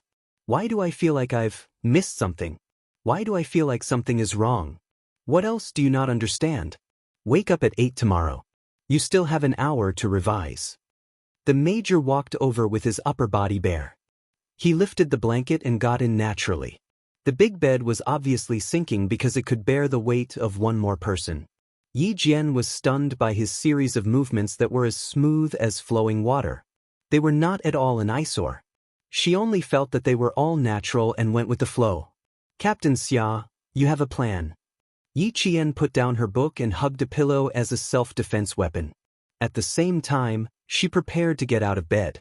The man who was leaning against the headboard reached over with his long arm and picked up the textbook she put down. He raised his eyebrows and asked elegantly, "What plan? Tell me about it." "You just want to sleep with me," Yi Qian said through gritted teeth. "Yes, I've always wanted to." The major, who had successfully climbed onto the bed, curved his thin lips. His calm, dark eyes were smiling as he looked at the vigilant Yi Qian. He said leisurely, "It's not just lying down and chatting, it's..." Yi Qian did not wait for him to finish. He rushed out of bed at lightning speed. However, the man beside her was not an ordinary man. He was a man who had walked through the smoke of war. He was a skilled Special Forces soldier and an all-around soldier who had the entire Snowfield Brigade obeying him. No matter how skilled Yi Qian was, she wouldn't be able to gain the upper hand against Soldier King Xia Jinyuan. Xia Jinyuan grabbed her wrist with one hand. The world spun and she was lying on top of him. It was impossible for Yi Qian to accept it. Knowing that he had fallen into a trap, Yi Qian's eyes turned cold and he began to resist. He used his other hand to hit Xia Jinyuan's shoulder. At the same time, he raised his leg and bent over to hit Xia Jinyuan's crotch without any mercy. "You're so wild in bed." Xia Jinyuan chuckled. "I'll be more interested if you're so wild. Be careful, little fox. I'm only wearing a towel. I'm not wearing anything underneath. Don't pull my towel down." Chapter 1914. Xia Jinyuan wasn't trying to scare her. He was only wrapped in a bath towel, so he sat under the blanket and grabbed Yi Qian. The corner of the towel that he had tied up was already loose and would fall off if he moved a little more. Yi Qian immediately changed her strategy. Instead of focusing on escaping, She hooked the blanket with the tip of her foot and wrapped it tightly around Xia Jinyuan. Both of them were special forces, and their skills were not something that ordinary people could deal with. For a moment, the whole big bed shook, and from time to time, it made creaking sounds due to the excessive spring pressure. Fortunately, the head of the bed was solid and did not hit the wall. Otherwise, it would disturb the guests next door and complain. "You've improved a little. Let's see if you can wrap me into a cocoon." Xia Jinyuan saw that she had changed her strategy and was going to face him directly. He raised his eyebrows and revealed an elegant smile that was unique to him. "Tonight, if you really want to wrap me into a cocoon, I won't be able to move, and I'll be at your mercy." Yi Jian was wearing a fitness shirt and shorts, so she was not afraid of exposing herself. She pressed one of her high legs against Xia Jinyuan's chest, and her whole body was in an upside-down, 7 shape. Hearing this, she raised her eyebrows slightly and said with a faint smile, "Captain Xia, are you sure that I can't beat you? I don't have that much confidence. We've all seen your ability. Even the comrades in the team have to write the word, impressed. Why don't you give it a try?" The wild little fox was very interesting. It didn't have the sadness that was inadvertently revealed, and its entire body was full of vitality. Xia Jinyuan grabbed Yi Qian's ankle with one hand. As soon as he finished speaking, he bounced up and wrapped the blanket around Yi Qian. Since Xia Jinyuan intended to wrap him into a cocoon, Yi Qian naturally fought back. He bounced up and Yi Qian supported herself with one hand on the bed and turned her body around. Xia Jinyuan had no choice but to let go immediately to prevent his arm from being sprained. As soon as he let go, Yi Qian, who had already turned around, bent over and kicked his chest with her knee. As Xia Jinyuan dodged, Yi Qian picked up a pillow and threw it at his head. Xia Jinyuan blocked her knees and blocked the pillow that was thrown at him. He stepped out of the blanket with his long legs and tried to push Yi Jian down with his long legs in the same attacking posture. "Captain Xia, your legs are beautiful. They're straight and slender, but it's better to hide them under the blanket. Don't expose them naked." Yi Qian had a smile on her delicate face. She was as cool as water and had an unyielding determination. "Be careful not to catch a cold if you're naked for too long." Yi Qian lifted the blanket again and held it in front of his chest to block Xia Jinyuan's long leg attack. Fortunately, the room was expensive and the facilities were all of a high quality. The two of them attacked each other on top of the bed and shook it until it creaked and swayed from side to side. The entire bed didn't collapse. Xia Jinyuan, who had one leg wrapped in the blanket, laughed. There was a meaningful look on his handsome face. He didn't attack again and allowed Yi Qian to snatch the entire blanket from him. When she snatched the quilt, she also snatched the white towel along with it. Yi Qian's biggest worry still happened. However, she didn't look like she had seen something she shouldn't have. Instead, she looked a little angry.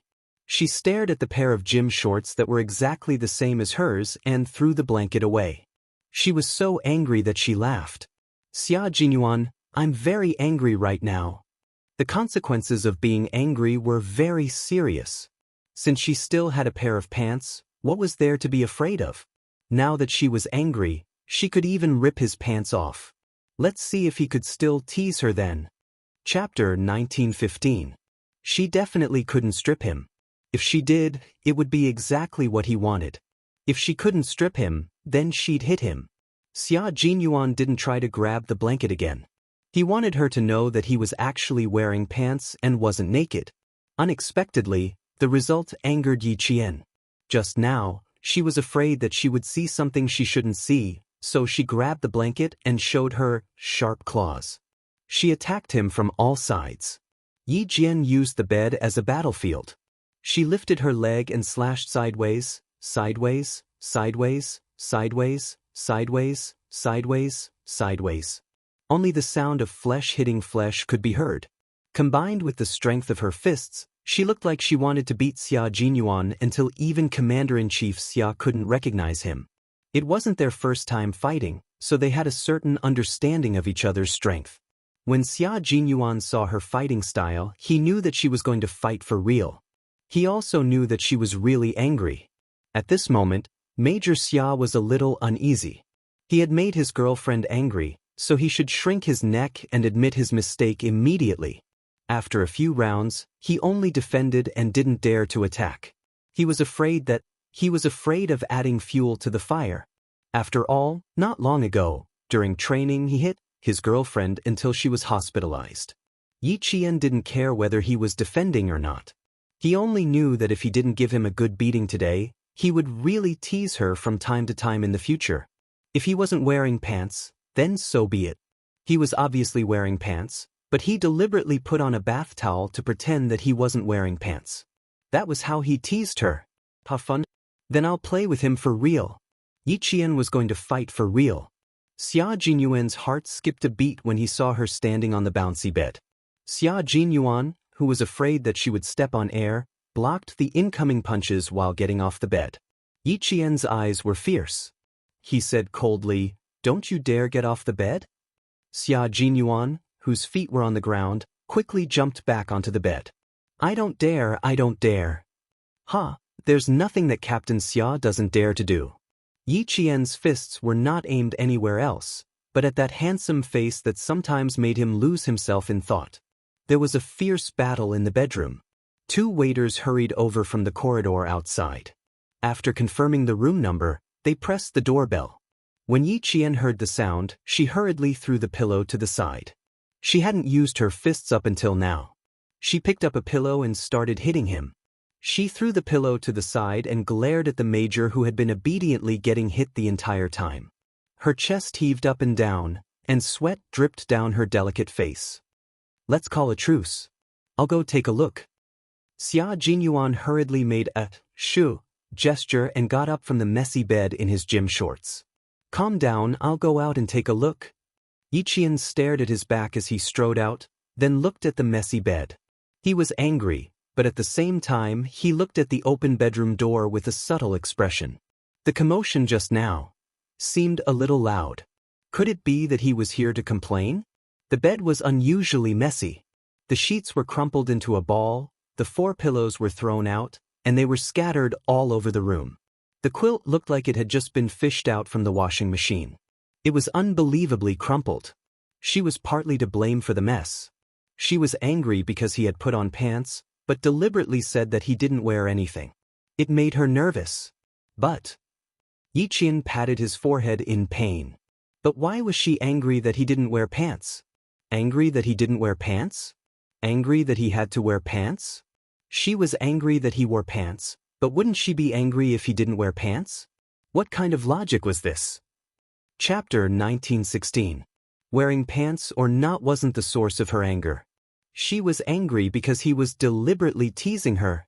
Now that she had hit and kicked him, the anger in her heart dissipated. Yi Qian began to think of ways to teach Xia Jinyuan a lesson so that he wouldn't dare to tease her so easily in the future. But since he knew she was angry, she had to continue pretending. He teased her, so she had to tease him back. Give him a taste of his own medicine. Outside the door, the young hotel waiter looked at the shirtless man apologizing in front of him and immediately felt a sense of inferiority. They were both men. Xia Jinyuan's figure was so good that other men would be envious. After saying a few words, "The guest downstairs has insomnia, please understand," the waiter hurriedly left. With his figure, one could tell that he had good stamina. No wonder he could shake the bed and wake the sleeping guest downstairs.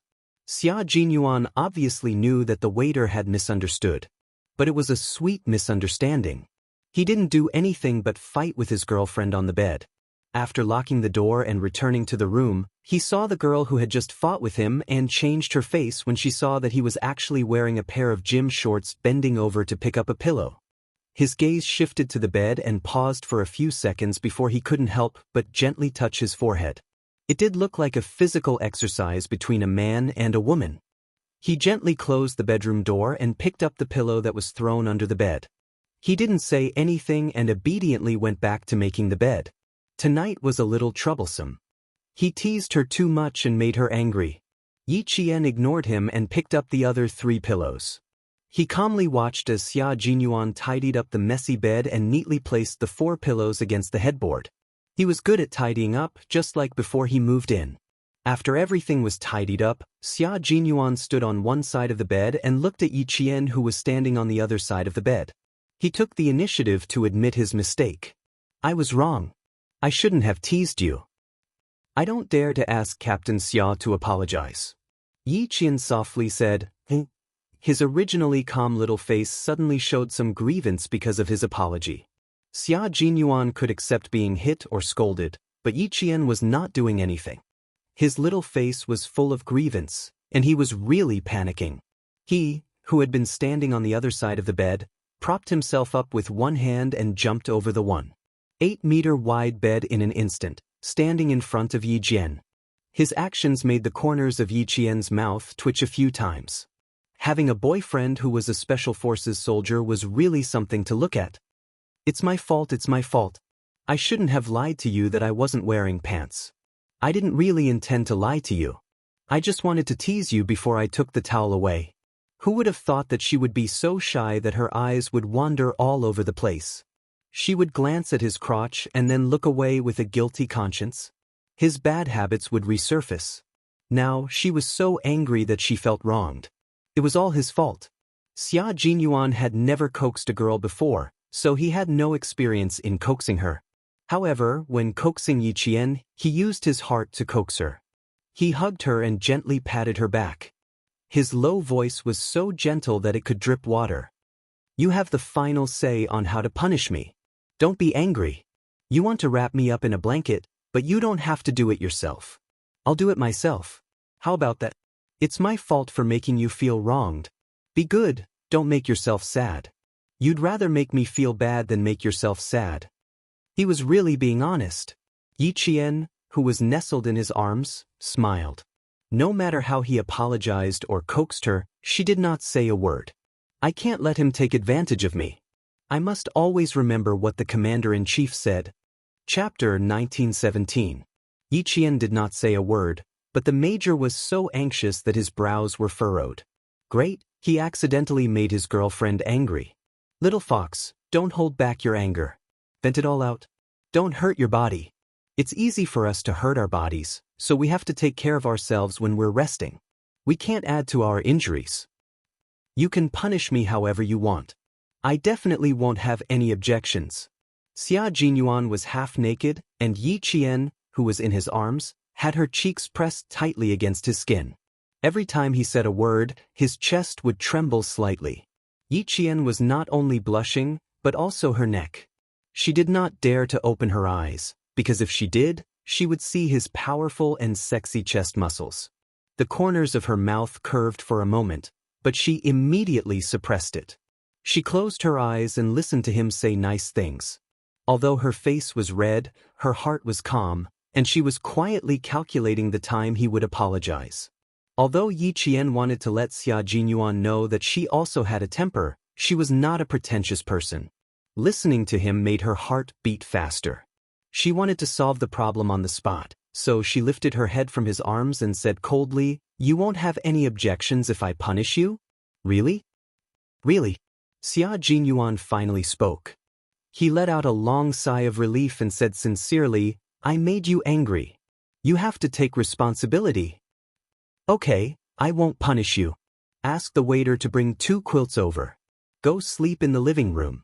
You're not allowed to stay in the room and try to sleep with me. Since he wanted to sleep in the same bed as her so much, she would punish him by not allowing him to sleep with her. Xia Jinyuan felt as if he had been struck by lightning. He had put in so much effort to climb into the bed, but now he was being punished to sleep on the sofa tonight. Let's talk about it. Can we change the punishment? The Major asked carefully.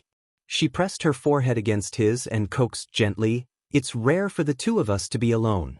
Don't reject me, okay? His arms began to tighten slightly, hugging her body even more tightly in his embrace. They were so close that they were airtight.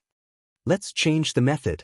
You told me to sleep on the sofa, and I really tried my best to climb into the bed. It wasn't easy to climb into the bed, so I really want to stay. Yi Qian sneered, Didn't you say I could punish you however I wanted? But did I tell you to sleep outside? No, that's my main goal, so I can't agree. As a man of principle, Xia Jinyuan believed that this was a matter of principle and could not be easily let go. They hadn't even started, yet she was already planning to kick him out to sleep. How could that work? Worried that she would be angry, Xia Jinyuan said softly, "Little fox, let's change the punishment. It can't be so cruel. We have to leave tomorrow, and we don't know when we'll see each other again. It could be a few months at the earliest, or a year and a half at the latest. Every minute is precious when I'm with you. I don't want to waste our precious time. I just want you to sleep on my arm." His voice was so gentle that it sounded like a lullaby. Yi Qian yawned slightly, frowned, and said firmly, "But Captain Xia, if you keep teasing me, I'll get angry too." "I won't tease you anymore. Don't be angry. Be good." Xia Jinyuan did not hear any trace of softening in her voice. He only felt that his heart was hanging. "I was wrong. I was really wrong this time." Chapter 1918. Yi Jian, who was no longer angry, slowly reached out her hand and gently hugged the strong waist of the man who kept coaxing her. She closed her eyes and said softly, "Sometimes when you are naughty, I really have the impulse to beat you up. Captain Xia, you're so naughty, you really need to be taught a lesson." "I do need to be taught a lesson, so if you don't like it, you must not spoil me." She wrapped her arms around his waist, and Xia Jinyuan's heart slowly relaxed. Yi Qian was moved by his words. He said what was on her mind. Because of their identities, every second they spent together was extremely precious. She was very angry tonight, but she didn't have to be angry all night. She could tell from his behavior that he was really afraid this time. She didn't want their relationship to be strained, she just wanted him to know that once he made her angry, it wouldn't be easy to clean up the mess. He would be so scared that he would break out in a cold sweat. Since she had achieved the effect she wanted, Yi Qian knew when to stop and didn't keep him in suspense. She felt uneasy. "I'm not someone who gets angry easily. When it comes to relationships, I'm not very proactive. It seems like I've been pushed by you all the way, and you've always had to put up with me. But Captain Xia, do you know that before I met you, I never thought of finding a man to spend the rest of my life with? Meeting you is my fortune. It's the fortune of my life." Hearing this, Xia Jinyuan really breathed a sigh of relief. He remembered this lesson well. Being too presumptuous would make him seem frivolous. "Do you know why I'm angry?" the person in his arms asked him softly. Her voice was soft and she still felt wronged. Xia Jinyuan felt so sorry for her that he kissed her hair. "I know. Being too presumptuous would make me seem frivolous. What happened just now was my fault. I didn't consider your feelings. I'm sorry, little fox. Please forgive me. What happened just now? I'm not that angry. I'm just afraid." Yi Qian didn't always try to control him. There was no need to use each other's faults as a weapon. Leaning against his broad chest, Yi Qian said softly with his eyes closed, "In the elevator and in the kitchen, you looked at me like you wanted to eat me. It made me a little scared. You came out wrapped in a towel and deliberately said that you weren't wearing anything underneath. I really believed you at that time. When I believed you, I panicked. I was afraid that I shouldn't have seen. I'm angry because I trusted you so much, but you lied to me in the end." Her tone gradually softened and was no longer as tough as before. Xia Jinyuan, who was afraid of being pranked, hugged her tightly. After a heavy sigh, he said, "Don't worry, little fox. I won't use your trust to tease you again. It won't happen again." After saying that, he kissed her hair carefully, as if he was kissing a piece of jewelry. "I did have some other thoughts tonight. It's impossible for a grown man to not have any thoughts when facing his girlfriend. Little fox, I have some thoughts about you. I want to have physical intimacy with you." Yi Qian knew what he wanted. When she heard him say it out loud, her heart trembled slightly and her ears burned. Physical intimacy with him? Is this the idea of skin-to-skin contact? She happened to be hugging his waist, so Yi Jian pinched his waist directly. Is Captain Xia satisfied with this kind of skin contact? Xia Jinyuan, who knew that the sky had cleared up after the storm, laughed deeply. "I'm not satisfied. The kind of physical intimacy I want requires honesty.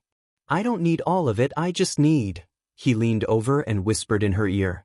Without waiting for Yi Qian to reply, he lifted Yi Qian and they fell onto the soft bed together. Chapter 1919. When it came to relationships, both of them were inexperienced. Yi Qian was a woman who had not done anything in her 2 lifetimes. She even had her first kiss in her previous life. Major Xia Jinyuan looked both righteous and evil, but he was actually a man who exuded an air of abstinence from head to toe. He was the most gentlemanly man. Relationships were also a foreign territory to him. However, men had always been good at understanding relationships. They were born with the ability to dominate. The 2 of them pressed down on the bed. Before Yi Qian could make a move, he had already trapped Yi Qian beneath him. His deep eyes stared unblinkingly at Yi Qian. His eyes were his world, and in his world, there was only Yi Qian and Yi Qian's existence. Yi Qian was his world. It won't be the last step. Just give me a few appetizers. I promise, it won't be the last step. You're still young. I need to consider your health. His scorching thin lips gently kissed the tip of Yi Qian's nose. As he spoke, he kissed her gently. His gaze was so gentle, and his actions were filled with tenderness. He treated her like a precious treasure. There was no aggression. He only told Yi Qian wholeheartedly that everything he did was built on the basis that he would not let her get hurt. Yi Qian did not close her eyes. She wanted to see his love clearly. Not only did she want to feel it, but she also wanted to see it clearly. The door to her heart, which had always been tightly shut, had unknowingly opened for him. She did not know when he had entered her heart, which could not accommodate anyone else. He was both a teacher and a friend. He was also the only man she had fallen in love with in her 2 lifetimes. It was too difficult for him to hold himself back. Even his handsome forehead was slightly sweaty. His increasingly heavy breathing spilled onto her face. This was the refreshing scent that belonged to him. She did not reject his scent at all. Yi Jian raised her hands that hadn't moved all this while and coiled them around his neck. Yi Jian smiled. Her clear black eyes were no longer cold and indifferent. Instead, they were like flowers blooming enchantingly. "What are your appetizers?" she asked him with a smile. Men took the lead in love affairs, but women were born to seduce men. That was why there was such a relationship. Yi Jian was a strong woman. She would not let Xia Jinyuan do whatever he wanted, as if he was molding clay figurines. The man in front of her was really attractive. He had elegant eyebrows, sexy thin lips, and a strong chest that rose and fell as he breathed. Every muscle line flowed to the point that it was almost perfect. She couldn't help but praise him when she looked at him. "Let's start with an appetizer, like this," Xia Jinyuan said softly as he covered Yi Qian with the quilt. He lowered his body slightly and supported his weight with one elbow. When his thin lips kissed her delicate lips, his slender fingers slid into Yi Qian's clothes like fish. He sucked on her lips and gently rubbed and sucked. His voice was mellow and intoxicating like red wine. "Like this, again?" he asked her. His scorching palm had already quietly covered her slender waist and began to rub back and forth. "Just like this." Yi Qian hooked one hand around his neck and the other hand gently caressed his handsome face. Her fingers traced the side of his eyebrows, then the tip of his handsome nose. Her index finger pressed against his thin lips. Her dimples were like a flower, and her eyes rippled like autumn water. A woman's natural charm overflowed from the depths of her eyes little by little. She smiled faintly and said, "Captain Xia, your appetizer can't be so simple and plain, right?" Chapter 1920. "Of course not. I still want to be like this." His fingers slowly caressed her slender waist, and then all the way up, slowly crawling. He didn't immediately climb to the top of the mountain. Instead, he went back and forth between the ravines, as if he was considering which peak to climb first and which to fully enjoy the scenery. Xia Jinyuan wasn't in a hurry to be lustful. Instead, he allowed her to slowly get used to him. Sometimes they kissed, sometimes they whispered, trying to achieve a high standard in one go. As a major who was strict with himself, he also had strict requirements when it came to matters of the heart. He didn't want to leave a bad impression on Yi Qian and cause her to lose interest in him in the future. Interest needed to be nurtured, so he had to take it step by step and enter the best state. Yi Qian indeed didn't like to be rude and unreasonable, and he believed that not many women would be willing to treat him that way. The joy of intimacy was a joy that couldn't be controlled when one was deeply in love. How could one be so impatient? When he placed his hand on Yi Qian's right side, she gently closed her eyes. Her face was as red as the rosy clouds, and it was even more gorgeous than the spring scenery. Her eyebrows and the corners of her eyes were like water, and there was also the charm of first love. A droplet of water dripped onto her eyelids. Yi Qian, who had closed her eyes, couldn't help but open them again.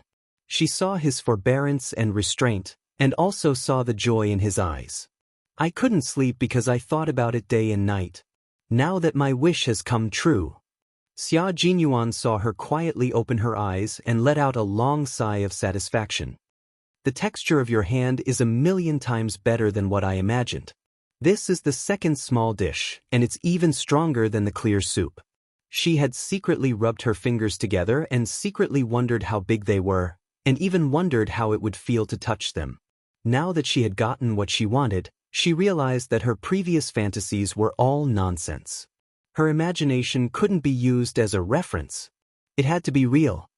This is my first time, so I'm a little nervous. As his sweat dripped, Xia Jinyuan's dark eyes were like an ancient well, and there were already ripples in them. I didn't expect it to be so wonderful. I want time to stop here. He lowered his head and kissed her slender neck. Between heavy breaths, he said vaguely, "The third dish is exploration. I want to explore all the way and see how different women are from men."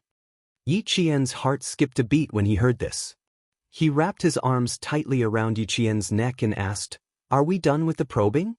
"No, there's one last side dish after that. It's called tasting. I want to taste it so that I can reminisce about it when I'm alone." He kissed her from her neck all the way down to her collarbone, and then lingered back and forth in her sexy bone groove, leaving behind a few bright red flower buds. Using his lips to explore gently, he began to touch her skin bit by bit. His slender fingers now felt the scenery on both sides, and his movements gradually became more and more complex.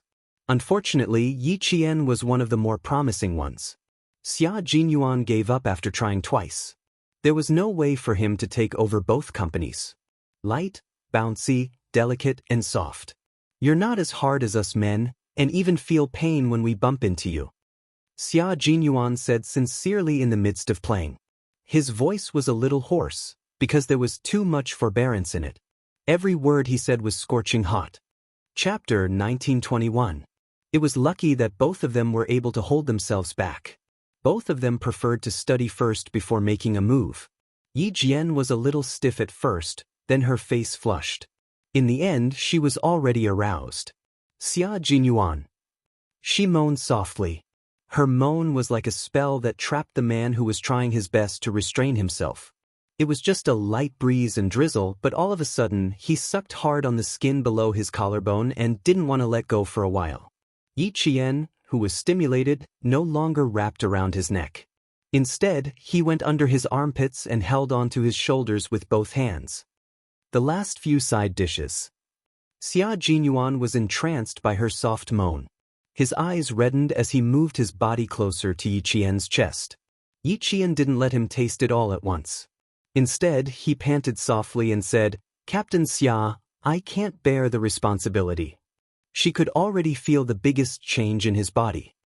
"If you can't bear to, you can help me. Use your hands to help me." After he finished speaking, he lowered his head. The white quilt moved up and down, and the room became a spring scene. In the end, Xia Jinyuan, who hadn't had a taste in 26 years, got what he wanted. When he said that he would only taste it, he really stopped there. He didn't let Yi Qian use his hands to help. Recently, it had been difficult for him to endure. Xia Jinyuan, who had tasted so much that his blood was boiling, used rubbing and other methods to release it. Yi Qian felt his body suddenly tremble. After a while, he felt moisture coming from the side of his legs. Yi Qian, who knew what this meant, bit his lower lip and his body started to tremble. Although he stopped there, he couldn't control himself in the end. After both of their bodies trembled, there was only soft panting in the spring scene in the bedroom. Although he didn't get to know her better, and he didn't even go below her navel, their first intimacy was enough for them to reminisce about. Her face was so hot that she felt like she was steaming. She closed her eyes and adjusted her breathing. It was too exciting, and she couldn't calm down for a while. Xia Jinyuan did not move either. He still had one last appetizer that he had not tasted yet. He had failed to live up to his expectations. The little fox had only bitten the side of his Adam's apple, and it was over in a flash. Was he that sensitive? Or could it not last long enough? Thinking of this, Major Xia, whose forehead was still sweating, couldn't help but narrow his black eyes. Wasn't it too fast? Was there an hour? An hour was just right. After all, it was his first time being intimate with Little Fox, and his first time being intimate with a woman. He had read relevant books before. For a man like him who had never had his first time, it would usually end very quickly. It was normal for him to last around 10 minutes. Then, it would be even more normal for him to last an hour. Like all men, Xia Jinyuan was no exception when it came to power. What he wanted was to last, and he didn't want his lover to think that it was too short. After a full 5 minutes, Yi Qian, who was sweating profusely, gently poked the man lying motionless on his stomach and said softly, "Aren't you going to get up and change your pants?" Xia Jinyuan, whose handsome face had yet to dissipate, did not move. He just lay there, looking particularly languid. After waiting for a while, he still did not move. Yi Qian poked his shoulder again. "I'm sweaty all over. I want to go and wash up. Even if you don't want to move, you should let me." Chapter 1922. Yi Qian didn't expect the man lying motionless on the bed to be thinking about two things. First, how long did he last? Not bad? Second, he was annoyed at himself for failing to live up to expectations. His last appetizer was to get Yi Qian's five-fingered lady to come out of seclusion, but in the end, he solved it himself, and it became the regret of the night. When Yi Qian poked his shoulder for the third time, he felt that the area around his leg was getting more and more sensitive, so he had to remind him again, "If you don't get up, the blanket we're using right now will be wet." "You." He bit his lower lip, and his voice got softer and softer. "Don't you feel uncomfortable? I'm wearing a pair of wet pants. I'm going to change first. I don't want to move, and I don't feel uncomfortable." Major Xia continued to lie on the bed, and his voice was low and hoarse. "I want to continue. I want to continue until dawn. I want it." Yi Qian, who was still in the midst of his passion, was shocked by his repeated, "I want to continue." "Don't even think about it. Get up, Xia Jinyuan." Captain Xia stopped shouting and directly called out his name. Even if he raised his voice, it would still make Xia Jinyuan's ears go soft. He wanted to kiss Yi Qian again, but Yi Qian's long legs were already moving. Xia Jinyuan quickly turned over and rolled to the side. He laughed and said, "Little fox, you are turning your back on me. I almost succeeded in my sneak attack." She seemed to realize that something was wrong, so before Yi Qian noticed, she quickly picked up the towel that she had dropped to the side and wrapped it around the wet part of the pants. "I'll go outside to see if there's any water. You can go inside and change." From the side, he could see that her face was blushing at a speed that was visible to the naked eye. They had already met each other frankly, but his little fox was still shy. He was also a little uncomfortable at this moment. The wet part of his body made him uncomfortable. After the incident, Yi Qian was indeed a little unnatural. She was quite proactive in the process. Just now, when he got up, she saw the scratch marks she left on his shoulder. It was because of the scratch marks that she became unnatural. Hearing that he was going outside, Yi Qian heaved a sigh of relief. When Yi Jian arrived at the washroom, she looked at herself in the mirror. She was so shocked by her reflection that her body trembled. Was the person in the mirror her? Was it her? Not only was her face flushed, but there was also a hint of charm in the corners of her eyes. The ripples in her eyes were even more charming, as if there were ripples flowing out from her eyes. His lips were bright red, so fresh that they looked like they were about to drip blood. Together with his face full of spring, Yi Qian almost didn't dare to look at himself in the mirror. She had actually acted like this when she was in love.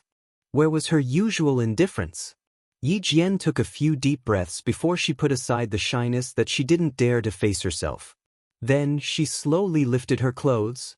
Her snow-white skin was dotted with red spots, and her chest was kissed by him. After taking one look at Yi Qian, She quickly put down her shirt and went straight into the shower. After taking off her shirt and pants, she was too embarrassed to look at her own body.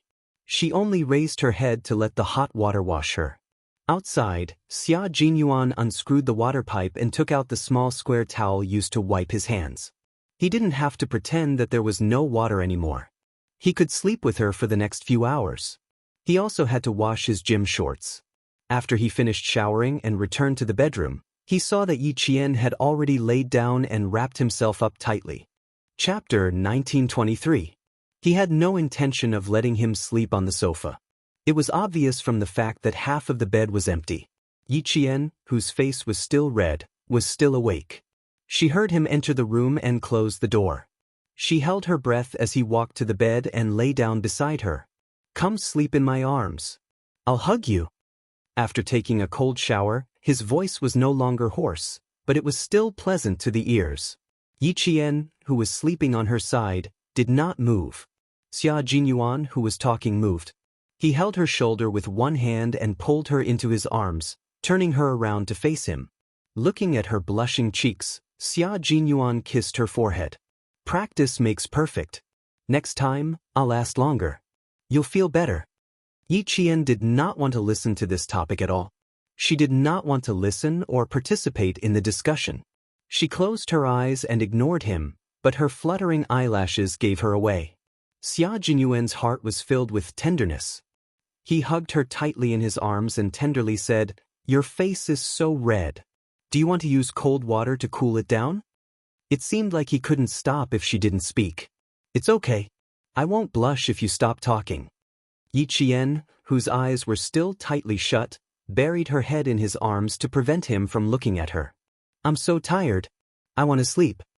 Xia Jinyuan, who was both physically and mentally comfortable, did not feel sleepy at all. Even though he did not invite Yi Qian's 5 fingers to help him, he did not have to think about it anymore. In the unit, Han Zheng would sometimes bring up the things between men and women. He was a veteran and had never stopped since he started having sex at the age of 15. To him, women were like objects to satisfy his needs. After he used them, he would not think about them. When he talked about feelings, he would also think about it.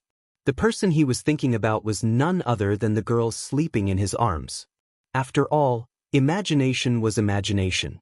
It was completely different from reality. As long as one experienced it, they would know what it felt like to have sex. It was a feeling that made his cerebral cortex quite active. It was a feeling that made his soul float. He had only opened up 2 mountain ranges in his territory, and it had already made him feel this way. Then, when he occupied all the territory, wouldn't it be? There was no need to think too deeply about it.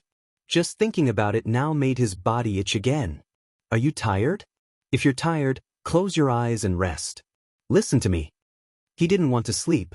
He still wanted to tell her how he felt. He gently caressed her shoulder and said in a low voice, "I've never felt this way before. Even now, I'm still very excited. Little fox, how do you feel? Did I make you feel better? It should be okay. Hearing your low voice is really like a cat scratching me. The more I listen, the more excited I get. Even now, I can still hear your voice in my ears. When I was bathing just now, I used cold water to put out the flames. Little fox, I've really fallen into your hands for the rest of my life." He had experienced similar seduction training countless times. Other than the first time when he was caught off guard, he never had a reaction again. No matter how good a woman's body was, she was just like a plastic model standing in front of him. She wouldn't arouse his interest at all. Only she could make every part of his body so sensitive and arouse the most primitive urges in his body. "If you didn't have a flight tomorrow, little fox, I would really torture you until dawn tonight." After saying this, Xia Jinyuan hugged Yi Jian tightly, who seemed to have fallen asleep, and slowly closed his eyes. He could sleep now. After he woke up, there were still many things to deal with. Their love life was short-lived. War was their life. Chapter 1924. By the time the 2 of them fell asleep, it was already past 3 in the morning. Xia Jinyuan was exhausted from leading the troops.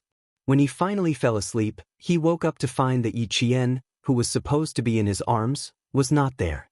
The emptiness in his arms startled him for a moment.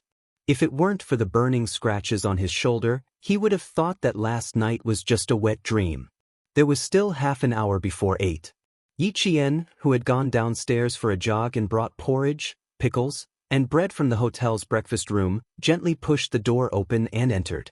He had no intention of waking up the exhausted man.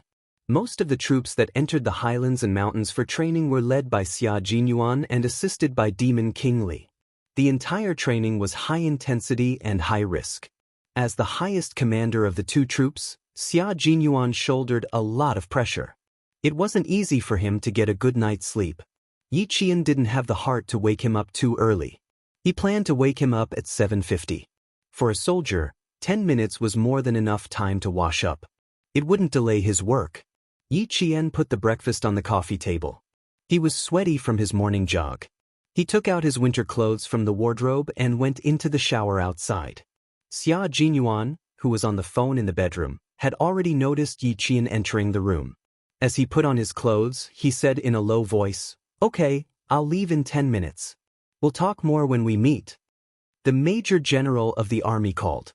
The Major, who hadn't had a chance to rest, had a new mission. They didn't have any so-called rest time. They were always on standby for a number of days a year. Once they received a mission, they had to rush back immediately, no matter where they were.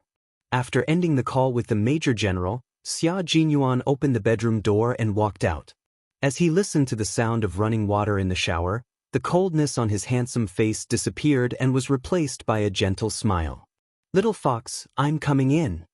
Knocking on the glass bathroom door, the major in military uniform smiled and said, "Draw the curtain inside, so I can't see." Yi Jian turned off the shower when she heard the knock on the door. After she heard what he said, she immediately raised her hand and pulled the shower curtain tight. "Go to the bathroom inside. I need 2 more minutes. All my toiletries are here. Also, I just received a call from the military. I need to leave in 10 minutes. It's a little urgent." Xia Jinyuan really didn't dare to barge in case she splashed water on him. Yi Jian knew that he needed to carry out a mission. She did not waste any time and let him in immediately. Half of the plain waterproof shower curtain was covered by the sound of running water. The major's slender, straight, and muscular legs moved from time to time. His Adam's apple moved slightly, and he let out a light sigh before quickly washing up. After he finished washing up, the sound of running water stopped. His gaze fell on the military uniform and bath towel on the hanger outside. The major's eyes darkened. He took off the bath towel and walked to the shower curtain that was less than 3 steps away from him. He said in a low voice, "Let me help you put on your clothes, okay? I can wear whatever I want you to wear. I can wear it myself. If I let you do it for me, I won't be able to get dressed for the rest of the day." Yi Qian's face burned when he heard that. He was so frightened that he even stuttered. After saying that, he felt a little weak and short of breath. He put on a straight face and said in a deep voice, "Captain Xia, you can go out and have breakfast first. I'll take care of my own business." Chapter 1925. It was not easy to dress someone else, but it was embarrassing to have someone else dress her. Yi Qian would not find another embarrassing thing for herself. Her face was still burning from what happened last night. If she let him dress her again, she would burn until her entire body turned red in broad daylight. Xia Jinyuan, who was holding a bath towel outside, seemed to understand something. He raised his eyebrows and looked at the dark green winter coat, the shirt, underwear, and so on. His little fox seemed to have misunderstood him.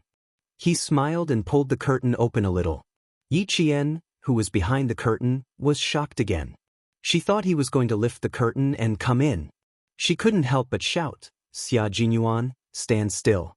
You're not allowed to." Before she could say, "Come in," a bath towel was handed to her through the curtain.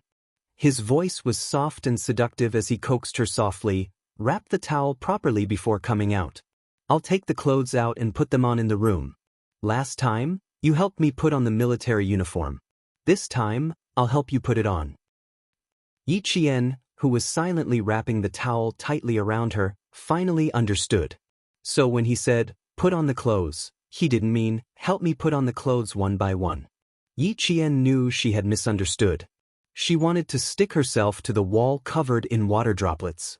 What nonsense did she say just now? Shameful, too shameful. Dressing your lover was an interesting thing to do. Xia Jinyuan draped one arm over Yi Qian's winter coat. His handsome features contained a gentle smile. He said softly to the person who walked out, "Come here, little fox." Yi Qian, who was only missing the coat, walked up to him and stared at him. "You said something that made me misunderstand again." "You're the one who misunderstood. Don't you know that I'm leaving soon? How can I help you put on the clothes one by one? Just as you said, if I were to dress you one by one, you wouldn't be able to wear any clothes for the rest of the day." Xia Jinyuan laughed. When he went into the bathroom earlier, he did have some thoughts, but he still had a task to do, so he didn't have time to indulge in love. Hugging her gently, he kissed her forehead and said softly, "Sometimes I don't pay attention to what I say. I didn't mean to tease you. It's also my fault for leaving a bad impression on you. I have to change." His embrace was very warm, so warm that she sank into it and did not want to leave. She rubbed her cheek against his. "There's not enough time. When do you plan to dress me up?" He needed to leave, and she also needed to leave. It was time for them to leave, so even if she was reluctant, she had to accept it. This was their choice, and it was a choice that they would never regret. "Very soon, but I'll need your cooperation." He let go of her arm and gestured for her to turn her back to him.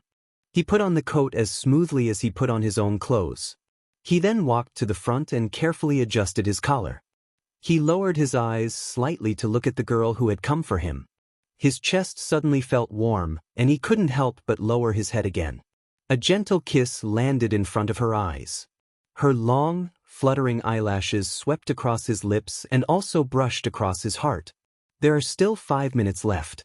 I can't accompany you to the hospital to say goodbye to Uncle Chen, and I can't accompany you back to school. Southern province is not as good as the north. It's cold and there's no heater in the room. If the military doesn't have any arrangements for you after you go back, you can go to Beijing to accompany Uncle Chen, or you can go back to the villa complex." Chapter 1926. The clock never stopped ticking, and there were only 3 minutes left of the 10 minutes. Xia Jinyuan did not stop reminding her. Uncle Chen will be discharged in 6 days. After he is discharged, the military will arrange for him to go to the sniper base in the southern province. If you have no problems with your homework, you can accompany Uncle Chen to the sniper base to practice shooting.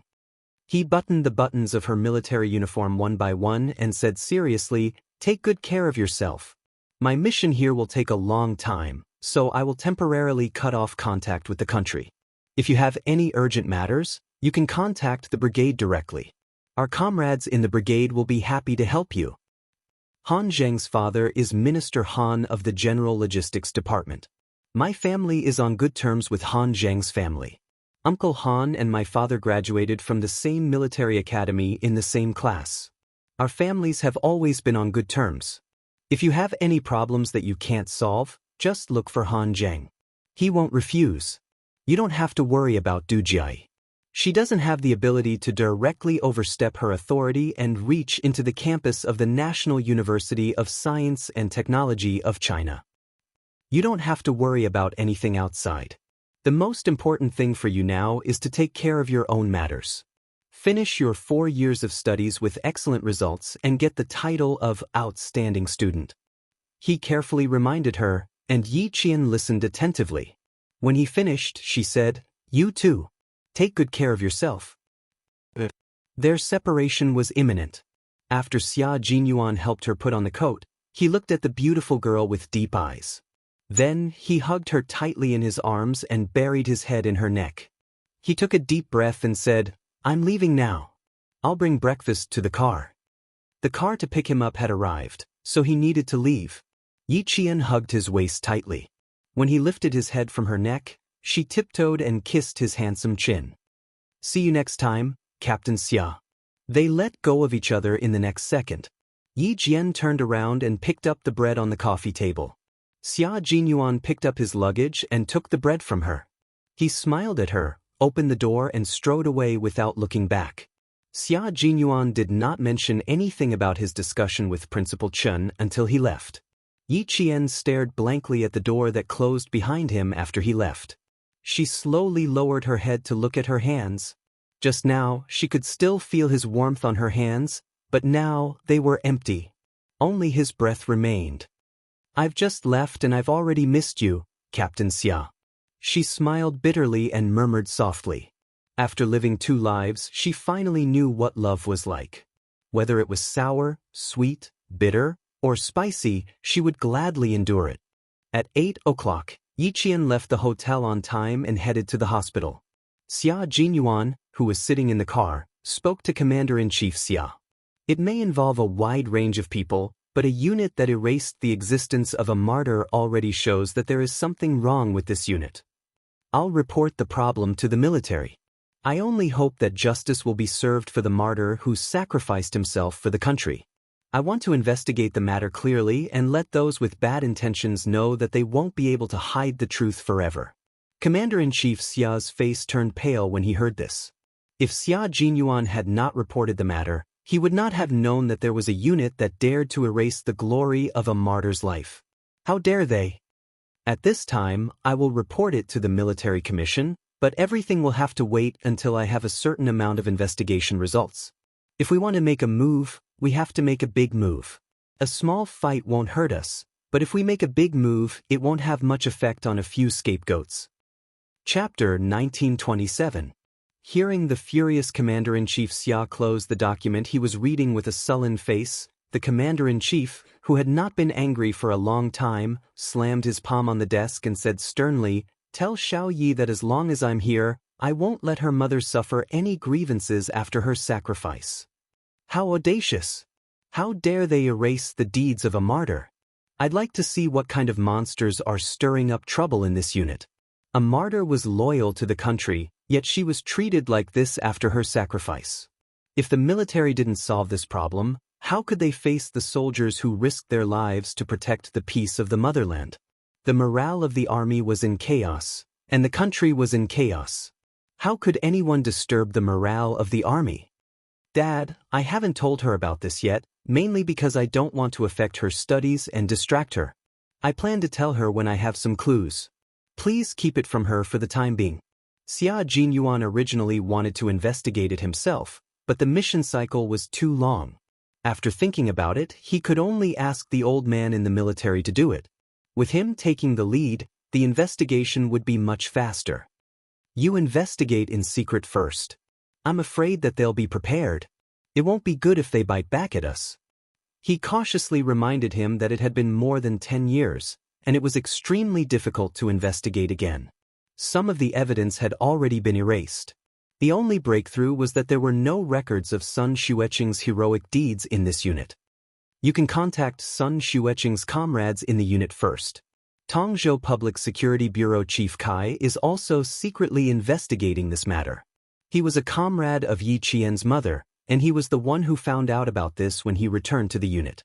Chief Kai should have investigated deeply. It was better to contact him directly to get the relevant evidence than to investigate from the beginning. Leave this matter to me. You and Yi Qian don't have to be distracted. I'll contact you if there's any progress. Commander-in-Chief Xia remembered this in his heart and said a few more words before hanging up the phone. A phone call had secretly stirred up a storm. However, at this time, there were still undercurrents, and the surface was still as calm as before. Those who were hiding in the dark did not know that the dusty past was about to be opened again. Someone would take a photo of the dust of the past, and everything would be revealed. Yi Qian knew that Chief Kai was secretly investigating her mother's sacrifice on the day all the exams ended. Everyone in the class knew that she went to the company for official business. Before the exams, everyone had to prepare for the exams, so they didn't ask much. After the exams, they couldn't help but ask about the basic level of the company. As long as they didn't say the unit number and only talked about the company's life, it was normal communication and didn't leak any secrets. After the exam, Yi Jian answered with a smile that she had gone to the company. The training was several times harder than the training in school.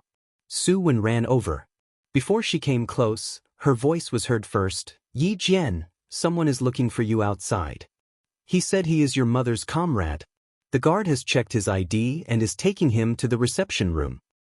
Then you go quickly. We'll come find you later.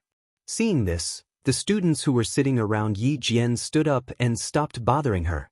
There was still a class meeting after the exam. It would not be too late to ask her then. Yi Jian was the only one in the class who went to the basic level of the company, so the students were quite curious. Yi Jian vaguely guessed that it might be Director Kai whom she met during the mission last time. She slightly restrained her expression and suppressed the panic in her heart. After thanking Su Wen, she quickened her pace and headed to the reception room. When she arrived, Chief Kai was already in the meeting room.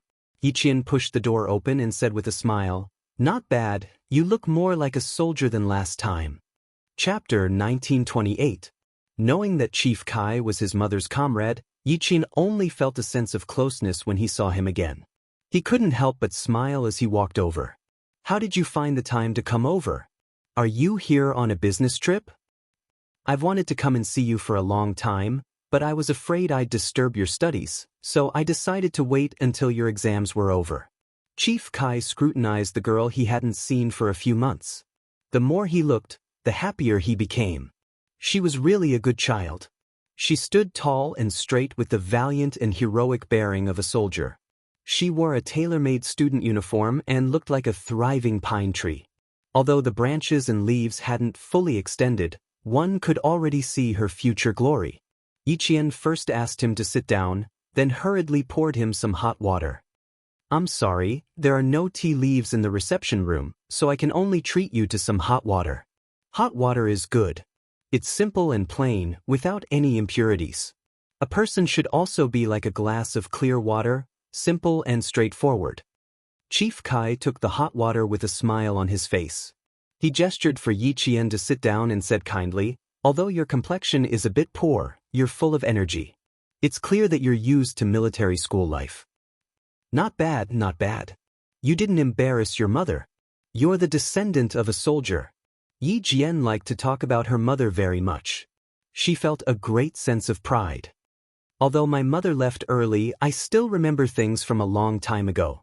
I still remember that she once told me that a person should live up to the word person, be open and aboveboard, and act magnanimously. Just as you said, a person should be like a glass of clear water, simple and straightforward, without any impurities." Chief Kai heard this and laughed even louder. Good, good, good. Very good, very good. Hong Mei has a daughter like you. No matter how much she suffers, she's willing to accept it. But I can't bear to." Yi Jian took a sip of the hot water. When he looked up again, his expression was a bit more solemn. "I don't know if what you said last time in Tongzhou is true. I want to know about my mother. I can ask you at any time." Chief Kai also retracted his smile and leaned against the wooden sofa used to receive guests. His kind gaze from a moment ago suddenly became sharp. It was different from the unruly sharpness of a young man. Instead, it was a sharpness that had been accumulated over time and was able to see through everything. "You didn't come looking for me, but I came looking for you. Yi Jian, I'm here because of your mother. I want to tell you something you don't know." Looking around, Yi Jian knew the purpose of his visit. His expression grew colder and colder. "Is this place suitable for talking?" "Don't worry, there are no surveillance cameras here. There are also guards outside. If someone approaches, they will alert us in time. This is the most suitable place." Yi Jian's back straightened, and his eyes grew darker and colder. "Please speak. I will remember every word you say." Since he said this was the most suitable place, Chief Kai didn't think too much about it. He took out some clues from his recent investigation from his briefcase. "I've always felt that there were many things wrong with your mother's sacrifice. I've thought about investigating it before, but in the end, I couldn't find anything. After I saw you, I felt guilty towards your mother, so I secretly investigated again. Back then, another comrade and I investigated and found another comrade who went on a mission with your mother. We found out about your mother's mission back then. It's all written down here. You can take a look." Yi Jian's hands trembled slightly as he took the documents. Even his gaze towards Chief Kai trembled slightly. Chapter 1929. She opened the folder and saw a picture of a young woman in an old-fashioned military uniform. She was very familiar with the picture. This was of her mother. Even though she had only been with her for less than 4 years, she would always remember the gentle look on her face when she told her stories. Even after a lifetime, it was still so vivid. The reception room was so quiet that it seemed like no one was there. Even the sound of breathing couldn't be heard. Chief Kai watched as Yi Qian carefully flipped through the pages. When she flipped to the second page, he said in a low voice, "The mission back then was indeed a one-way trip. Some people used their positions to collude with the underworld. They opened the country's gates for convenience and profited greatly from it. When your mother received the mission, she probably knew that she was doomed. Before she left, she told us that she had a daughter in her hometown. If she didn't come back, we would have to take care of her. Back then, we still can't find out who used their positions to open the country's gates and participate in smuggling and drug trafficking. These people are not people we can find out. Dirty linen should not be aired in public. The same goes for the country's dirty linen. Most of them were executed in secret. That was the era when everything was starting to emerge. Some people couldn't keep their conscience. They couldn't resist the temptation of money and started to violate their original vows. Step by step, they committed crimes. Look at what your mother's comrade said. He said that before your mother sacrificed herself, she shouted a person's name in her hometown's dialect. Then she was ambushed and shot in the chest. She died on the spot. This is what she sacrificed." Chief Kai suddenly stopped talking. He quietly took out a brown envelope from another pocket of his briefcase. He gently placed it on the coffee table and slowly pushed it in front of Yi Qian. "Yi Qian, take a look." Yi Qian's outstretched hand seemed to realize what was inside. She suddenly retracted her hand. She glanced at Chief Kai, whose expression was dark. Yi Qian's outstretched hand clenched into a fist. When she released it, she seemed to have made a decision. She quickly picked up the envelope. There was a picture inside. Even after more than 10 years, the colors were still so bright. It was a bright red national flag with some blue leaves. Under the national flag lay. Yi Qian's eyes were already glistening with tears. Her lips moved. "This is the picture of my mother when she sacrificed herself, right? She's the one lying under the flag, right? This child. The one lying under the flag is martyr's son Xueqing. This is a photo of her after she sacrificed herself." Chief Kai's voice was filled with sorrow. After more than 10 years, when he mentioned his comrade who had once saved his life, the mention of her sacrifice still made him sad from the bottom of his heart. Tears slowly rolled out of her eyes, drop by drop. Yi Jian stared at the photo and sobbed in a low voice. The entire flag covered her mother from head to toe. She could only vaguely see the outline of her mother's body. She couldn't see her